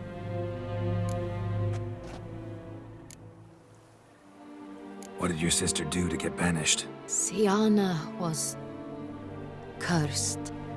Parents run afoul of some mage? No. She was born at an inopportune moment. They said she was touched by the curse of the Black Sun. Geralt, is it true? Can an individual be evil because they were born during the wrong lunar phase? Could be the case. Could also be because they were treated like lepers from birth. Isolated, prodded, ostracized. Couldn't have had it easy, Siana. She was angry at the whole world. She felt inferior, felt pain, though she masked this with confidence, arrogance even. She could also be cruel at times. I recall one such situation. She persuaded Cedric the Coolbird that she could see the future in her dreams. We were children, and Cedric's brother was smitten with me. It was an innocent childhood crush. Siana knew of it. She told Cedric of a dream she had had, that he would die at the hands of his own brother. Cedric stole his father's sword and killed his brother. She destroyed 2 lives with a prank. Cedric mourns to this day. In the end, they forced her to leave the palace. A decade passed. More. I've missed her terribly since. Think your sister might be involved? Why? You see, I recall her always being rather possessive, throwing jealous fits if I had something she didn't. Here, that's normal for sisters. Rivalry. True. I suppose I gave as good as I got. There are times I miss that very much. The wine, its theft, was the first clue. That's very much like her. She always did enjoy stealing my toys, but I grew almost certain when I saw the heart of Toussaint. Siana received it from father as a gift. At a time when my parents thought of her as but an ill-behaved little girl, someone wanted some of my wine. The same someone ordered our family jewels stolen, or recovered. It's my sister. It must be. A fallen princess satisfying whims, going after lost luxuries? Could be right. Your mission has gained new import. You must go to Dun Tyne, and if Siana is there, you must find her. No matter what she did, she is not to be harmed in any way, shape, or form. You must make sure of that.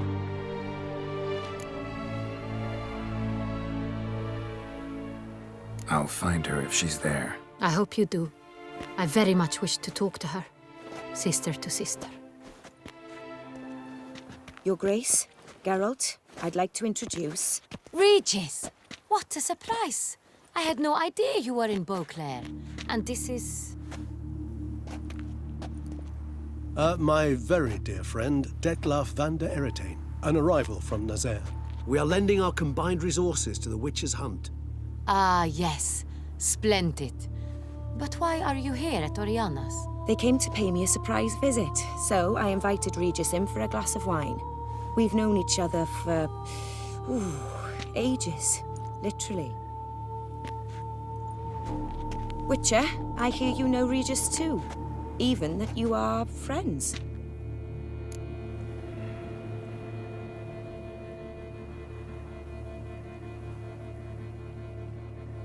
Few I can rely on like I can on Regis. Kinda hoping he thinks the same of me. Curious. It seems opposites really do attract. Don't be fooled, dear. Geralt has many merits. He merely hides them from the world very diligently. You said you're both aiding him with his contract. It involves the Beast of Beauclair, I suspect. Master Witcher, maybe you could satisfy my curiosity. What's it like going toe-to-toe with a monster, knowing you've only two options, to kill or be killed? Despite what you might have heard, I don't lunge at every monster I see sword in hand. Talking gets the job done for some. I wonder what a monster might have to say to you. It might want to apologize. My word. For what might a monster wish to apologize to a witcher? For killing. Though at times there is no choice, when loved ones are at risk and require protection.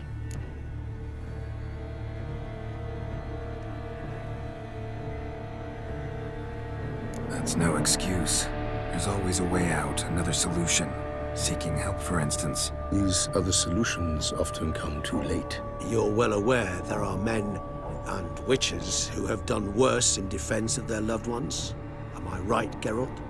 If I understand you correctly, you would rather help a monster than kill it. If possible, yeah. Or at least try. Enough about the witcher trade for now. Regis mentioned you come from Nazaire. I spent time there as a child. Fond memories? It was wonderful. I was positively entranced by the land's fashions. Deep-cut dresses I found most fascinating. I believe we're running short on wine. I should go to the cellar, bring another bottle. Let me go. Wanna help, Regis? Know your wine a lot better than I know mine. We shall return forthwith.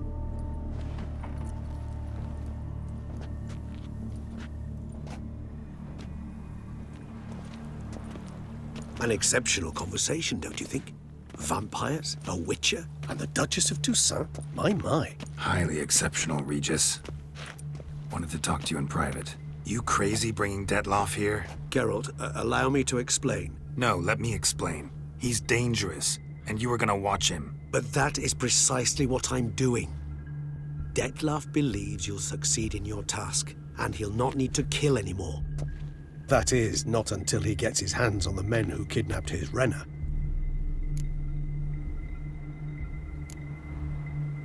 Oriana, she really your friend? Can she be trusted?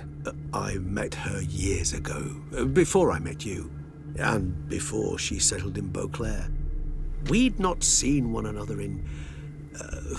I can't begin to tell you in how long. But I shall tell you all about her some other day.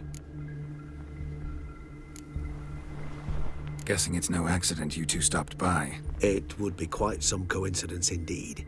No, a dutiful little bird told us. Mm-hmm. Now listen close. Managed to learn where the blackmailers are. They're based at Duntine Castle. That's splendid news. If they are there, Renna must be there as well. Duchess expects we'll find her long-lost sister there too. Thing is, she might be involved. Could be behind the blackmailing. Do you mean to say your task now is to extract 2 women from the castle? Mean to say we can't breathe a word of this to Detlef, who wants revenge above all else.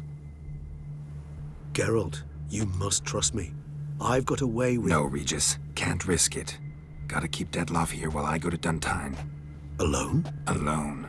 That way I can make sure neither woman will come to any harm. I hope you know what you're doing. Fine. I shall see to Detlef. Good luck, my friend.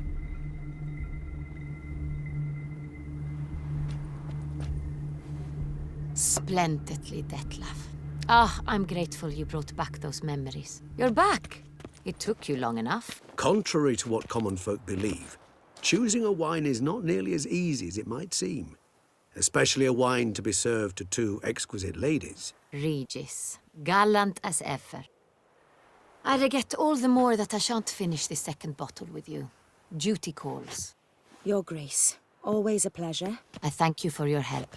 It's been invaluable. Geralt, will you see me out?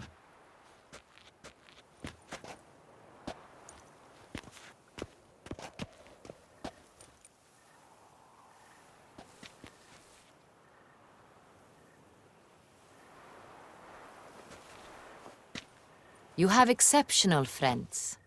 This Detlef, an intriguing man to say the least.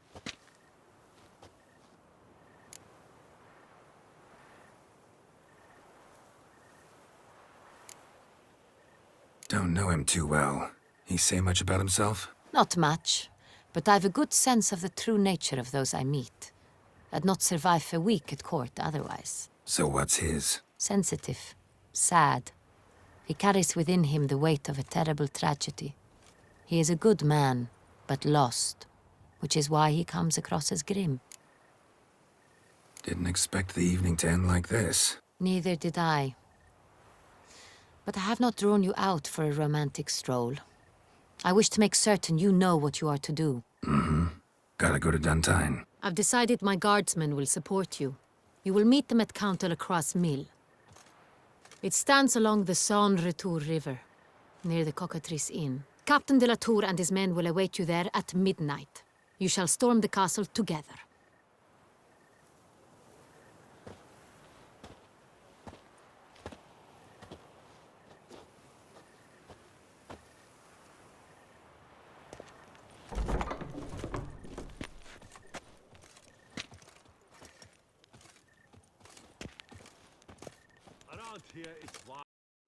That's it, Roach.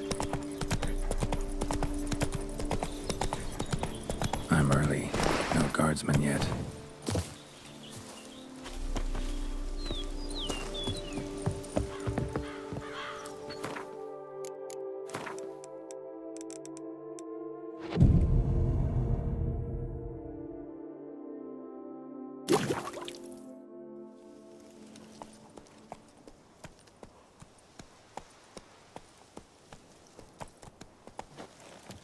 So eager, are you? The mill, then. We shall discuss the assault inside.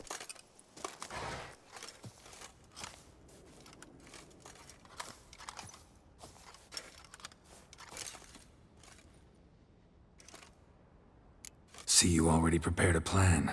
Walk me through it. We have two objectives. To find Her Illustrious Highness's sister and capture the man who blackmailed the vampire. Duntine is a modest complex. Several old buildings, a high wall around them. At the center of the enclosure stands an imposing keep, restored not long past by the elderly knight of the castle, Roderick. We mean to strike here, through the main gate, then secure the area in front of the keep by storm. How many men defend Duntine, you know? Roderick maintains a team of knights for defense. They are no army, but they could number several dozen. Also, Roderick recently took in a band of foreign mercenaries. About them we know very little. Cintrian's men, gotta be. Ran into a few in town. They tried to kill me. Need to hit them from both sides. You draw the defenders, keep them busy. I'll sneak in the back way, find the women, make sure they come to no harm. I'll vault over the wall as soon as you start your assault. Your plan puts you at great risk, but I sense you will handle it well. Let us go.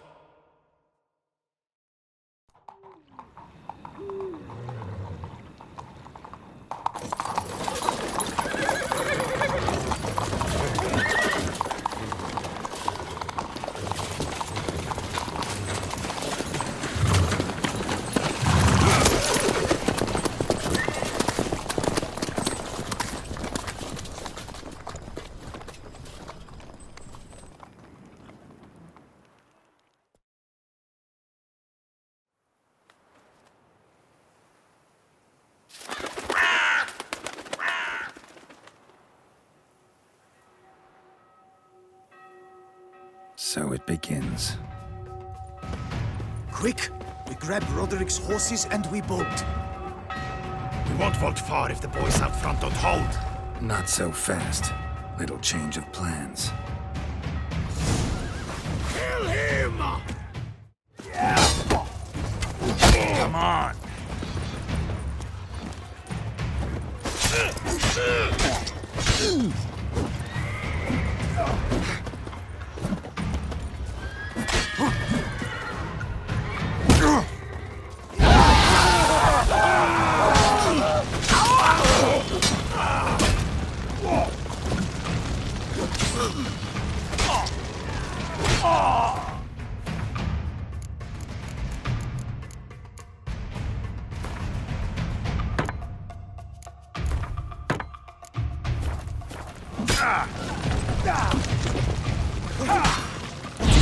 He killed! You go and fell him!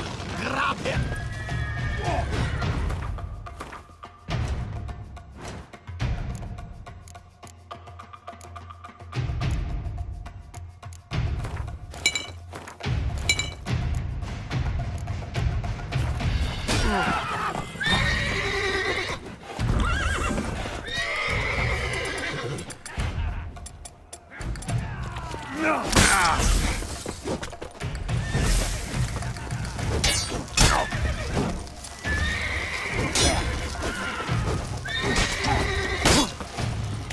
Time to end this.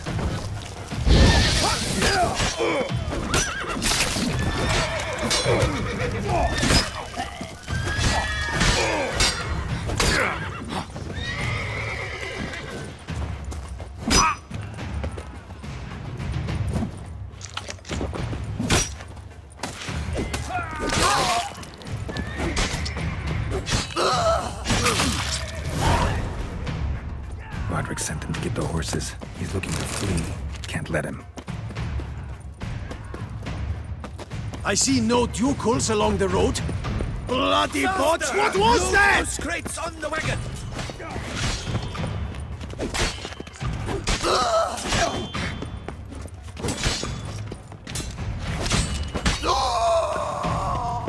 Hurry with those crates! Trying to escape. But be careful if you drop any!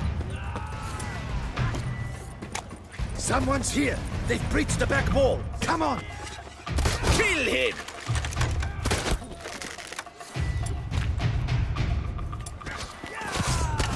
Come on, come closer. Onward! No mercy!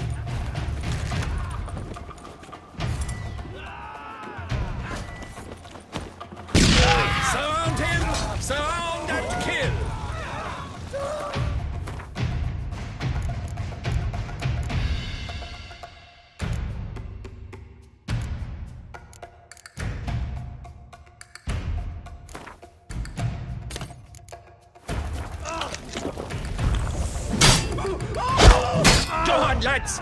Beat the bum butcher! Surround him! Surround and kill! Onward! No mercy!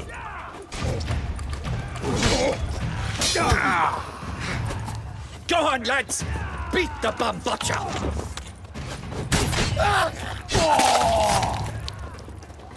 Surround him! Surround and kill!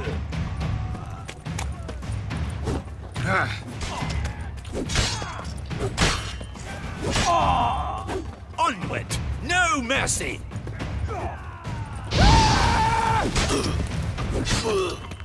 Go on, lads! I shall show you, rogue!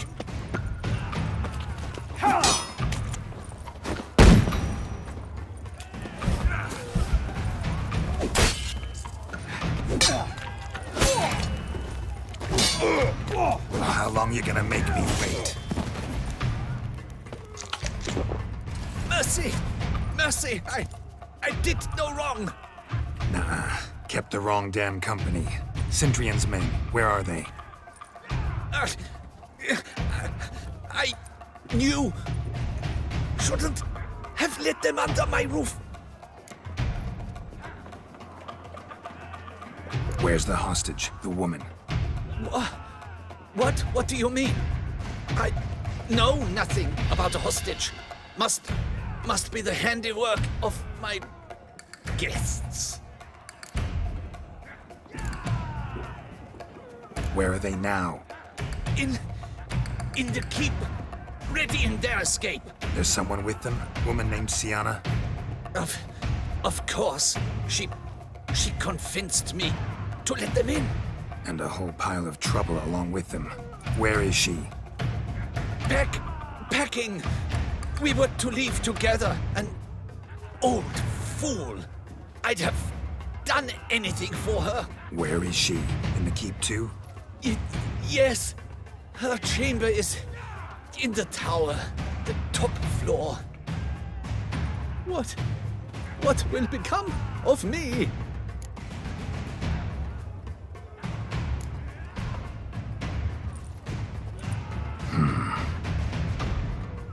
Here, press it against the wound. Should staunch the bleeding. I thank you. What is happening? They're at the gate. How many? Here's one. Kill the shitleister.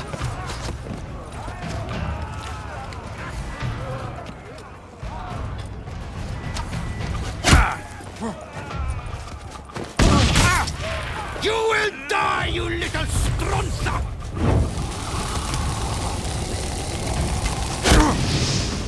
I will tear you to shreds! Lost your nerve? You will die, you little stronza! I will tear you to shreds! Come on, come closer. Damn. You will die, you little stronza!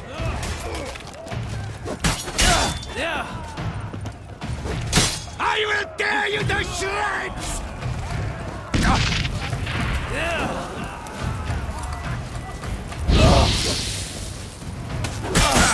You will die, you little stronza!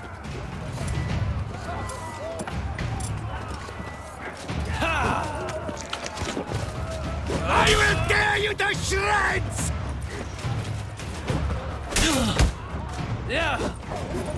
Let's end this.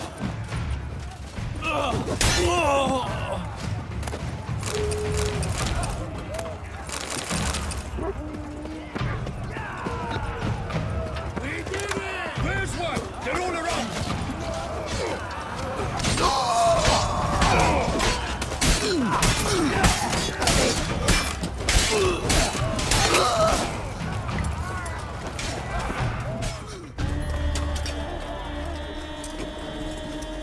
Giving you one last chance. Yield. The dead harlot got us into this. Kill him! Attack!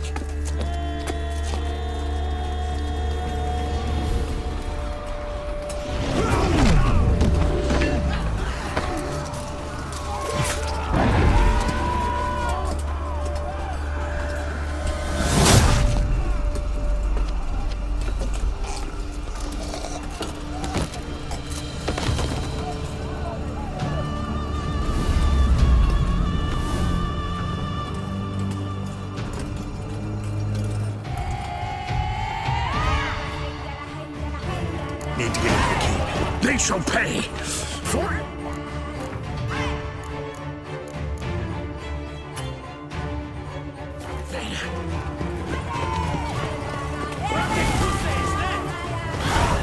Monsters! Leggy! Turn back, cowards!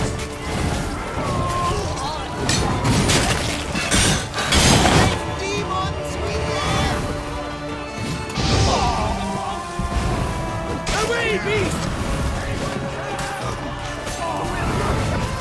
Stay away! What are these creatures? Save me! Please, beast! What are these creatures? No! Please!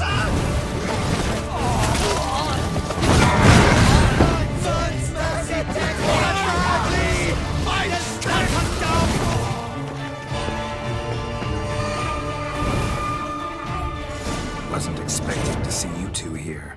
We thought you could use our help, so... Witcher, this is no time to explain. Where is Renna? Expect to answer a lot of questions inside. Let us go then.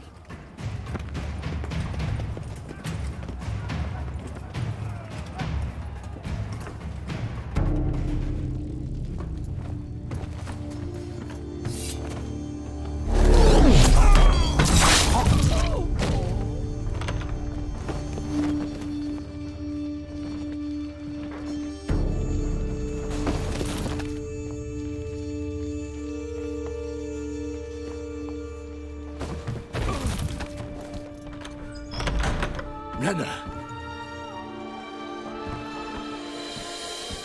Are you hurt? If any of them. You know me. I'd never let them hurt me. I just waited for you to come. I didn't know where to look. They threatened to kill you.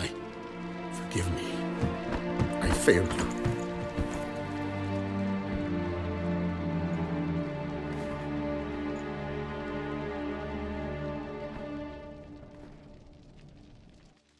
Now we need only find Anna Henrietta's sister.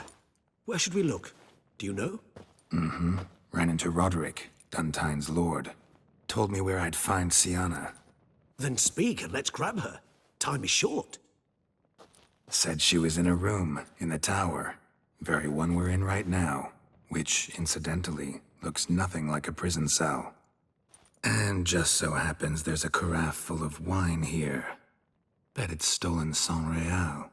What's your point?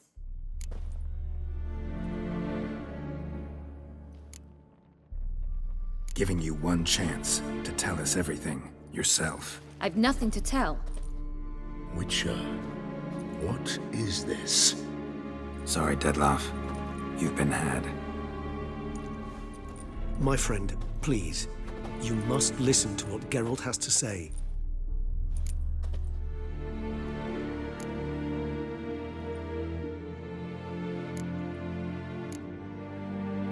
Renna's not her real name.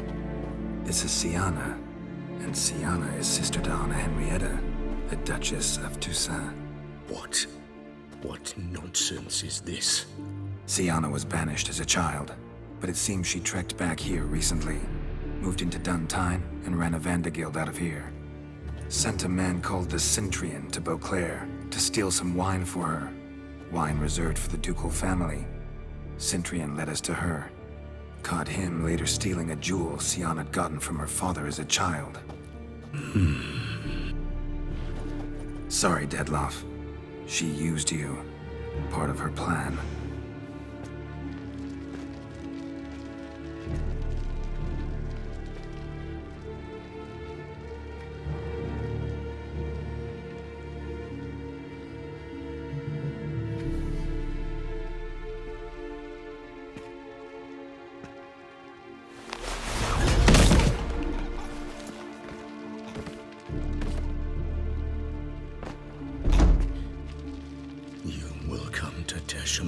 And explain all.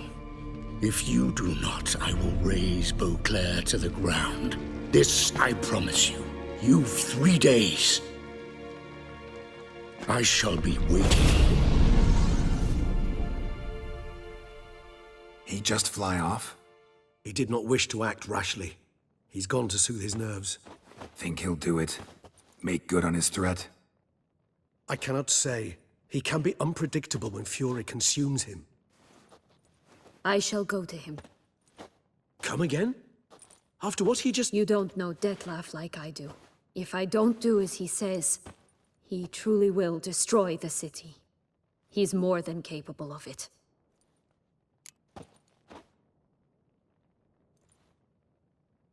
Conscience gets to you now? Better... better late than never, right? Well, it truly does seem the best option. Your Grace, we must proceed with caution. Guardsmen saw vampires here. They could still be about. Vampires or no vampires, my sister is here. Find her. Your Grace, that...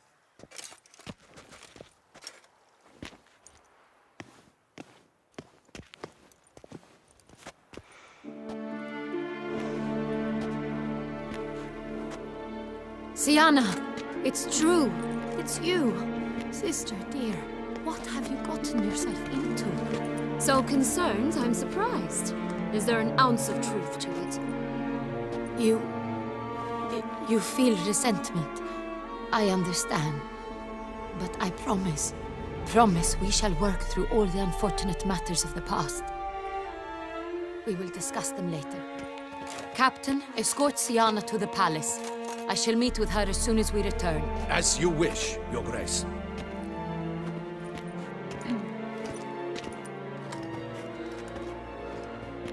And you, Witcher. You have my thanks. I cannot believe my sister was so near the whole time. Roderick of Duntine shall answer for treason and blackmail.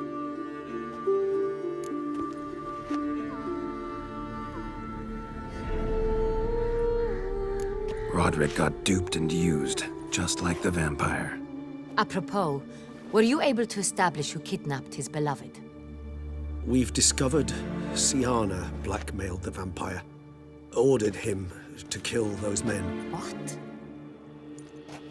What nonsense is this? She is his missing lover. Staged her own abduction to force him to do her bidding. He was a tool. Whole scheme was Sienna's. She was behind it. You're mistaken. You must be. This cannot be true. Your Grace, I know this vampire. What? You know him? Who is he? Detlef. The same who so recently sat at my table and told me of Nazaire.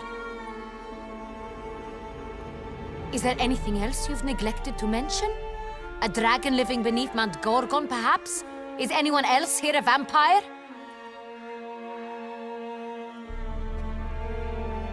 Where is he now? Waiting for Sienna. If she doesn't show up to meet him by an appointed time, he'll destroy Beauclair. He dares threaten us? Your Grace, we have 3 days to bring him Sienna and... Not a word. You have 3 days to bring me his head. No more secrets. No more helping vampires. I want what I'm paying for. The head of the beast.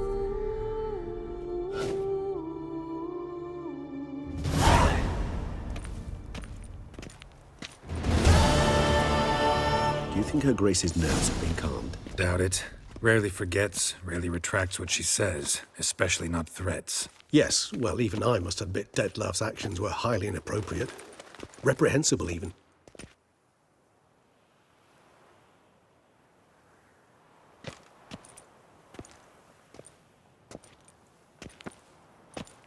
Are you upset? Why would I be? Let's see. You're returning from your hunt empty-handed. No trophy. No new lead to boast of, then pursue.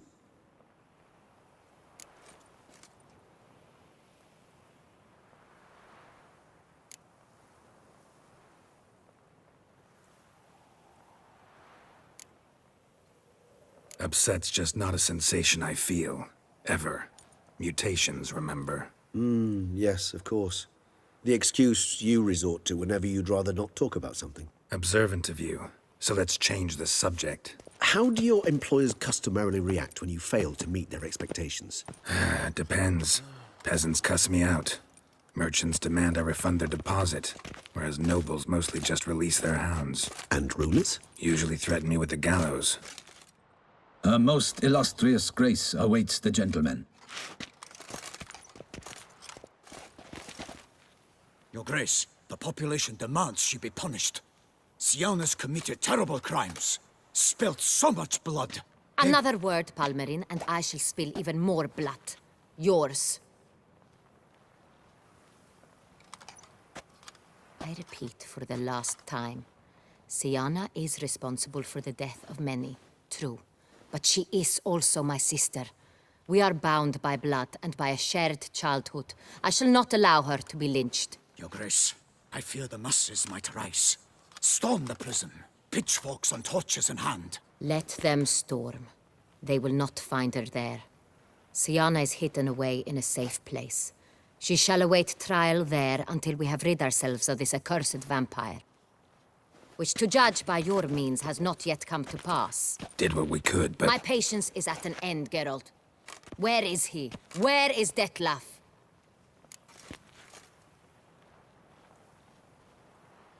Don't know. I lost his trail. Is this all you have to say? I respect your grace. All I can say is the truth. Ah. At times, I hunt foxes. Do you know how it works? The ducal huntsman releases the hounds. They catch the fox's scent, chase the animal down, and lead the battue to it. All within an hour. You, Witcher, have had a week.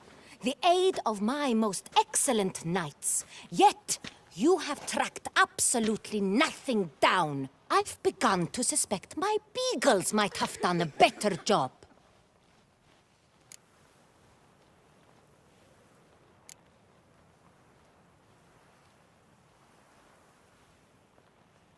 Then perhaps your grace should have sent a beagle instead of a witcher after the vampire.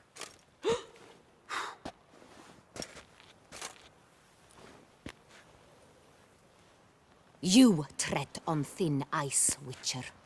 Very thin. Wisdom demands you choose your words more cautiously. But to the matter at hand. Have you managed to establish anything? Your Grace, it seems Siana tricked Detlef, used him to murder the knights who escorted her into exile. We have reason to believe that...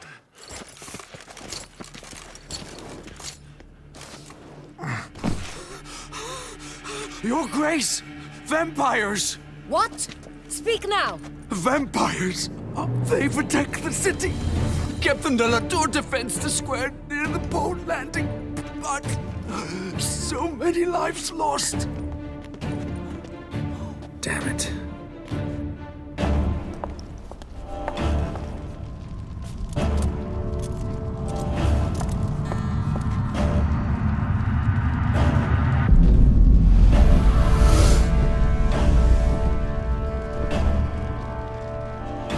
If it's war this Detlef wants, it's war he shall have. Geralt, get to work. This time I'll hear no excuses. Palmerin, you...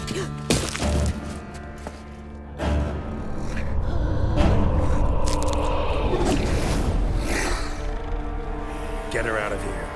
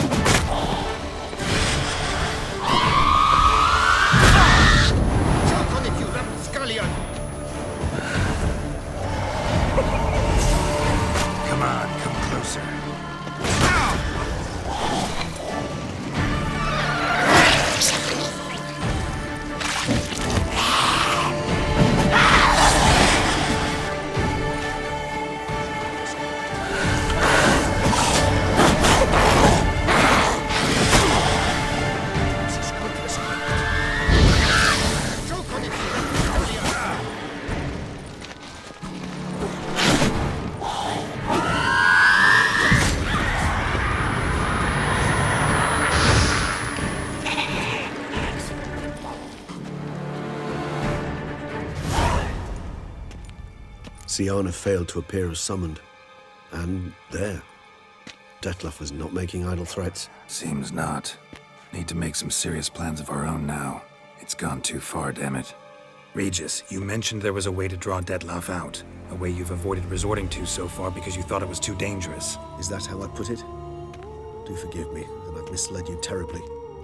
The word dangerous is simply a scandalous understatement in this case. Regis, another inner monologue growing out of a personal dilemma. Just tell me how to flush Detlef out, force him to meet, please. In due course. But first, Geralt, I'd like you to consider the alternative. After all, you could fulfill Detlef's demand and liberate his beloved Siana.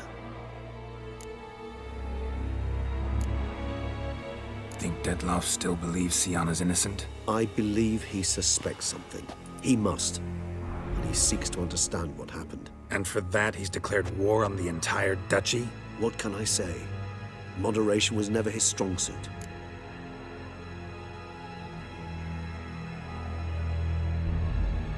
Really want to free Siana? Hand her over to Detlef? Refuse to accept you consider that wise. It's hard to believe, I know. But Detlef is not actually evil, merely impulsive. He needs but meet with her, speak with her, and he will spare the city. So say I agree to this, 'cause I might. Still no chance Anna Henrietta will. I do not recall ever suggesting we ask her permission.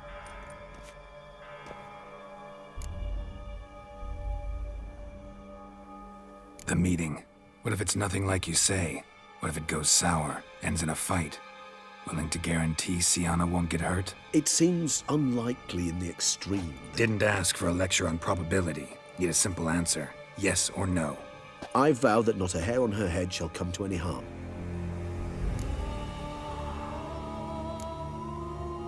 Got serious reservations about this plan. Not least among them, we have no idea where Siana's being held. You heard the Duchess. She's not at the prison. Hardly a reservation. More of an excuse. I'm certain you'll find her. You must merely decide you wish to. Could ask Damien. Duchess treats him like a lapdog. Keeps him close most times. He might know something more. There, you see. I knew you'd think of something. Bravo. I trust I've dispelled your doubts, then. Not so fast. We're not done talking.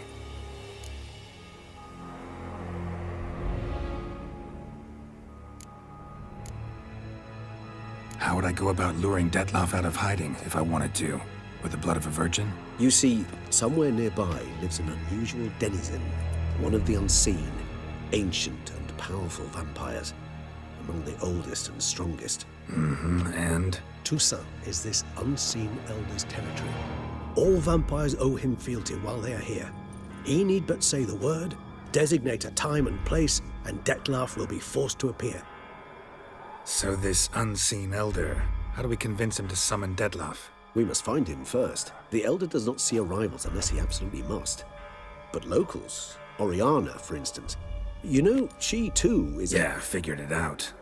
All right, let's say she gets me in to see the unseen elder. What then? I don't know. You'll have to improvise, I suppose.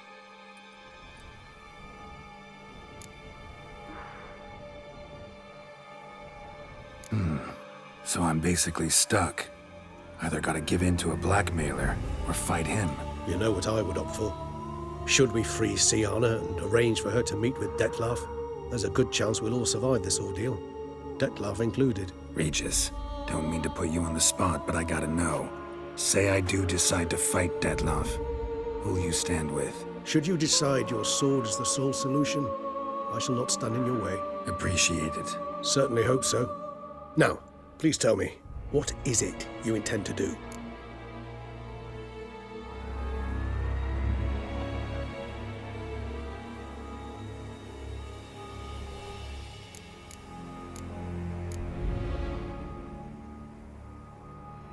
Crazy as the plan seems, I'll do it. I'll ask Damien about Siana. You won't make me beg. I knew you wouldn't. Slow down. Not promising a thing. Just want to get a feel for the situation to start with. Coming with? Of course. Many hands make light work.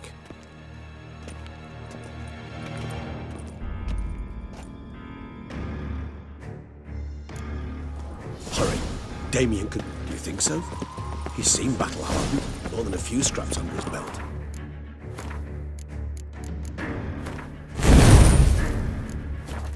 Against humans, not monsters. Look,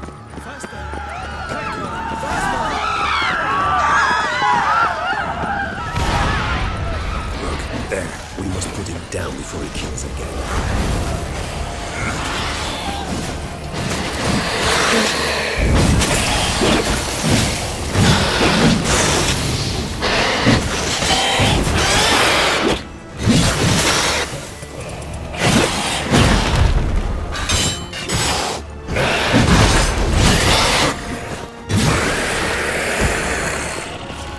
Lesser vampires would heed a higher vampire's calling commands. As a rule, they don't. So how Dettlaff sick them on the city? I told you, he's exceptional. He manages to bend them to his will, control them with his thoughts. They'll continue attacking until he orders them to back down, or until he dies.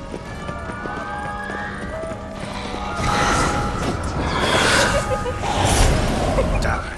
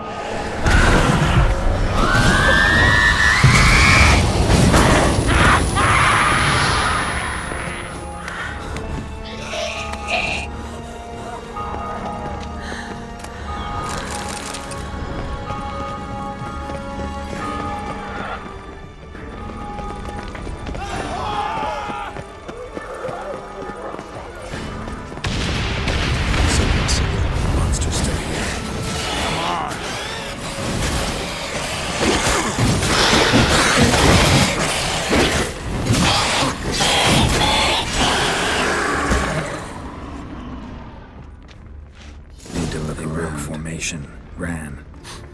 That scent. It's Damien's blood. He was wounded. Let's go.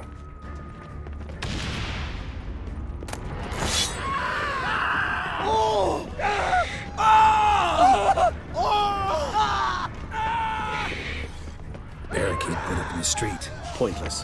That's an obstacle to a vampire. They didn't know. I didn't get a chance to prepare them. Fell on his face in the street, struck in the Pointless. back. That's an obstacle to a vampire. They didn't know. I didn't get a chance to prepare them. Not good.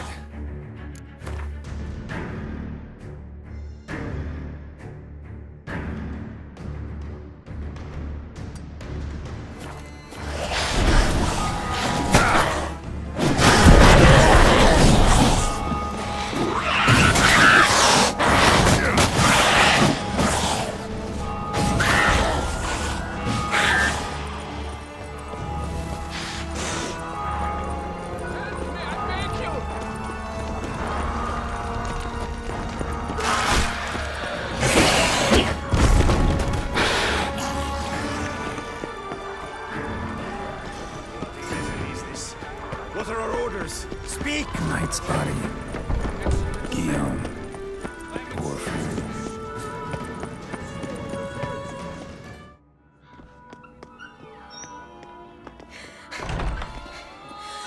In a hurry to get somewhere? Very much so. Now be kind enough to step aside. Chaos in the city. Know what's going on? Naturally. It's rather irritating.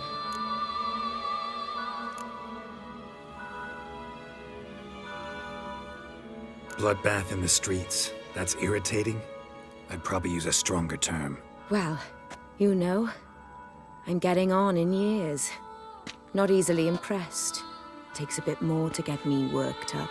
Yeah, I suppose empathy's not something I associate with vampires. I suspected you would guess. Wasn't hard. Not like you tried hard to hide it. Should I have?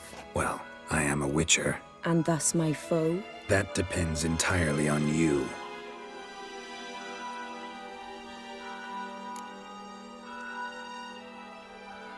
Need to, see you're unseen. Convince him to stop Detloff. Heard you could help me with that. My. It seems my dear Regis needs to be reprimanded. He's become rather indiscreet. And you, there are simpler ways to commit suicide. A number of bridges you could jump off, for instance. Just want to talk to him. Talk. Lovely. He'll rend your head from your neck. Make shreds of you before you can open your mouth. Let me worry about that. Willing to do it or not? I too would prefer a city calmed, but to reveal so dear a secret to a witcher. Know what? Come with me. I must tend to a certain matter. Then we'll talk.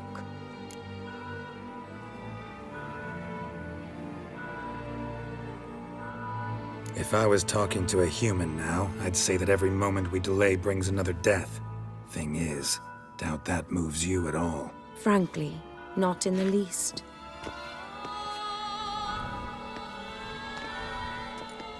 Where are we going? Not far. You see, I maintain a kind of shelter just outside Beauclair. An orphanage, to be precise. I've heard the birds whisper. They claim a terrible thing's happened there. Under the present circumstances, I must treat this seriously. I'm sure you understand. Mm-hmm. Perfectly. Let's go.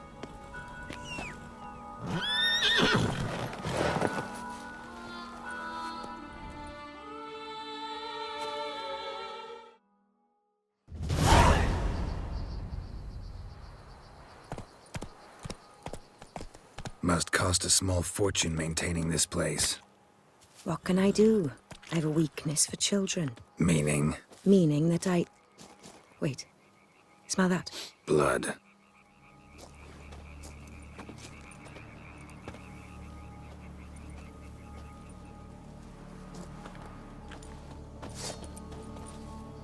Arno!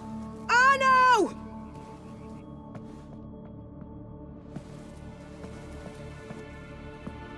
Arno!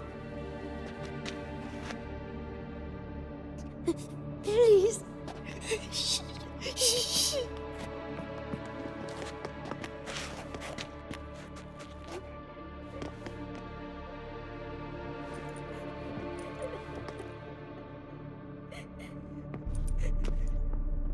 What happened?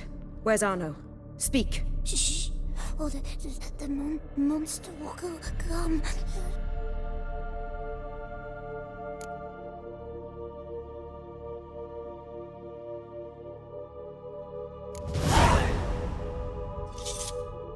Easy, little man. You're safe now.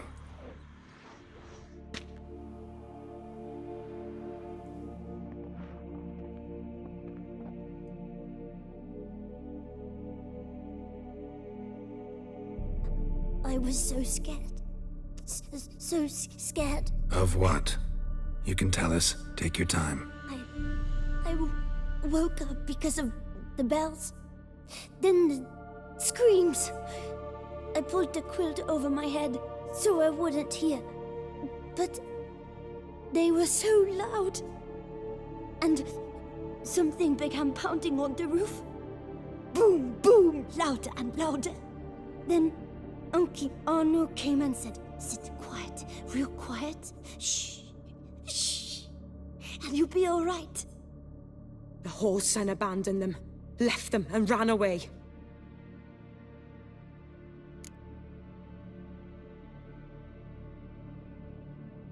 What happened then? Bartes, Neve, Mora, and some others. They ran out.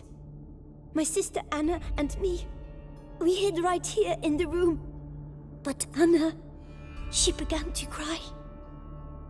I covered her mouth, whispered, "Shh, shh, shh." Held her long. Till she stopped. You mean to say you... Drop it.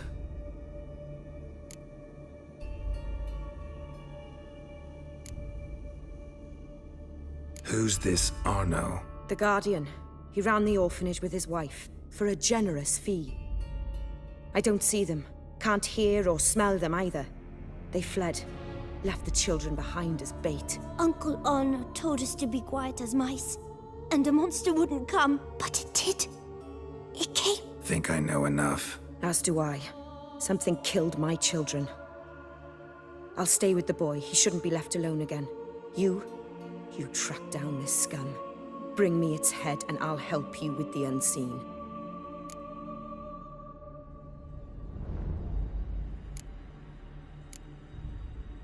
Fine. See if I can't find a lead. Excellent. Go on, get to work.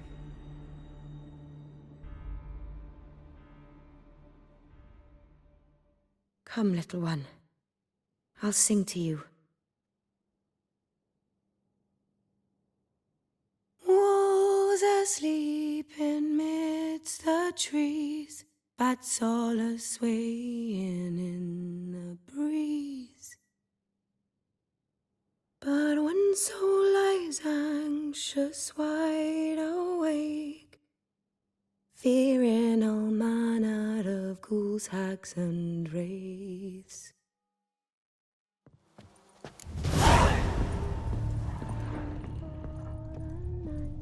Smashed against the wall. Skull cracked. Died immediately. Beast killed the children but didn't eat them. Something scare it off? Or grab its attention?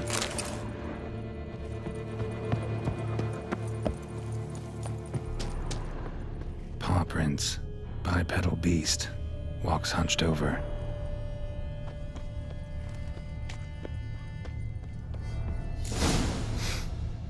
Smells not blood. Need to investigate.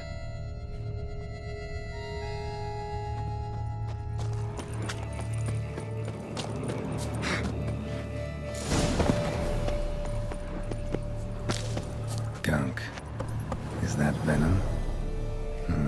Narrows the list of suspects. Venom glands, long claws, a bloodsucker. Must be a Garcane, a pack leader, an alpha. The Garcane's killing's a pleasure. Kids just whet its appetite. Garcane and wagon tracks gone after the Guardians too. If the beast caught up. Roach. That's it, Roach.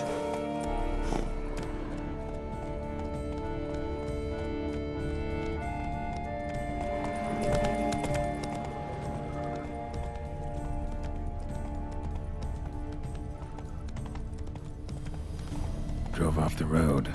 Horses must have gotten spooked.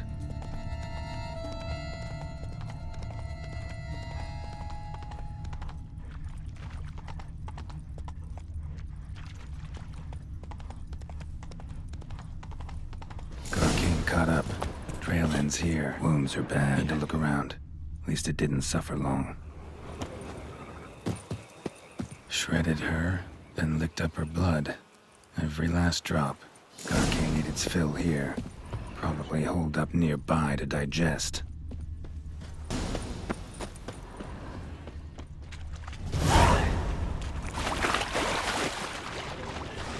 Aha.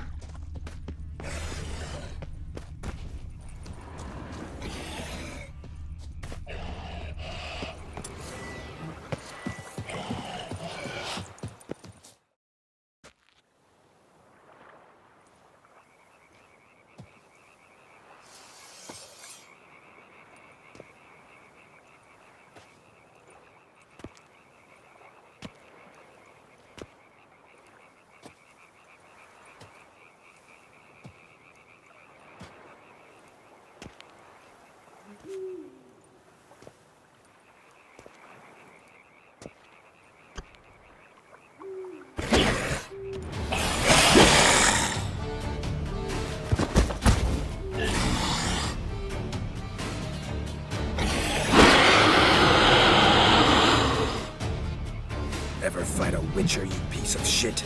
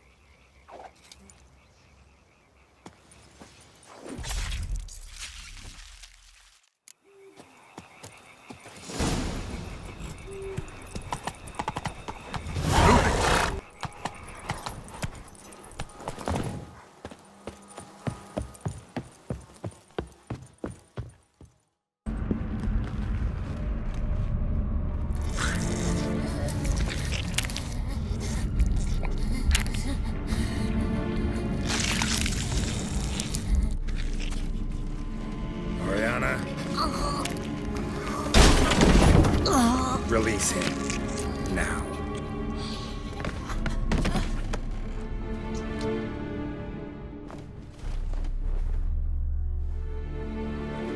I thought it would take you longer. It will. Still not done. Got one more thing to tend to. You. The orphanage. Your wine cellar, right? A larder for blood. I never said I helped these children out of the kindness of my heart.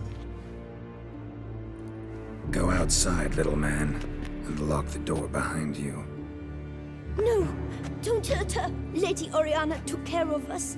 She took us off the street, brought us sweets, sang to us. Leave her be. You see, Witcher? The world's not black and white. It's shades of all kinds. I drank from the children, true, but never so much as to kill. And I gave them a great deal in return.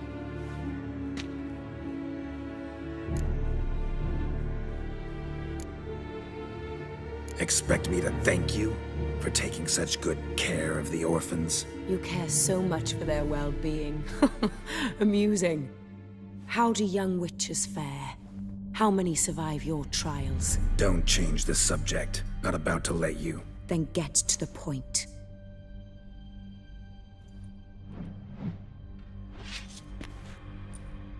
Did what you asked. Children's slaughter's the work of a Garcane. One of those summoned by Dettlaff. Probably supposed to attack the city. Children sent lured it here. Yes, it carries quite a way. Its sweetness teases the nose, gets the mouth watering. Unseen Elder. Where'll I find him? Talk. His lair lies west of the city, across the lake. Look for a cave near the shoreline, and this stone will open a hidden door. Not gonna take me there? I visit the Elder only when I absolutely must. You'll know why once you meet him.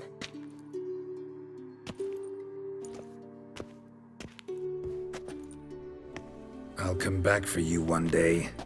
You realize that, right? Then I shall keep an eye out for you.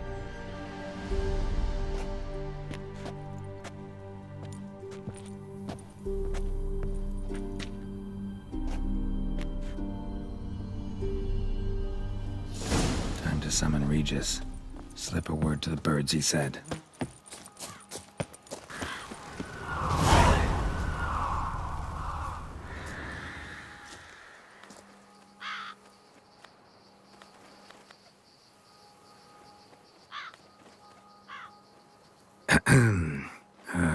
So, I'll be at the boat landing near the palace, waiting for Regis there.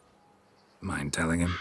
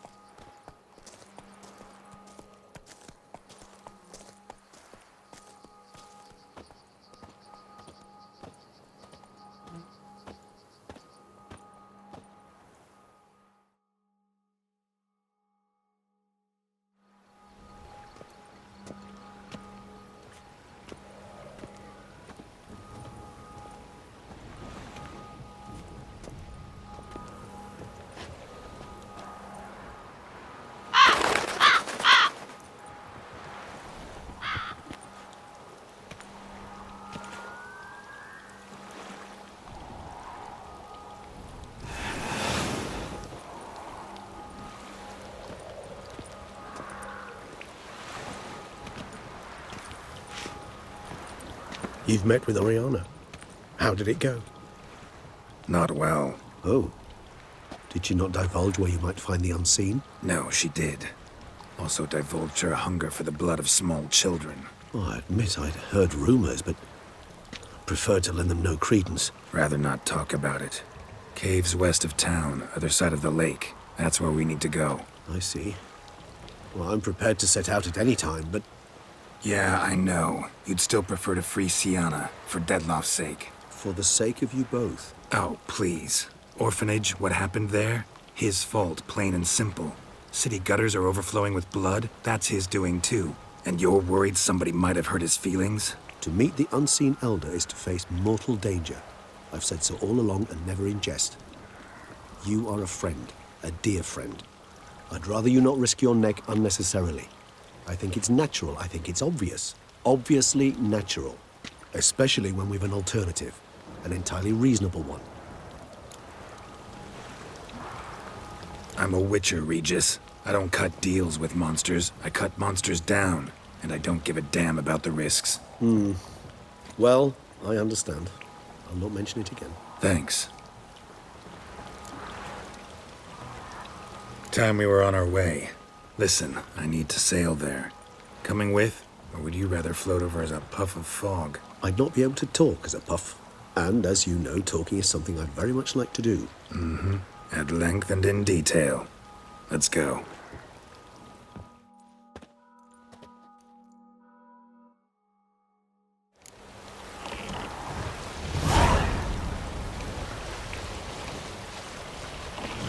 Know much about this unseen elder? Only that he takes unkindly to guests, especially the unannounced. Oh, joy. Got a plan? Some idea how to appease him? Mm-hmm. The custom when meeting an unseen elder is to bestow upon him a stone symbolizing peace. Yet this type of stone occurs only in Harkland. Take it you're fresh out. Alas, just so. Thus, I fear we must rely on my personal charm. Where'd the unseen's hatred of social calls come from? Folk forget to wipe their boots. He gets sick of sweeping up all the time? It's somewhat more complex. Tell me slowly. Don't use complicated words and I might just understand. I don't doubt your intelligence, but, well, it's just hard to explain to a human. This world is a foreign land to us. Unpleasant, hostile even. The Elder does what he can to isolate, protect himself. And we, as all guests, hinder him in this endeavor.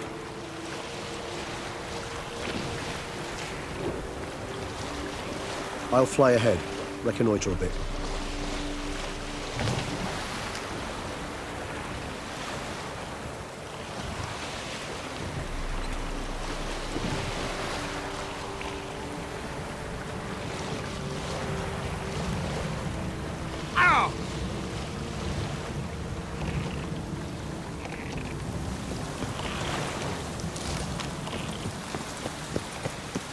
Geralt, over here. Ahem. Might I suggest you use Oriana's key? It worked, and a good thing too. I'd be hard-pressed to see through this gate of the proper fog. What's inside? Know what to expect? Vampires? Funny.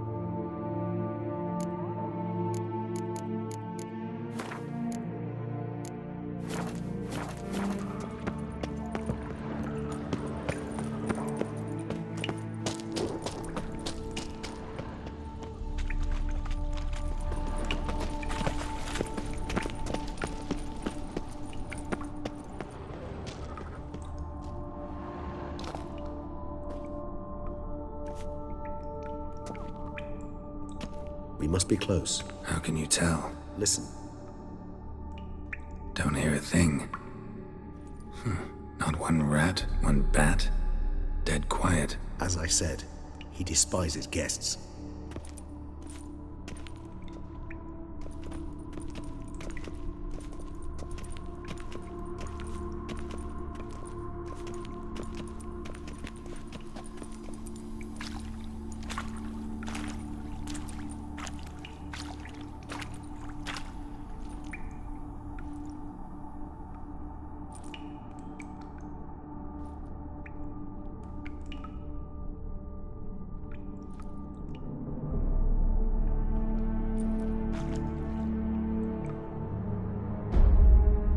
Let's try metal.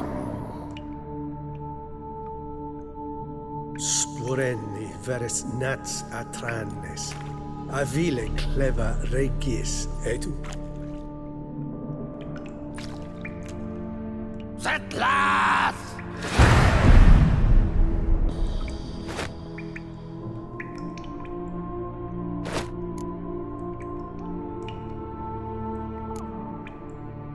Rather not hurt you.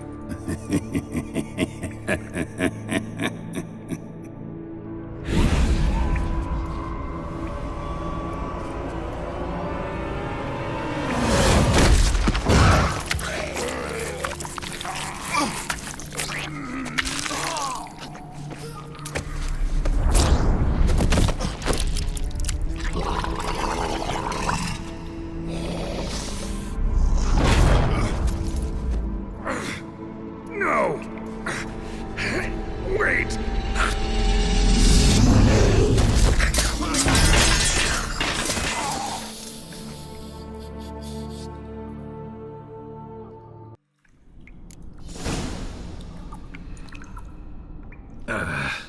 Healing potion. Gotta drink one. Damn it. Lost some gear. Need to find it.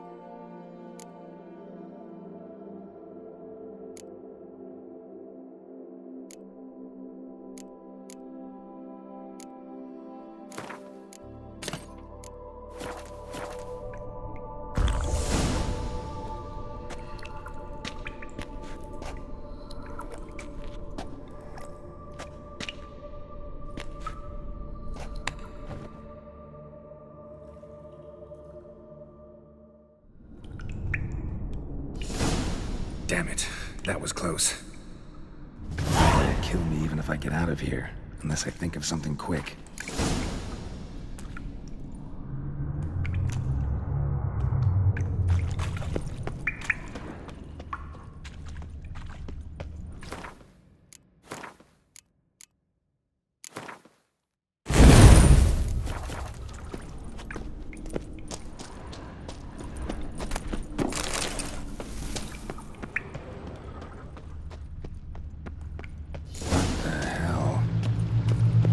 This place.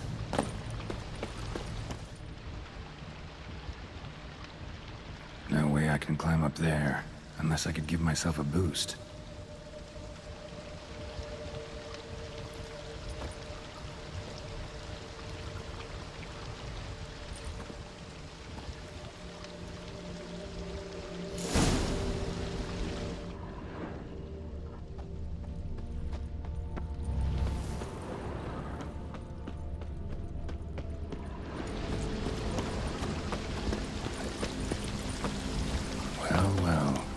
Someone was here before me.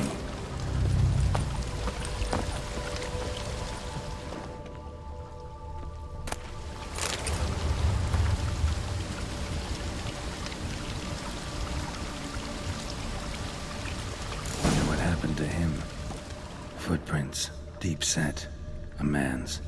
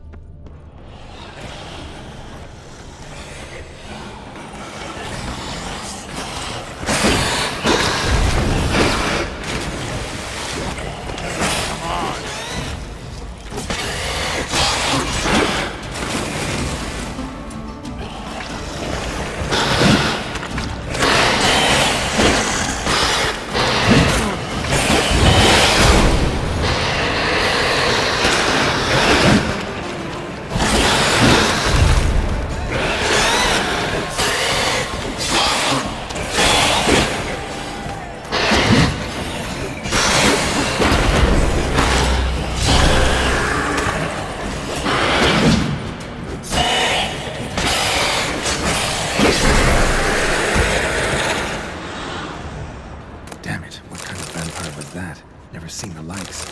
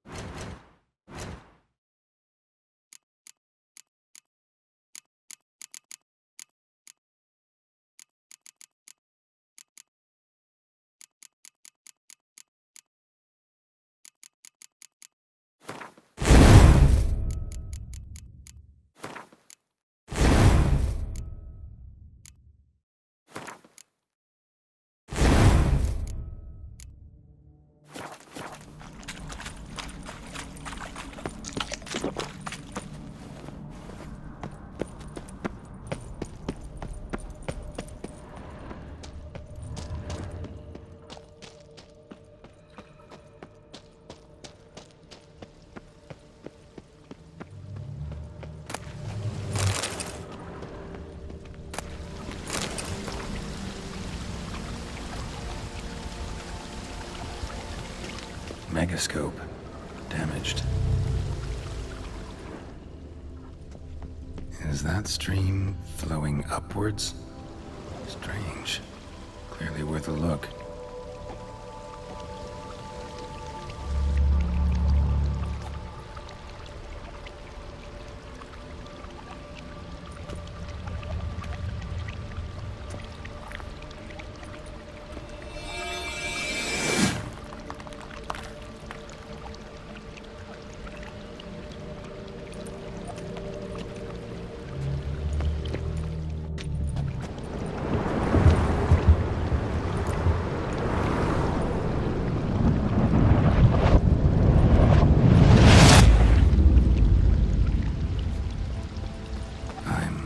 Upside down.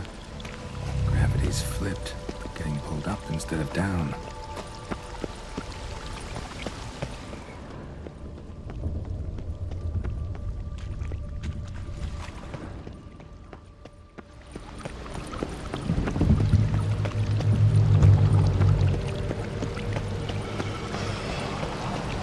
Water is flowing over to the other side, carrying me there too.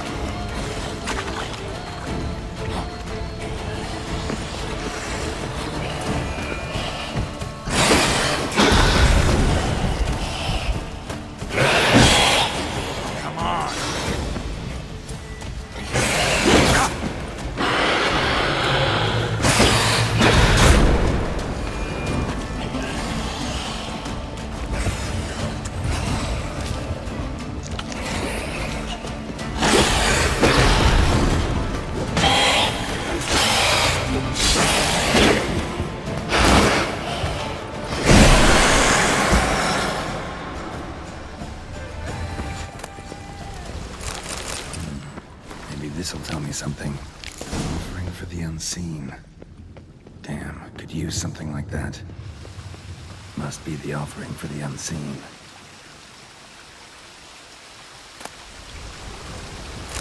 Maybe if I give this to the unseen elder, he won't kill me.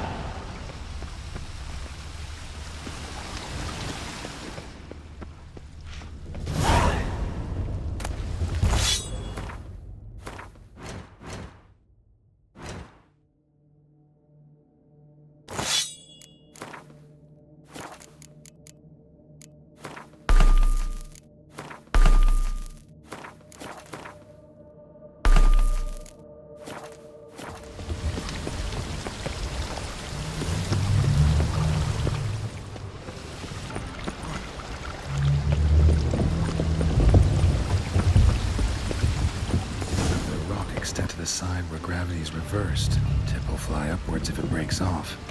Just gotta collapse the base. That should do the trick.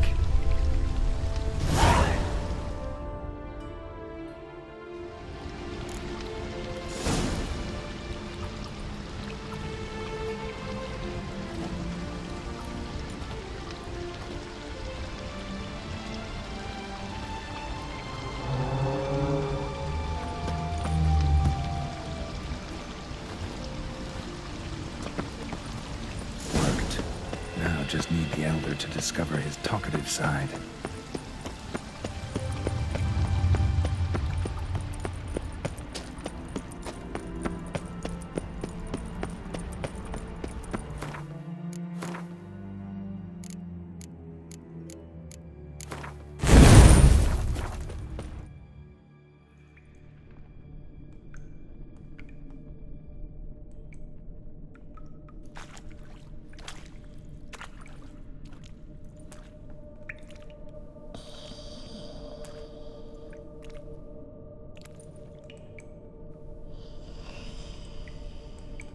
Etzelthi, laut Niama.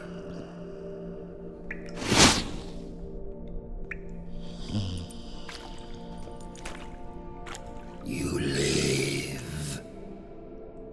Barely.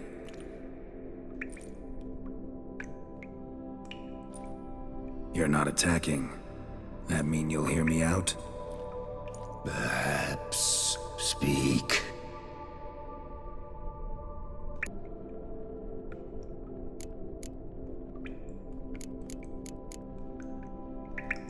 Hear about Dettlaff. I know who he is. What of him? He's sicked a swarm of lesser vampires on the city. I have to stop him. But I do not. Sooner or later, Dettlaff will bring trouble. Serious trouble. How? As Kagmar brought trouble before. Folk will take him down, eventually. Might need a year, or two, or a decade, but they'll find a way. And then they'll go after other vampires. And eventually, they'll find you. And I should fear death? No. But that'll be the end of your peace, your quiet. Knights errant, mages, they'll come here day in, day out. One already managed to teleport here. Others will follow, you can be sure. He'll kill them, of course, so they'll flood these caves, or bring in sappers from Mahakam and collapse them. No. This place must be secure. The gate.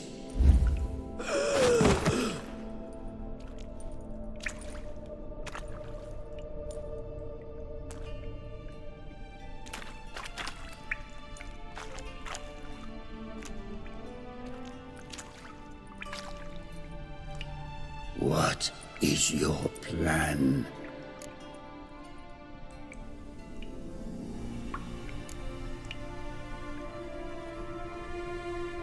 Dettlaff.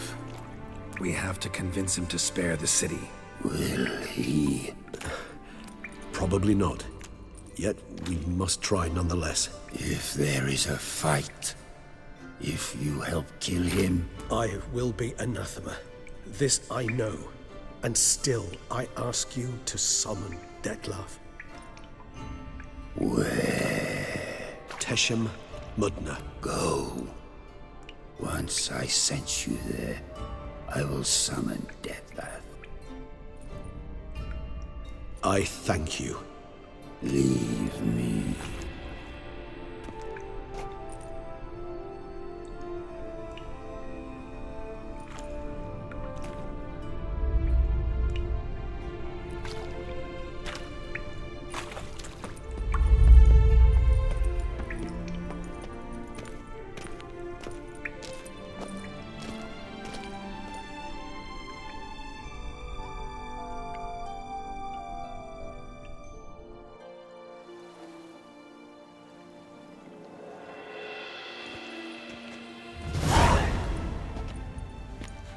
Oh, that went better than I expected it would.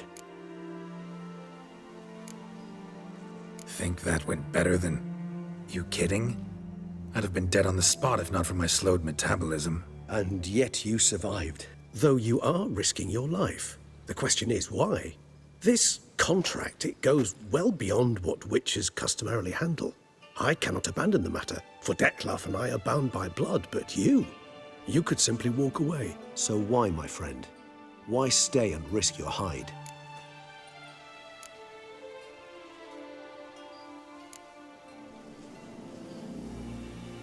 For you. You're in a heap of trouble, Regis. Trouble Detlef brought on. Seen you die once already. That one time was enough. I'm not certain I know what to say. I am grateful, Geralt.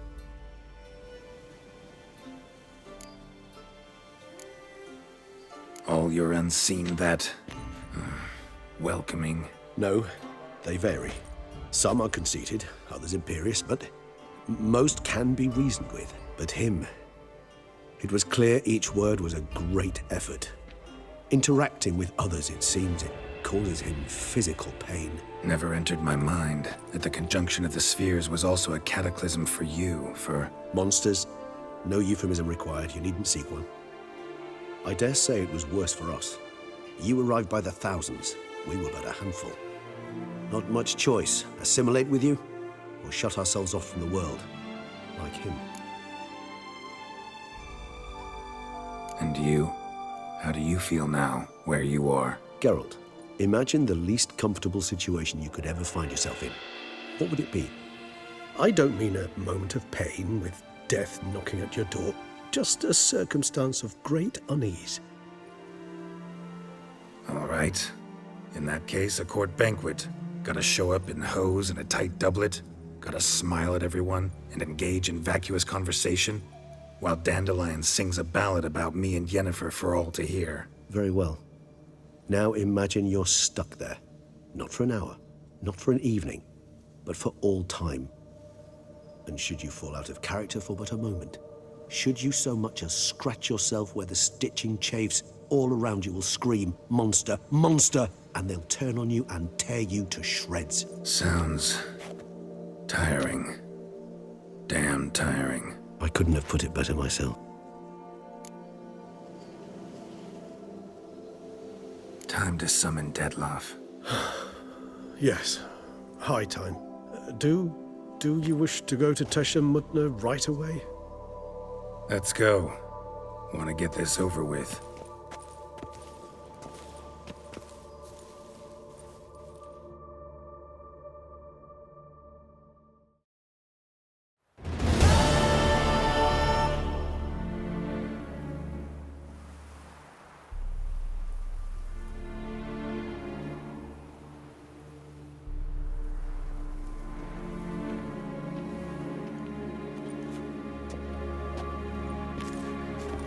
Nice place. Isn't it? Offers a lovely view of the valley.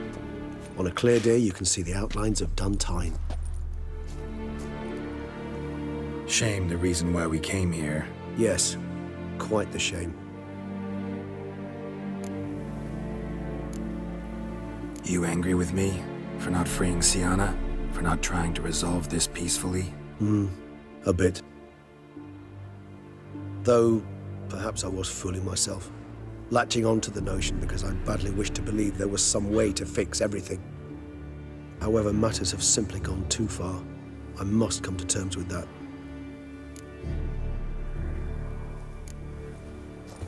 Regis, let the Unseen Elder know we've arrived. Have him summon Dettlaff.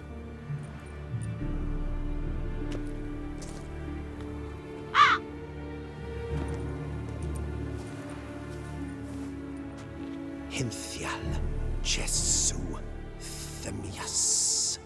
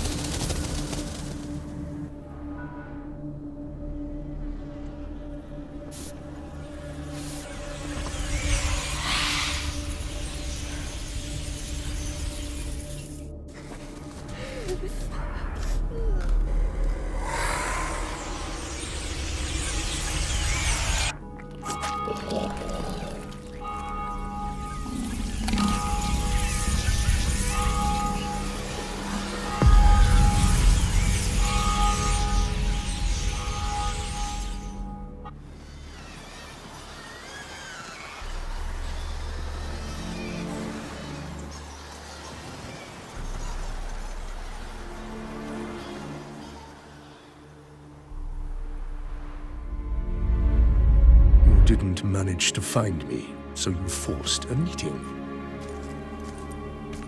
Why? You know why. I've tired of guessing your human thoughts. So articulate them or leave me be. I understand your anger, but you need to stop the attacks in the city immediately. My conditions are clear. I wish to see Reno. I wish to see Siana. Yet she is not here. You know why. The Duchess would not release her. So the Duchess must face the consequences. Dettlaff, please. All this for one woman. You understand nothing.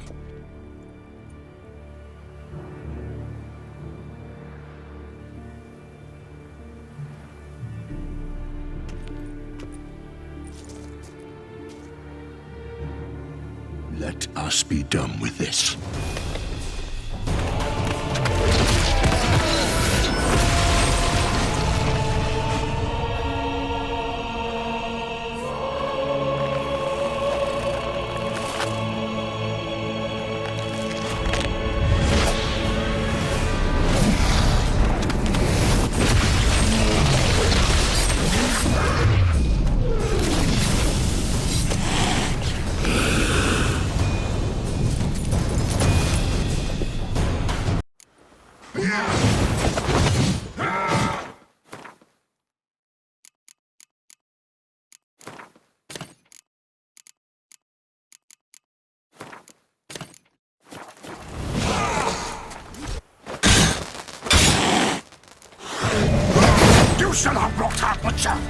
I am disappointed! You murdered innocents. Don't owe you a damned thing.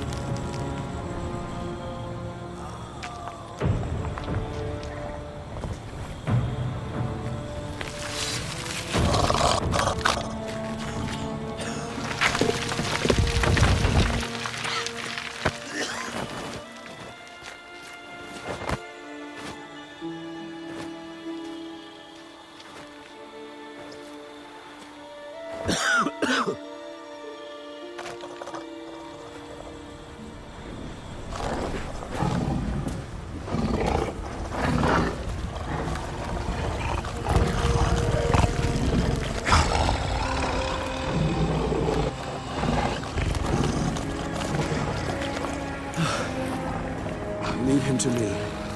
Be gone. I can't let... I insist.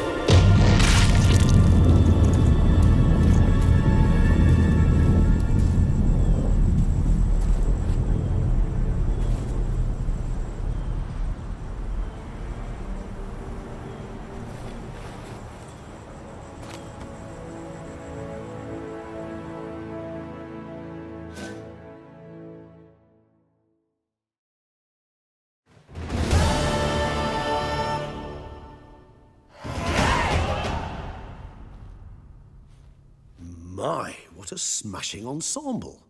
You wear it well. Shut up. I look like a twit. The caftan is sewn of the best fabrics available, and according to the best tailoring practices. But one must have a modicum of taste to appreciate this. Even the most exquisite robes cover only deficiencies in beauty, never in refinement.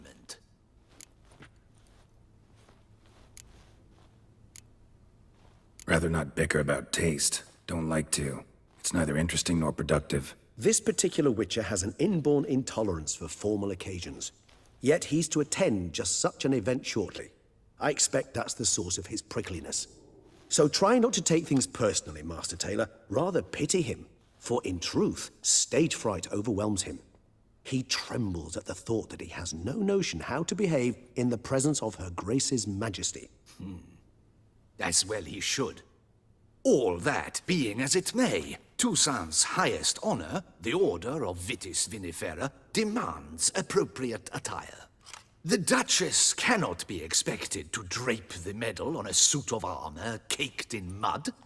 Palace protocol places enormous emphasis on form, virtuous tradition, etiquette. Huh. A tradition which values appearances ahead of all else.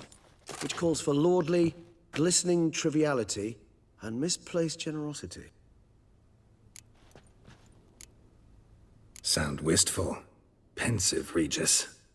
That because they refuse to buy you a new outfit? Hardly. It's the tone I ever adopt when I find myself pondering, which, believe it or not, happens quite a lot.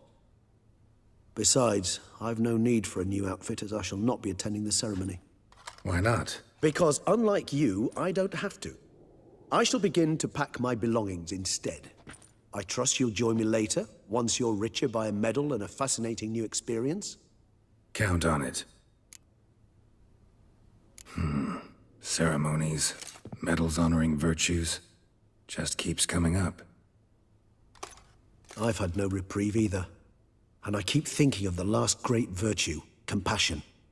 It's the one piece of the puzzle that never seemed to fit. Mean you suddenly believe the 5 virtues theory, after all we've revealed? It's not a question of belief, superstition, or old wives' tales. It's a conclusion derived through exercising pure logic. Syanna planned everything in advance. Had we not stopped her, surely there'd have been a 5th victim. One the gossips would have associated with a lack of compassion. Her plans don't matter now. Can't act on them. Ask the messenger who delivered my invitation to the ceremony. Syanna's in the palace. Courtiers pressured the Duchess to lock her in a tower. Do you care not a whit who else was in her black book? We've some time before the ceremony. We could still chat with that boot-cleaning urchin. He was the one to pass the victims' names to Dettlaff. Perhaps we missed something.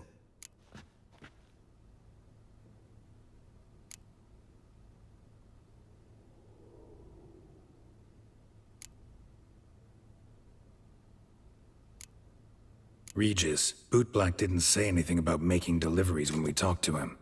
How do you know he handled the letters? While you basked in glory and tried on new formal wear, I conducted a little investigation of my own.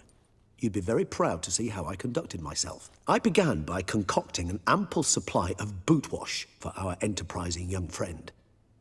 I'd observed that among street folk, amidst their society as a whole, reciprocity takes precedence over all other codes, and thus no good deed goes unrewarded. Of course, the same holds true for malicious or destructive deeds. The letters, what's the connection? When the bootblack arrived to collect his bucketful, he hinted he knew more. Simply put, we'd failed to ask the proper questions when we chatted earlier. It took a bit more tongue-loosening, but ultimately he spoke. He admitted he'd handed Detlef the letters.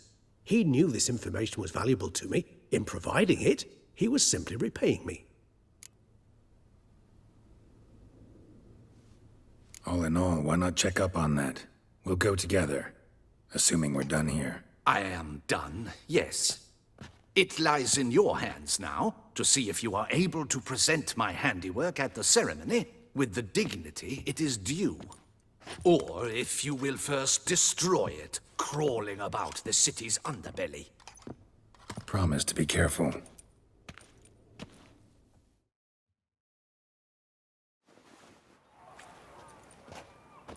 Oh, it's the swordsman. Good to see you. Here for a spiffing?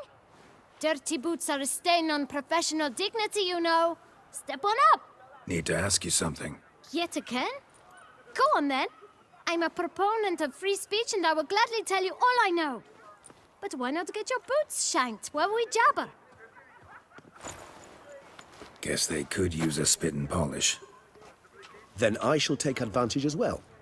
A friend of mine used to say boots should be as clean as the soles that wear them. Clean boots, clean soles. A fine slogan.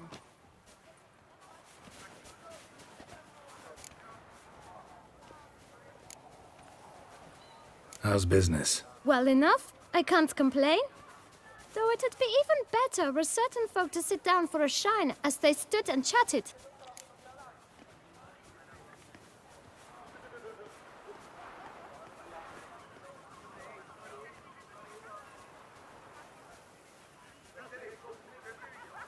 Man in the frock coat.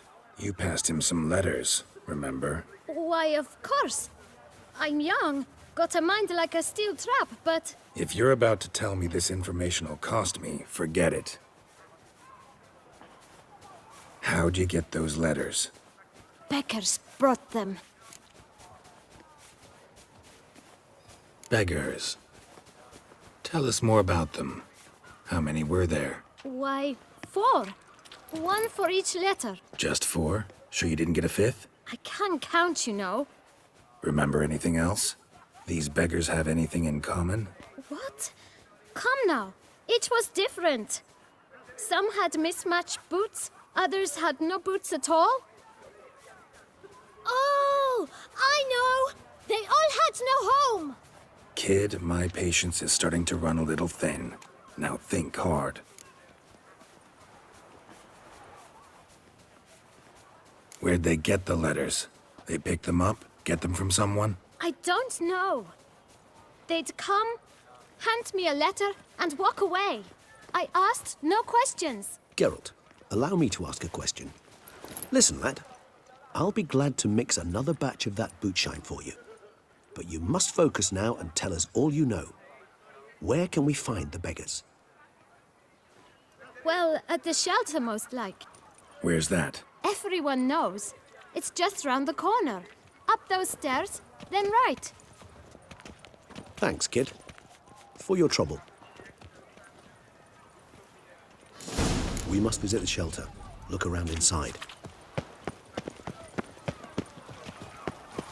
Feast till the wine barrels. You've to move your little camp elsewhere, got it? This is a decent district. We need no... You? What do you want? To talk. Here, that's a waste of breath. We've tried it, only to tire our lips. We'll use other means of persuasion now. Gentlemen, calm, please. Either get out along with these flea-ridden vagabonds, or we'll toss you all out. Our patience is gone. This place is no longer a rank refuse dump. Scram! Decent folk live here. The shelter, them living here, bothers you. Question is why? Look, Ballard. Another defender of the poor. Fighter for justice. Damn nuisance. We've our women and young folk living next door, when even grown men fear to walk past such rabble. Decent folk you mention. Mean yourselves. Why? Do you doubt it? Hell yes. Hear that, Artois? He poking insults us. On our own turf. We should step aside, good fellow. My friend is perfectly capable of settling this unfortunate dispute on his own.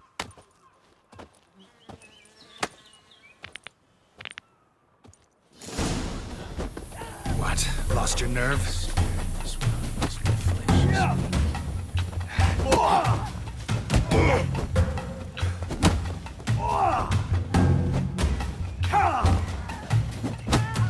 Witcher! Fucking twit. Not a witcher.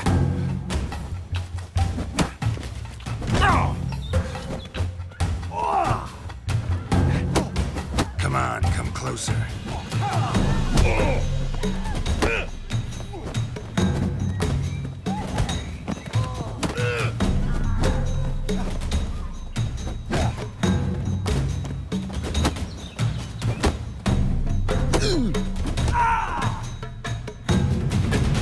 All right.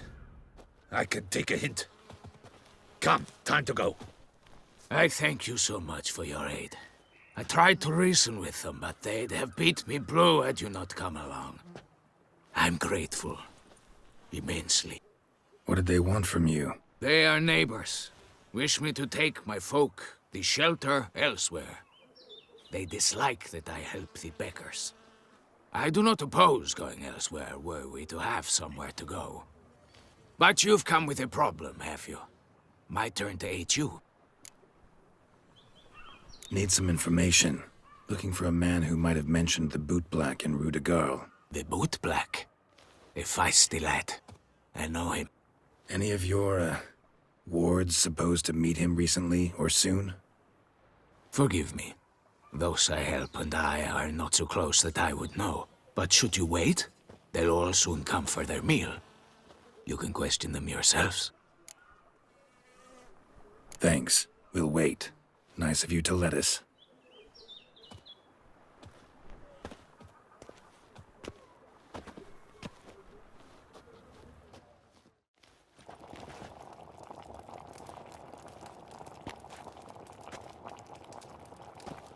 My dears, I've a matter to address before I serve the soup.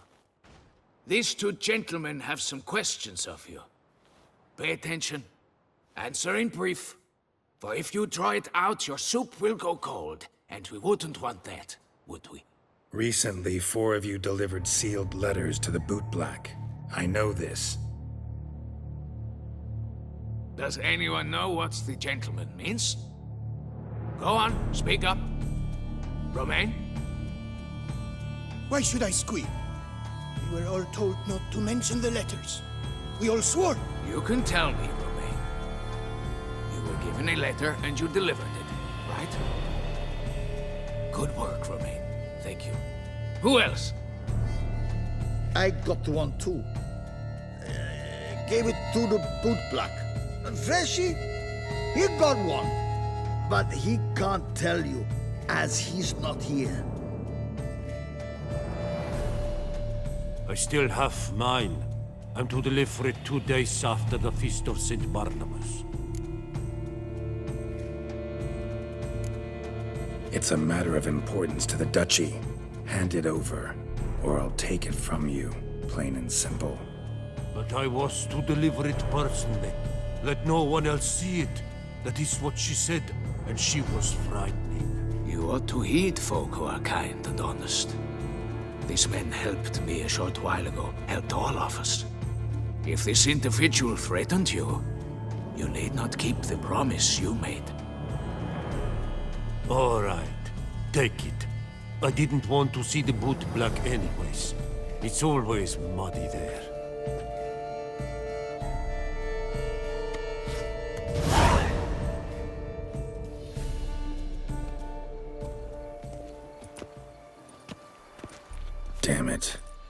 What is it? Another name, truly? See for yourself. Well. I must say, even I did not expect this. This time you will see to our Duchessa. It seems we underestimated Siana rather grossly. Judging by this, Detloff was literally supposed to tear her heart out. Yet first you must snap her neck. Puzzling.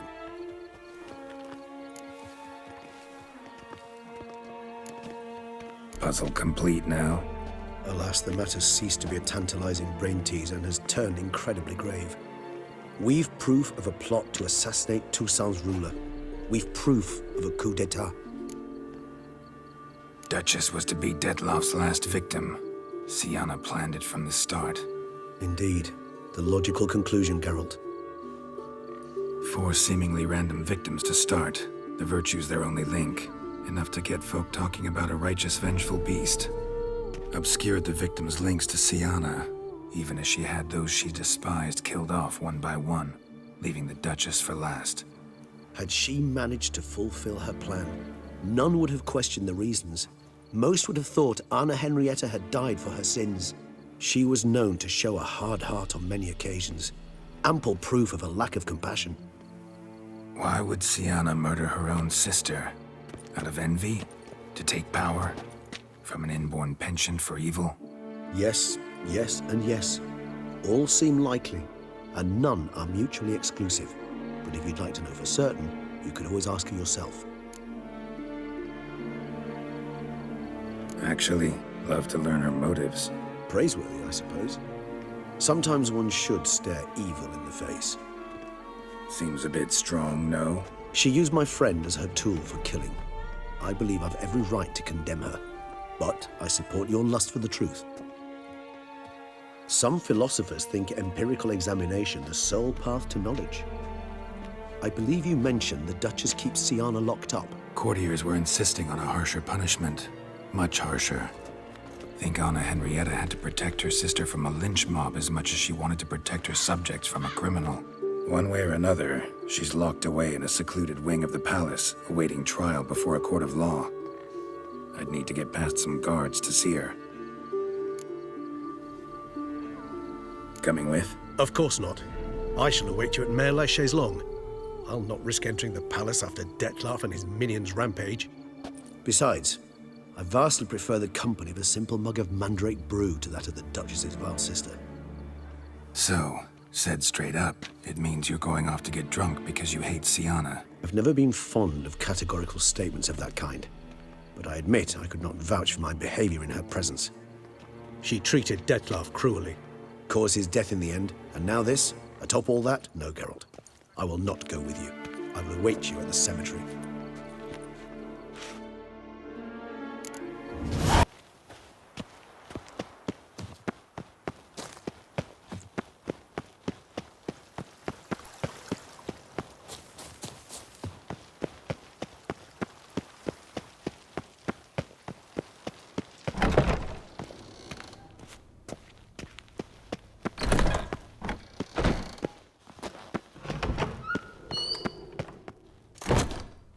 Halt!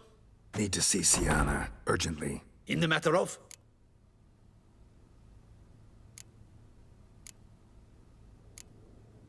Want to talk to her. It's important. Want to talk? Go see your gran at tea time. Not one locked up on the Duchess's orders. No doing without special permission. Period. Found some information important to her case. Need an explanation, urgently. Ah, fine then. You're that witcher who solved the murders, no? Then you've my permission, but only for a few minutes. Promise to be brief.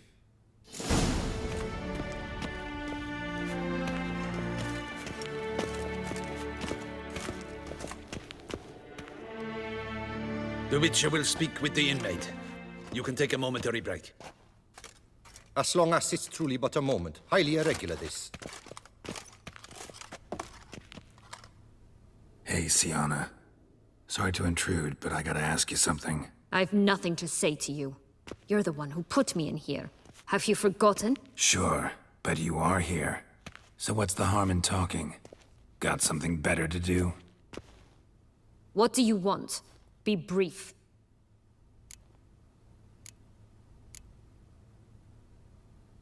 Went to a place where Beauclair's beggars congregate.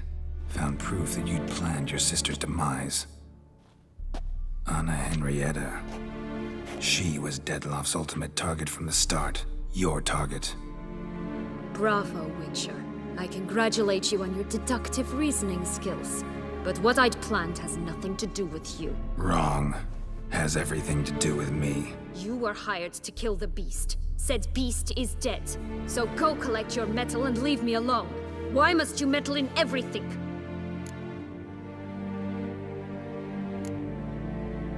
Just like to know what's going on around me. Can't stand confusion, unexplained situations.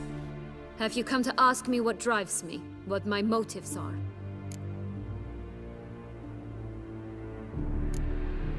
Actually came hoping to learn something.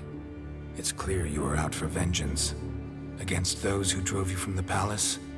Curse of the Black Sun. That was their reason, right?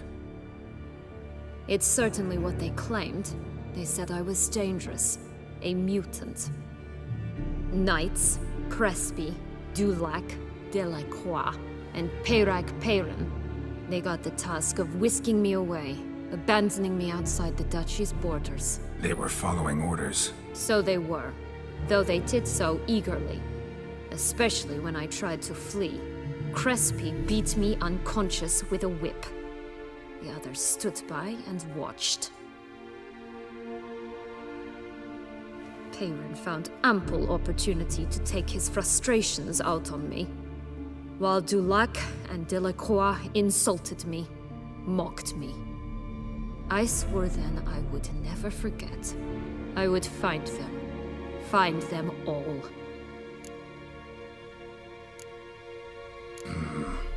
Explains a bit. A lot. You had a right to feel rage, resentment. But those motives aren't enough to justify the means you chose. I didn't expect you to understand. I need no sympathy. Not from you, not from anyone. I regret nothing. If I could turn back time, I'd not decide otherwise at any juncture. They all deserve to be punished. My sister most of all. Enough. Your visit's done. Ah, thank the stars.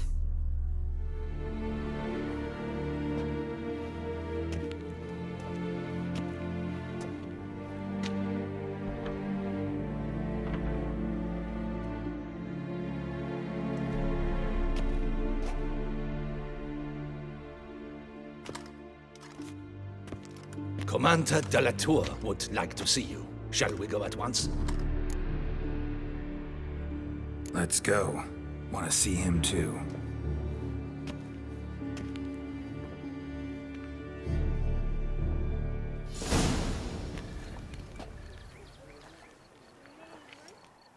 Damien. Geralt, it's about time. Ready for the ceremony? Got some important information. Anna Henrietta was supposed to be Dettlaff and Syanna's 5th victim. You are certain of this? Completely. Found proof. Inconceivable. How could she? The murders, the mayhem she brought down on the city, were they not enough?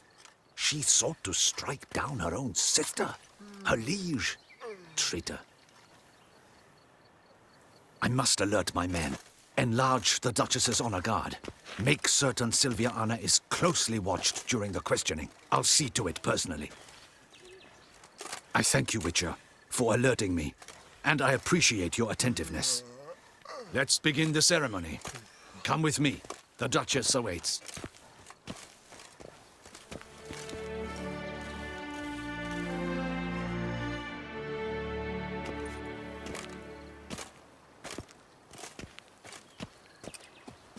In the Guild's name, I beg your assistance, your enlightened highness.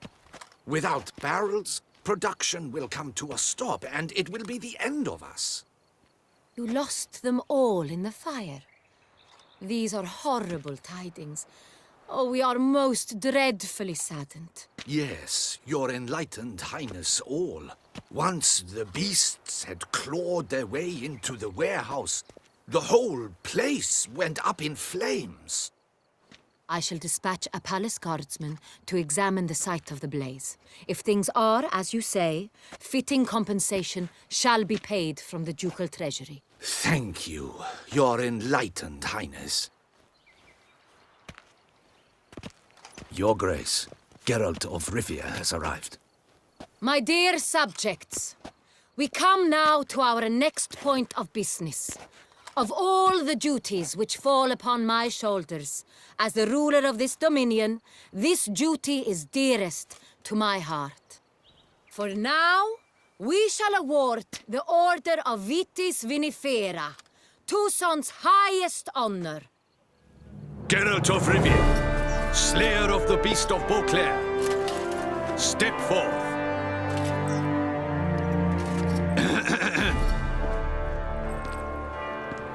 We bestow the distinction upon the Witcher, who saved Beauclair from the terrible beast. Such is our desire. May this symbol serve as a reminder to all that the Witcher shall forever remain a friend of Beauclair.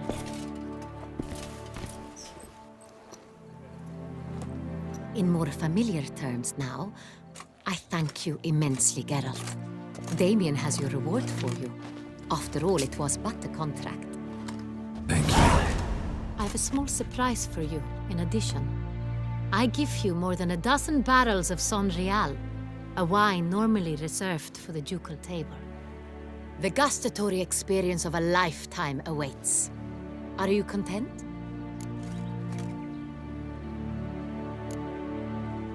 Feels like a second distinction. I'm honored. Thank you. I trust you shall make good use of it.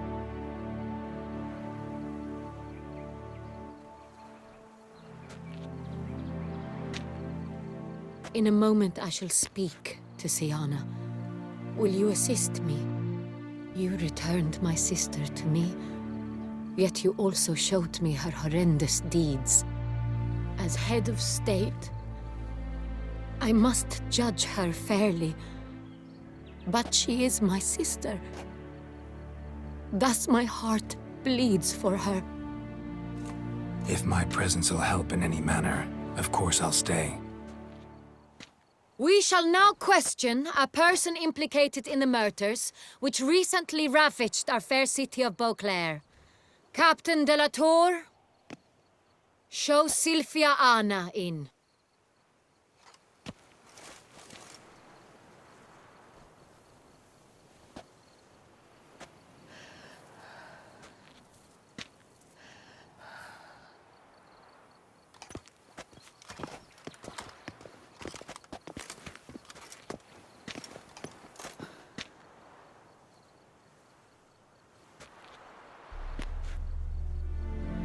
The Witcher will take part in our talk.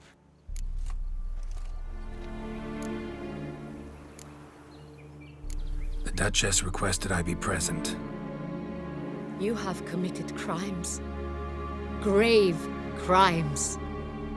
Yet you are my sister, and my heart does not allow me to treat you as a common criminal. Thus I have asked Geralt to advise me, as one impartial.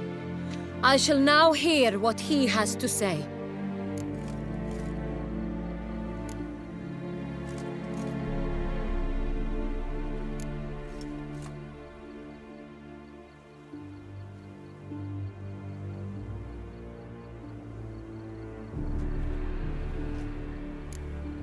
No matter the mitigating circumstances, whatever they may be, Siana is a criminal and should be tried as such. And punished as such. Her guilt is clear. Your words sadden me greatly, Witcher. But I cannot deny their logic. Siana, you shall be tried and given a fitting punishment. Yet we shall never cease to be family.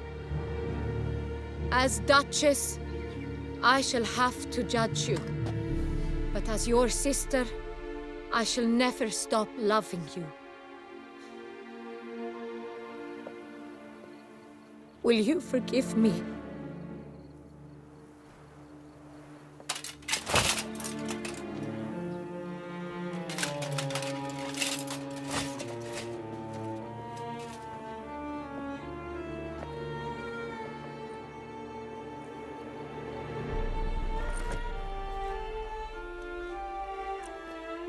I shall never forgive you.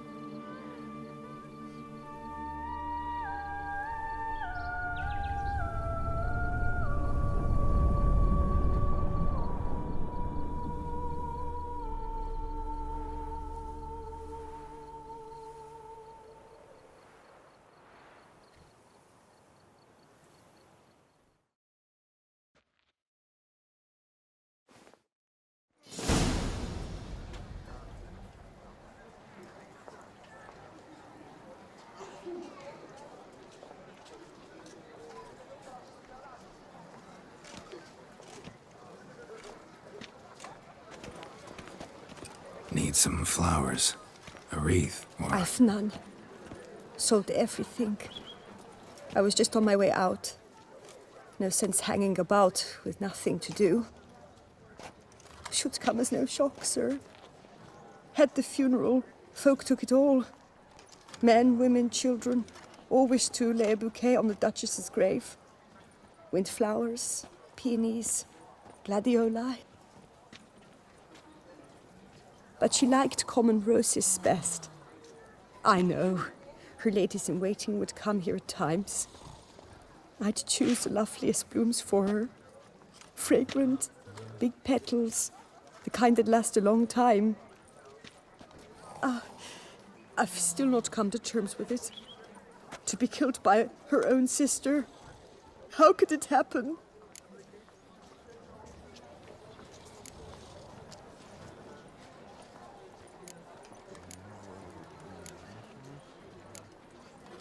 Anna Henrietta wanted to believe there was still hope for Sienna, that she'd show remorse. She reached a hand out to her. Too soon. Too trusting. Oh, I know you. You're that witcher from the north. The one that saved us from the beast. Mm-hmm. Could say that. Wait here. Take these. Thought you were out of flowers. I put a bouquet aside. I was to take it to her myself. But you have it. I know you held the Duchess dear. How much do I owe you? Not a copper. Keep your coin and raise a toast in her memory tonight. Do just that. Farewell.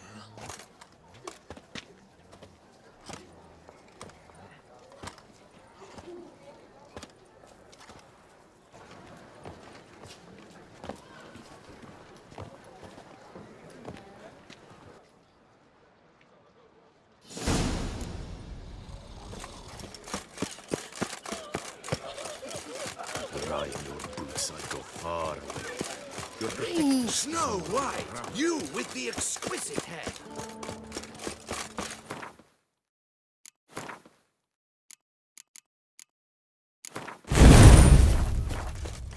Sir, the Perak how the mighty fall.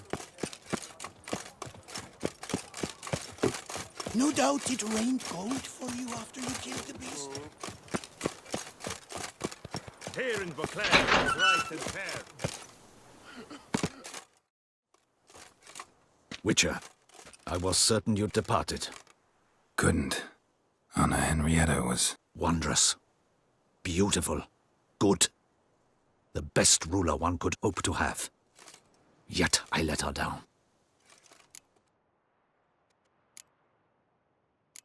Not the time to give in to weakness. You're the commander of her guard. Ought to set an example for others. Be dignified, standing guard over her grave. It's what Anna Henrietta would have wanted. You are right, Geralt. There will be a time to grieve later. My duty to the ducal seat, that comes first now. Come to pay my respects. Bid the Duchess farewell. White roses. They were her favorite. Go inside, then. She lies in the ducal crypt. In one room with her murderer. Despite my protests. What?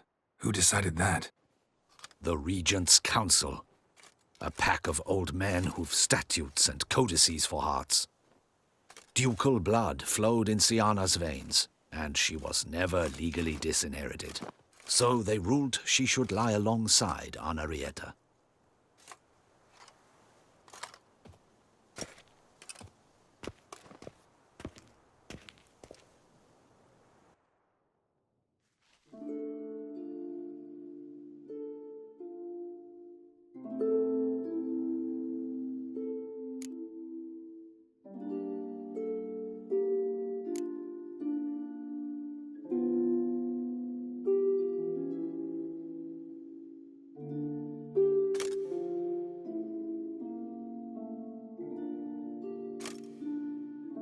And all this, what did it bring you? Rest in peace.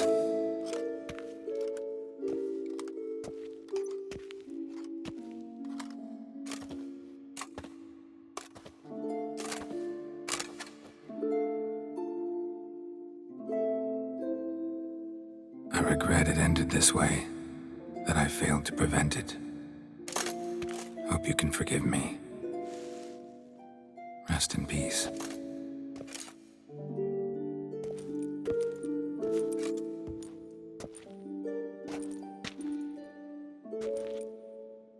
Stylish crypt, quite subdued. Yes, this is the kind of eternal resting place I dream of. Moments like this, I never know if you're joking or serious. Serious, Geralt, serious. It's remarkably peaceful, subtly charming to the hilt. A perfect match for the Duchess's dignity. Ah, you humans, you'll never cease to amaze me. To feel despair in the face of natural processes to which you are predestined. I've come to take you from this place, my friend. Dare say you deserve a speck of respite after the mad whirl of the last few days.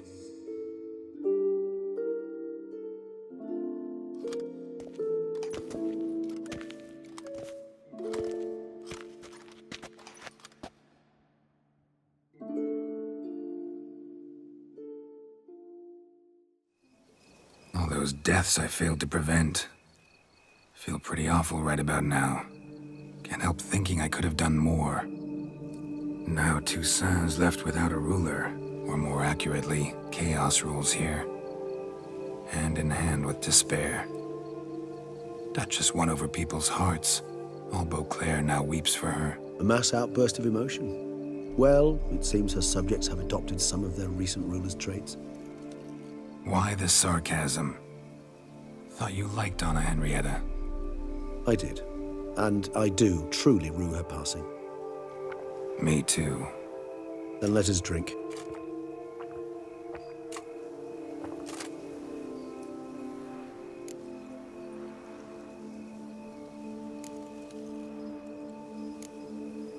Whatever you say about Siana, you gotta admit, she was unbending. That she was. I do admit it. Though, in her case, it would have been better if she had been a tad more, philosophical, pausing from time to time to reflect on the propriety of her actions. True.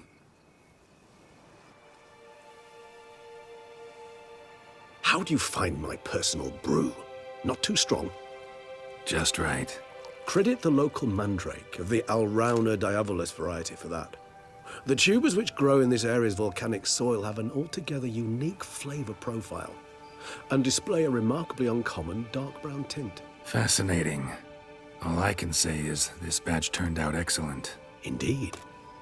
It might be wise to stockpile some roots for the future. Would you care to accompany me? If you think it's a good idea, let's go. But I think you might be forgetting one thing.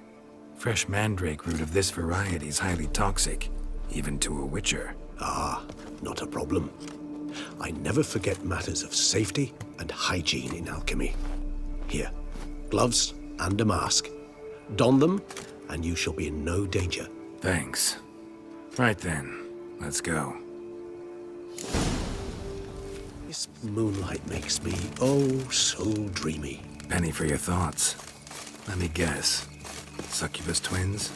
No, I was thinking about, how anything can look interesting when properly lit. Even an old necrophage corpse? You've not an ounce of refinement in you, have you?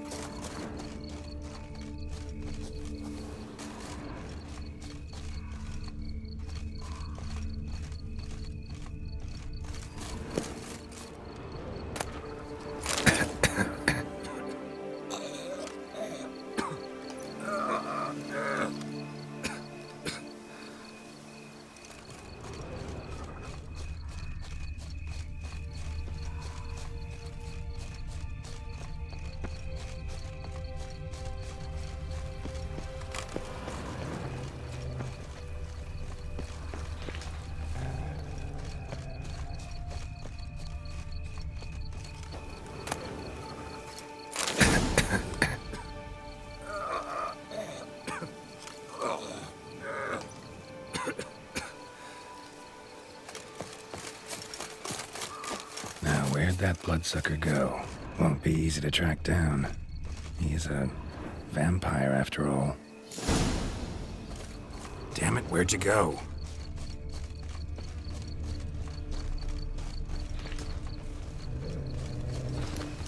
Regis! You raise your hand against the back. I did what I had to do! Those Bruxay, they called you a traitor. Alas, we've a very simple code of honor, we vampires. So simple you might call it trivial. Either one is with us, unconditionally, regardless of the circumstances, or... Won't let it go, will they? They will not. Fortunately, we've another rule, an unwritten one, and just as trivial as the first. It is neatly summarized in the saying, out of sight, out of mind. That is why I must leave Toussaint. For a vastly long time, most like. Yeah, I get it. Let us make for my camp. I've an overwhelming desire to have another drink.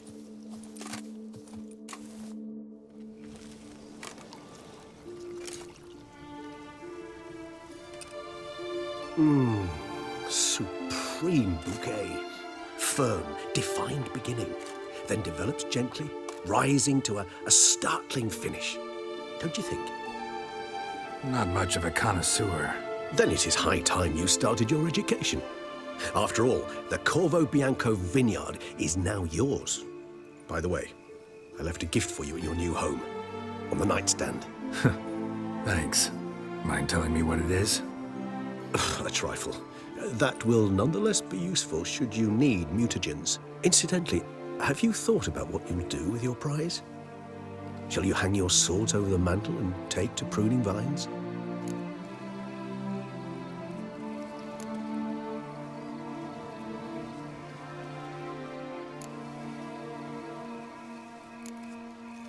Know what? Think I just might. Come on now, don't laugh. Maybe not today or tomorrow. But one day I'll want to see what it's like. To just wake up every day in my own bed. Oh, stop, please. Sounds so sentimental, my fangs have begun to hurt. Then what? Will you begin writing your memoirs like Dandelion?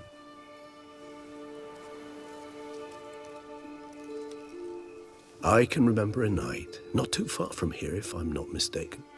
We hid in a cave while a blizzard raged all about. Does that sound at all familiar? How could it not? We just set off to rescue Ciri from Vilgefortz. Oh, our encounter with Vilgefortz. That is something I do not remember so fondly. But that first stay in Beauclair, far calmer than this one. Seemed like a land straight out of a fairy tale back then. Its sole problem, cellar's too small to accommodate all that wine. Appearances, Geralt. Appearances, like Mamoons and Dopplers, deceive. So what did become of Vilgefortz? Killed him. Sure wasn't easy, though. What about you? Any idea where you'll go? Distance is of the essence. I thought I might venture south. Nilfgaard? Why ever not? The Nilfgaardians are a modern society. None there believe in vampires anymore. This fact alone could be very useful to one wishing to remain incognito. Interesting point of view.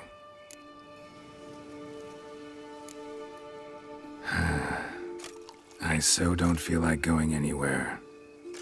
Sit here a while longer? So we shall, my friend. We have witnessed, and in fact on several occasions incited, many great and weighty events. After all that toil, I believe we deserve a bit of a rest. That we do.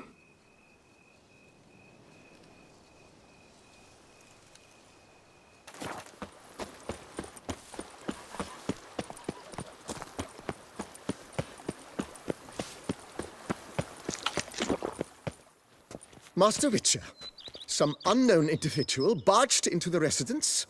I resisted as best I could, but to no avail. Who is it? Alas, they did not do me the basic courtesy of introducing themselves.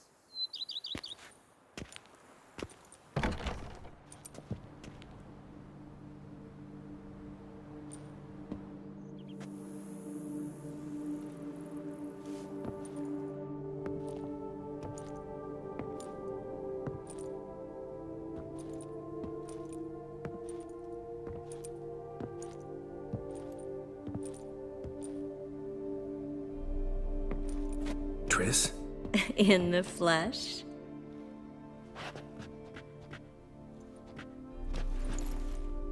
I thought you were in Kovir. I got tired of waiting for you, so I decided to head to Toussaint. Catch some sun, see how things are going. You said it would only take a moment. Things are pretty much wrapped up, luckily. We'll be able to head north soon. I hope you're not upset I came like this, without warning. True, I haven't always been fond of surprises. They remind me of work, the law of surprise, surprise child. But I think I've changed my mind. Seems surprises can actually be pleasant. Very pleasant. Let's go outside. There's this one cozy spot you're gonna love.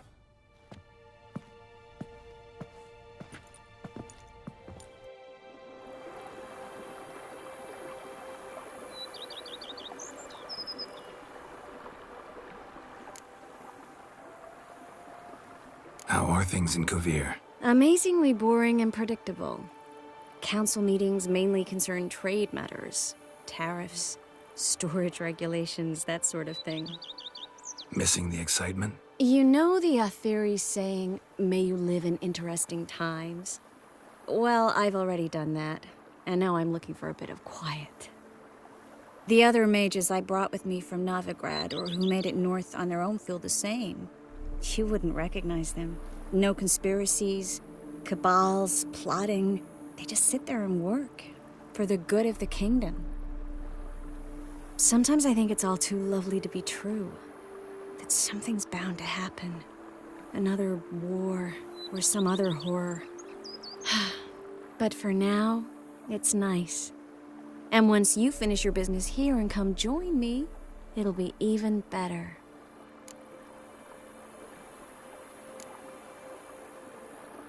So, how do you like my vineyard? I think you know the answer to that. I like it a lot. House is big, but not showy.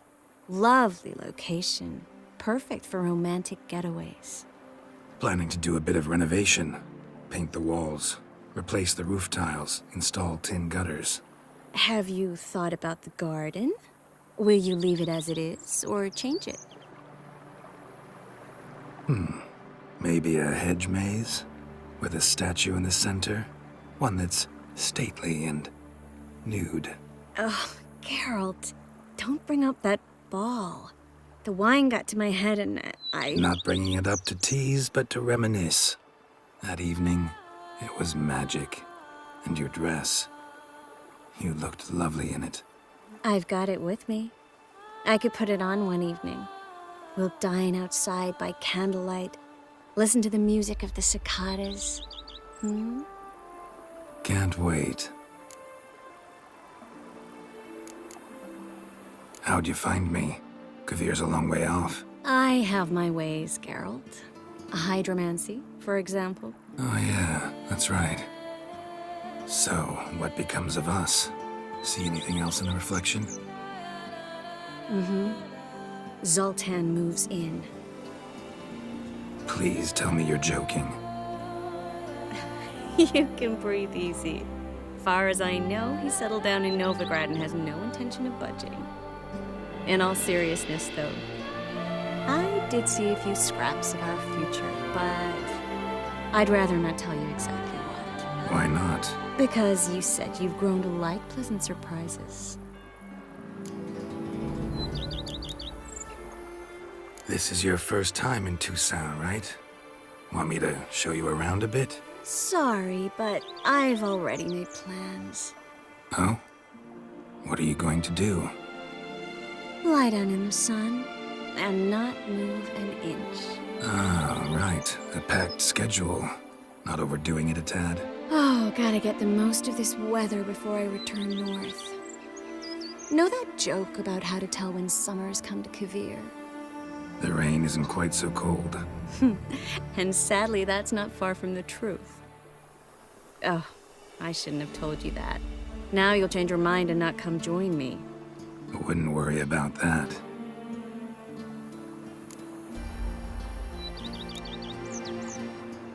Mind if I leave you here alone for a moment? Just a moment.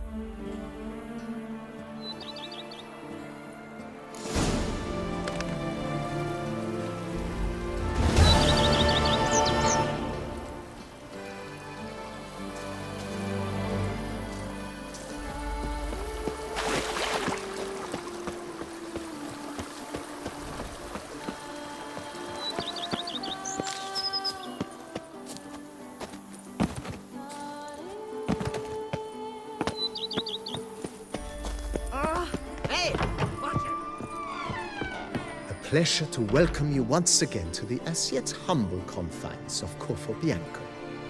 When last we met, I did not get the opportunity to present my credentials. With your permission, I shall do so now. I previously served with distinction at the Nibli family manor and in Nazaire with Admiral Rompali, who, as you are certain to know, is an extraordinary, demanding gentleman. Whoa, Barnabas Basil. One thing you ought to know. I'm not your typical landed gentleman. Truth be told, this is the first real property I've ever owned. Oh, in that case, you must leave it all to me. I shall organize, see to everything, and whip the house into order. I dare say this place will soon be the most prosperous vineyard around. Great. Can already see I'm in good hands. Starting to really like this place. Maybe we should keep going, refurbish some more. What do you think, BB? As you wish, sir. Shall we see to the house or the grounds this time?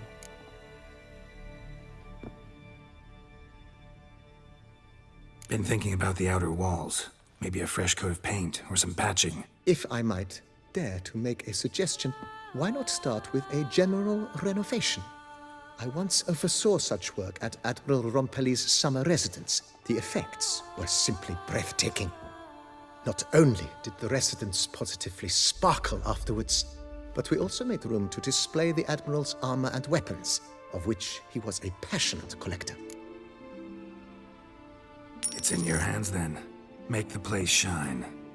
I shall get to work immediately. Within a day's passing, I shall have sent for the crew which rebuffed the Admiral's residence. They are the finest specialists around. Highly skilled at what they do, it shall not take them too long, I wager. 2 days after they begin, your eyes will behold your residence in its refurbished, rejuvenated, beautified state.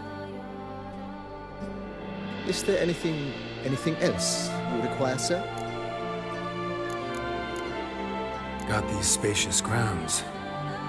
But maybe it's time to make them more... useful. Oh, yes. We certainly should. The way I see things, given your trade, sir, you would be wise to put in a grindstone and an armorer's table. A good way to start things off, don't you think?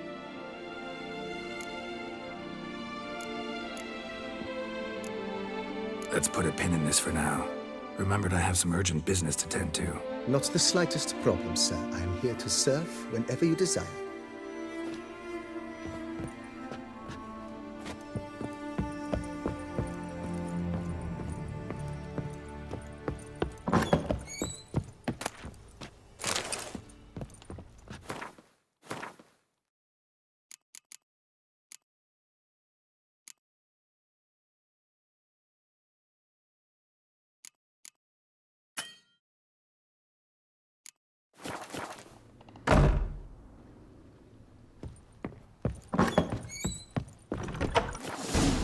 From the blood gulpers.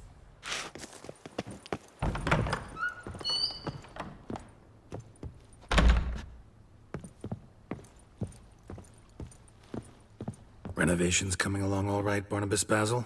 Superbly, sir. General refurbishment has been completed. And I took the liberty of adding 2 racks, each upon which you might hang weapons and armor, if you've some pieces you'd like to display. Likewise, I have prepared a few spots in which new paintings might be hung. In Athenus, the laborers dusting out the cellar have made a most unusual discovery. I believe it's something you'll wish to see. If you say I should see it, I'll go see it right now, BB.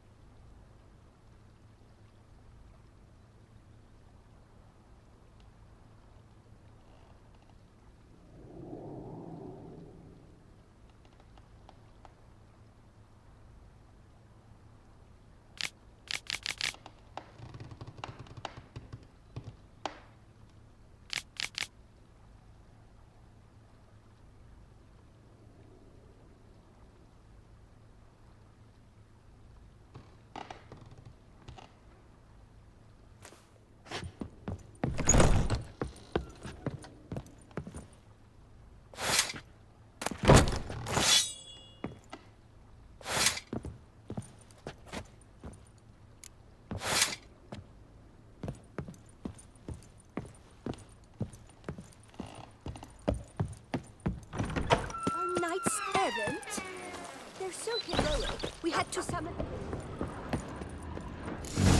Strange. Something behind this wall, I think.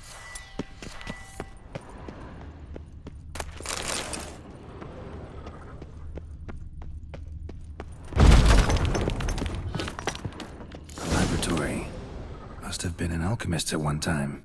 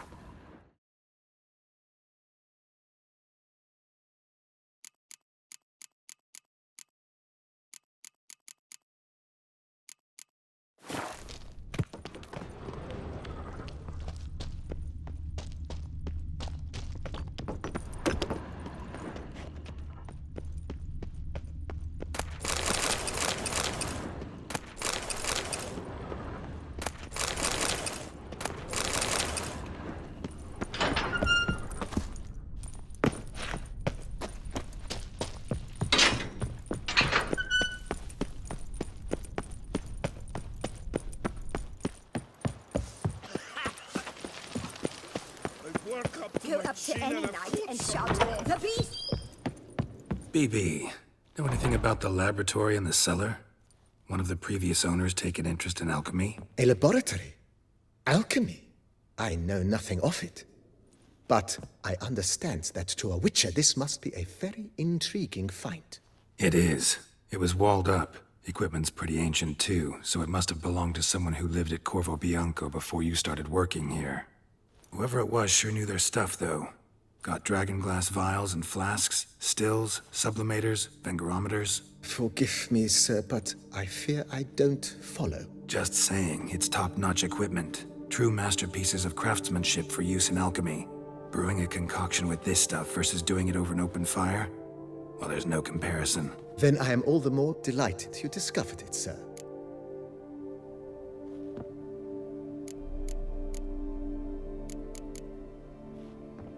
Starting to really like this. As you wish, sir.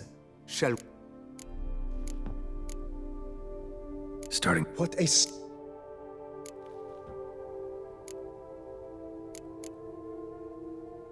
You know, Roach, my horse? Well, we've been through a lot together. And since I finally got a decent place to stay, I think she deserves one too. Oh, a sturdy stable testifies to a most honorable owner. Just say the word, and I'll have them start working on it at once. My Roach deserves the best. Have them refurbish the stables. I shall get to work at once. Yet finding workmen and completing construction takes time, though likely no more than 2 days. Will you be needing anything else, sir? That's... Not this...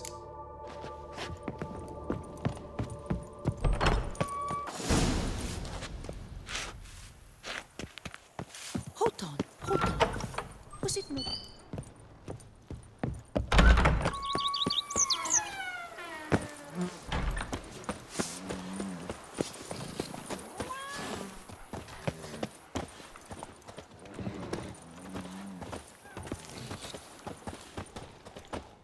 You tallywhacked the beast? Not bad.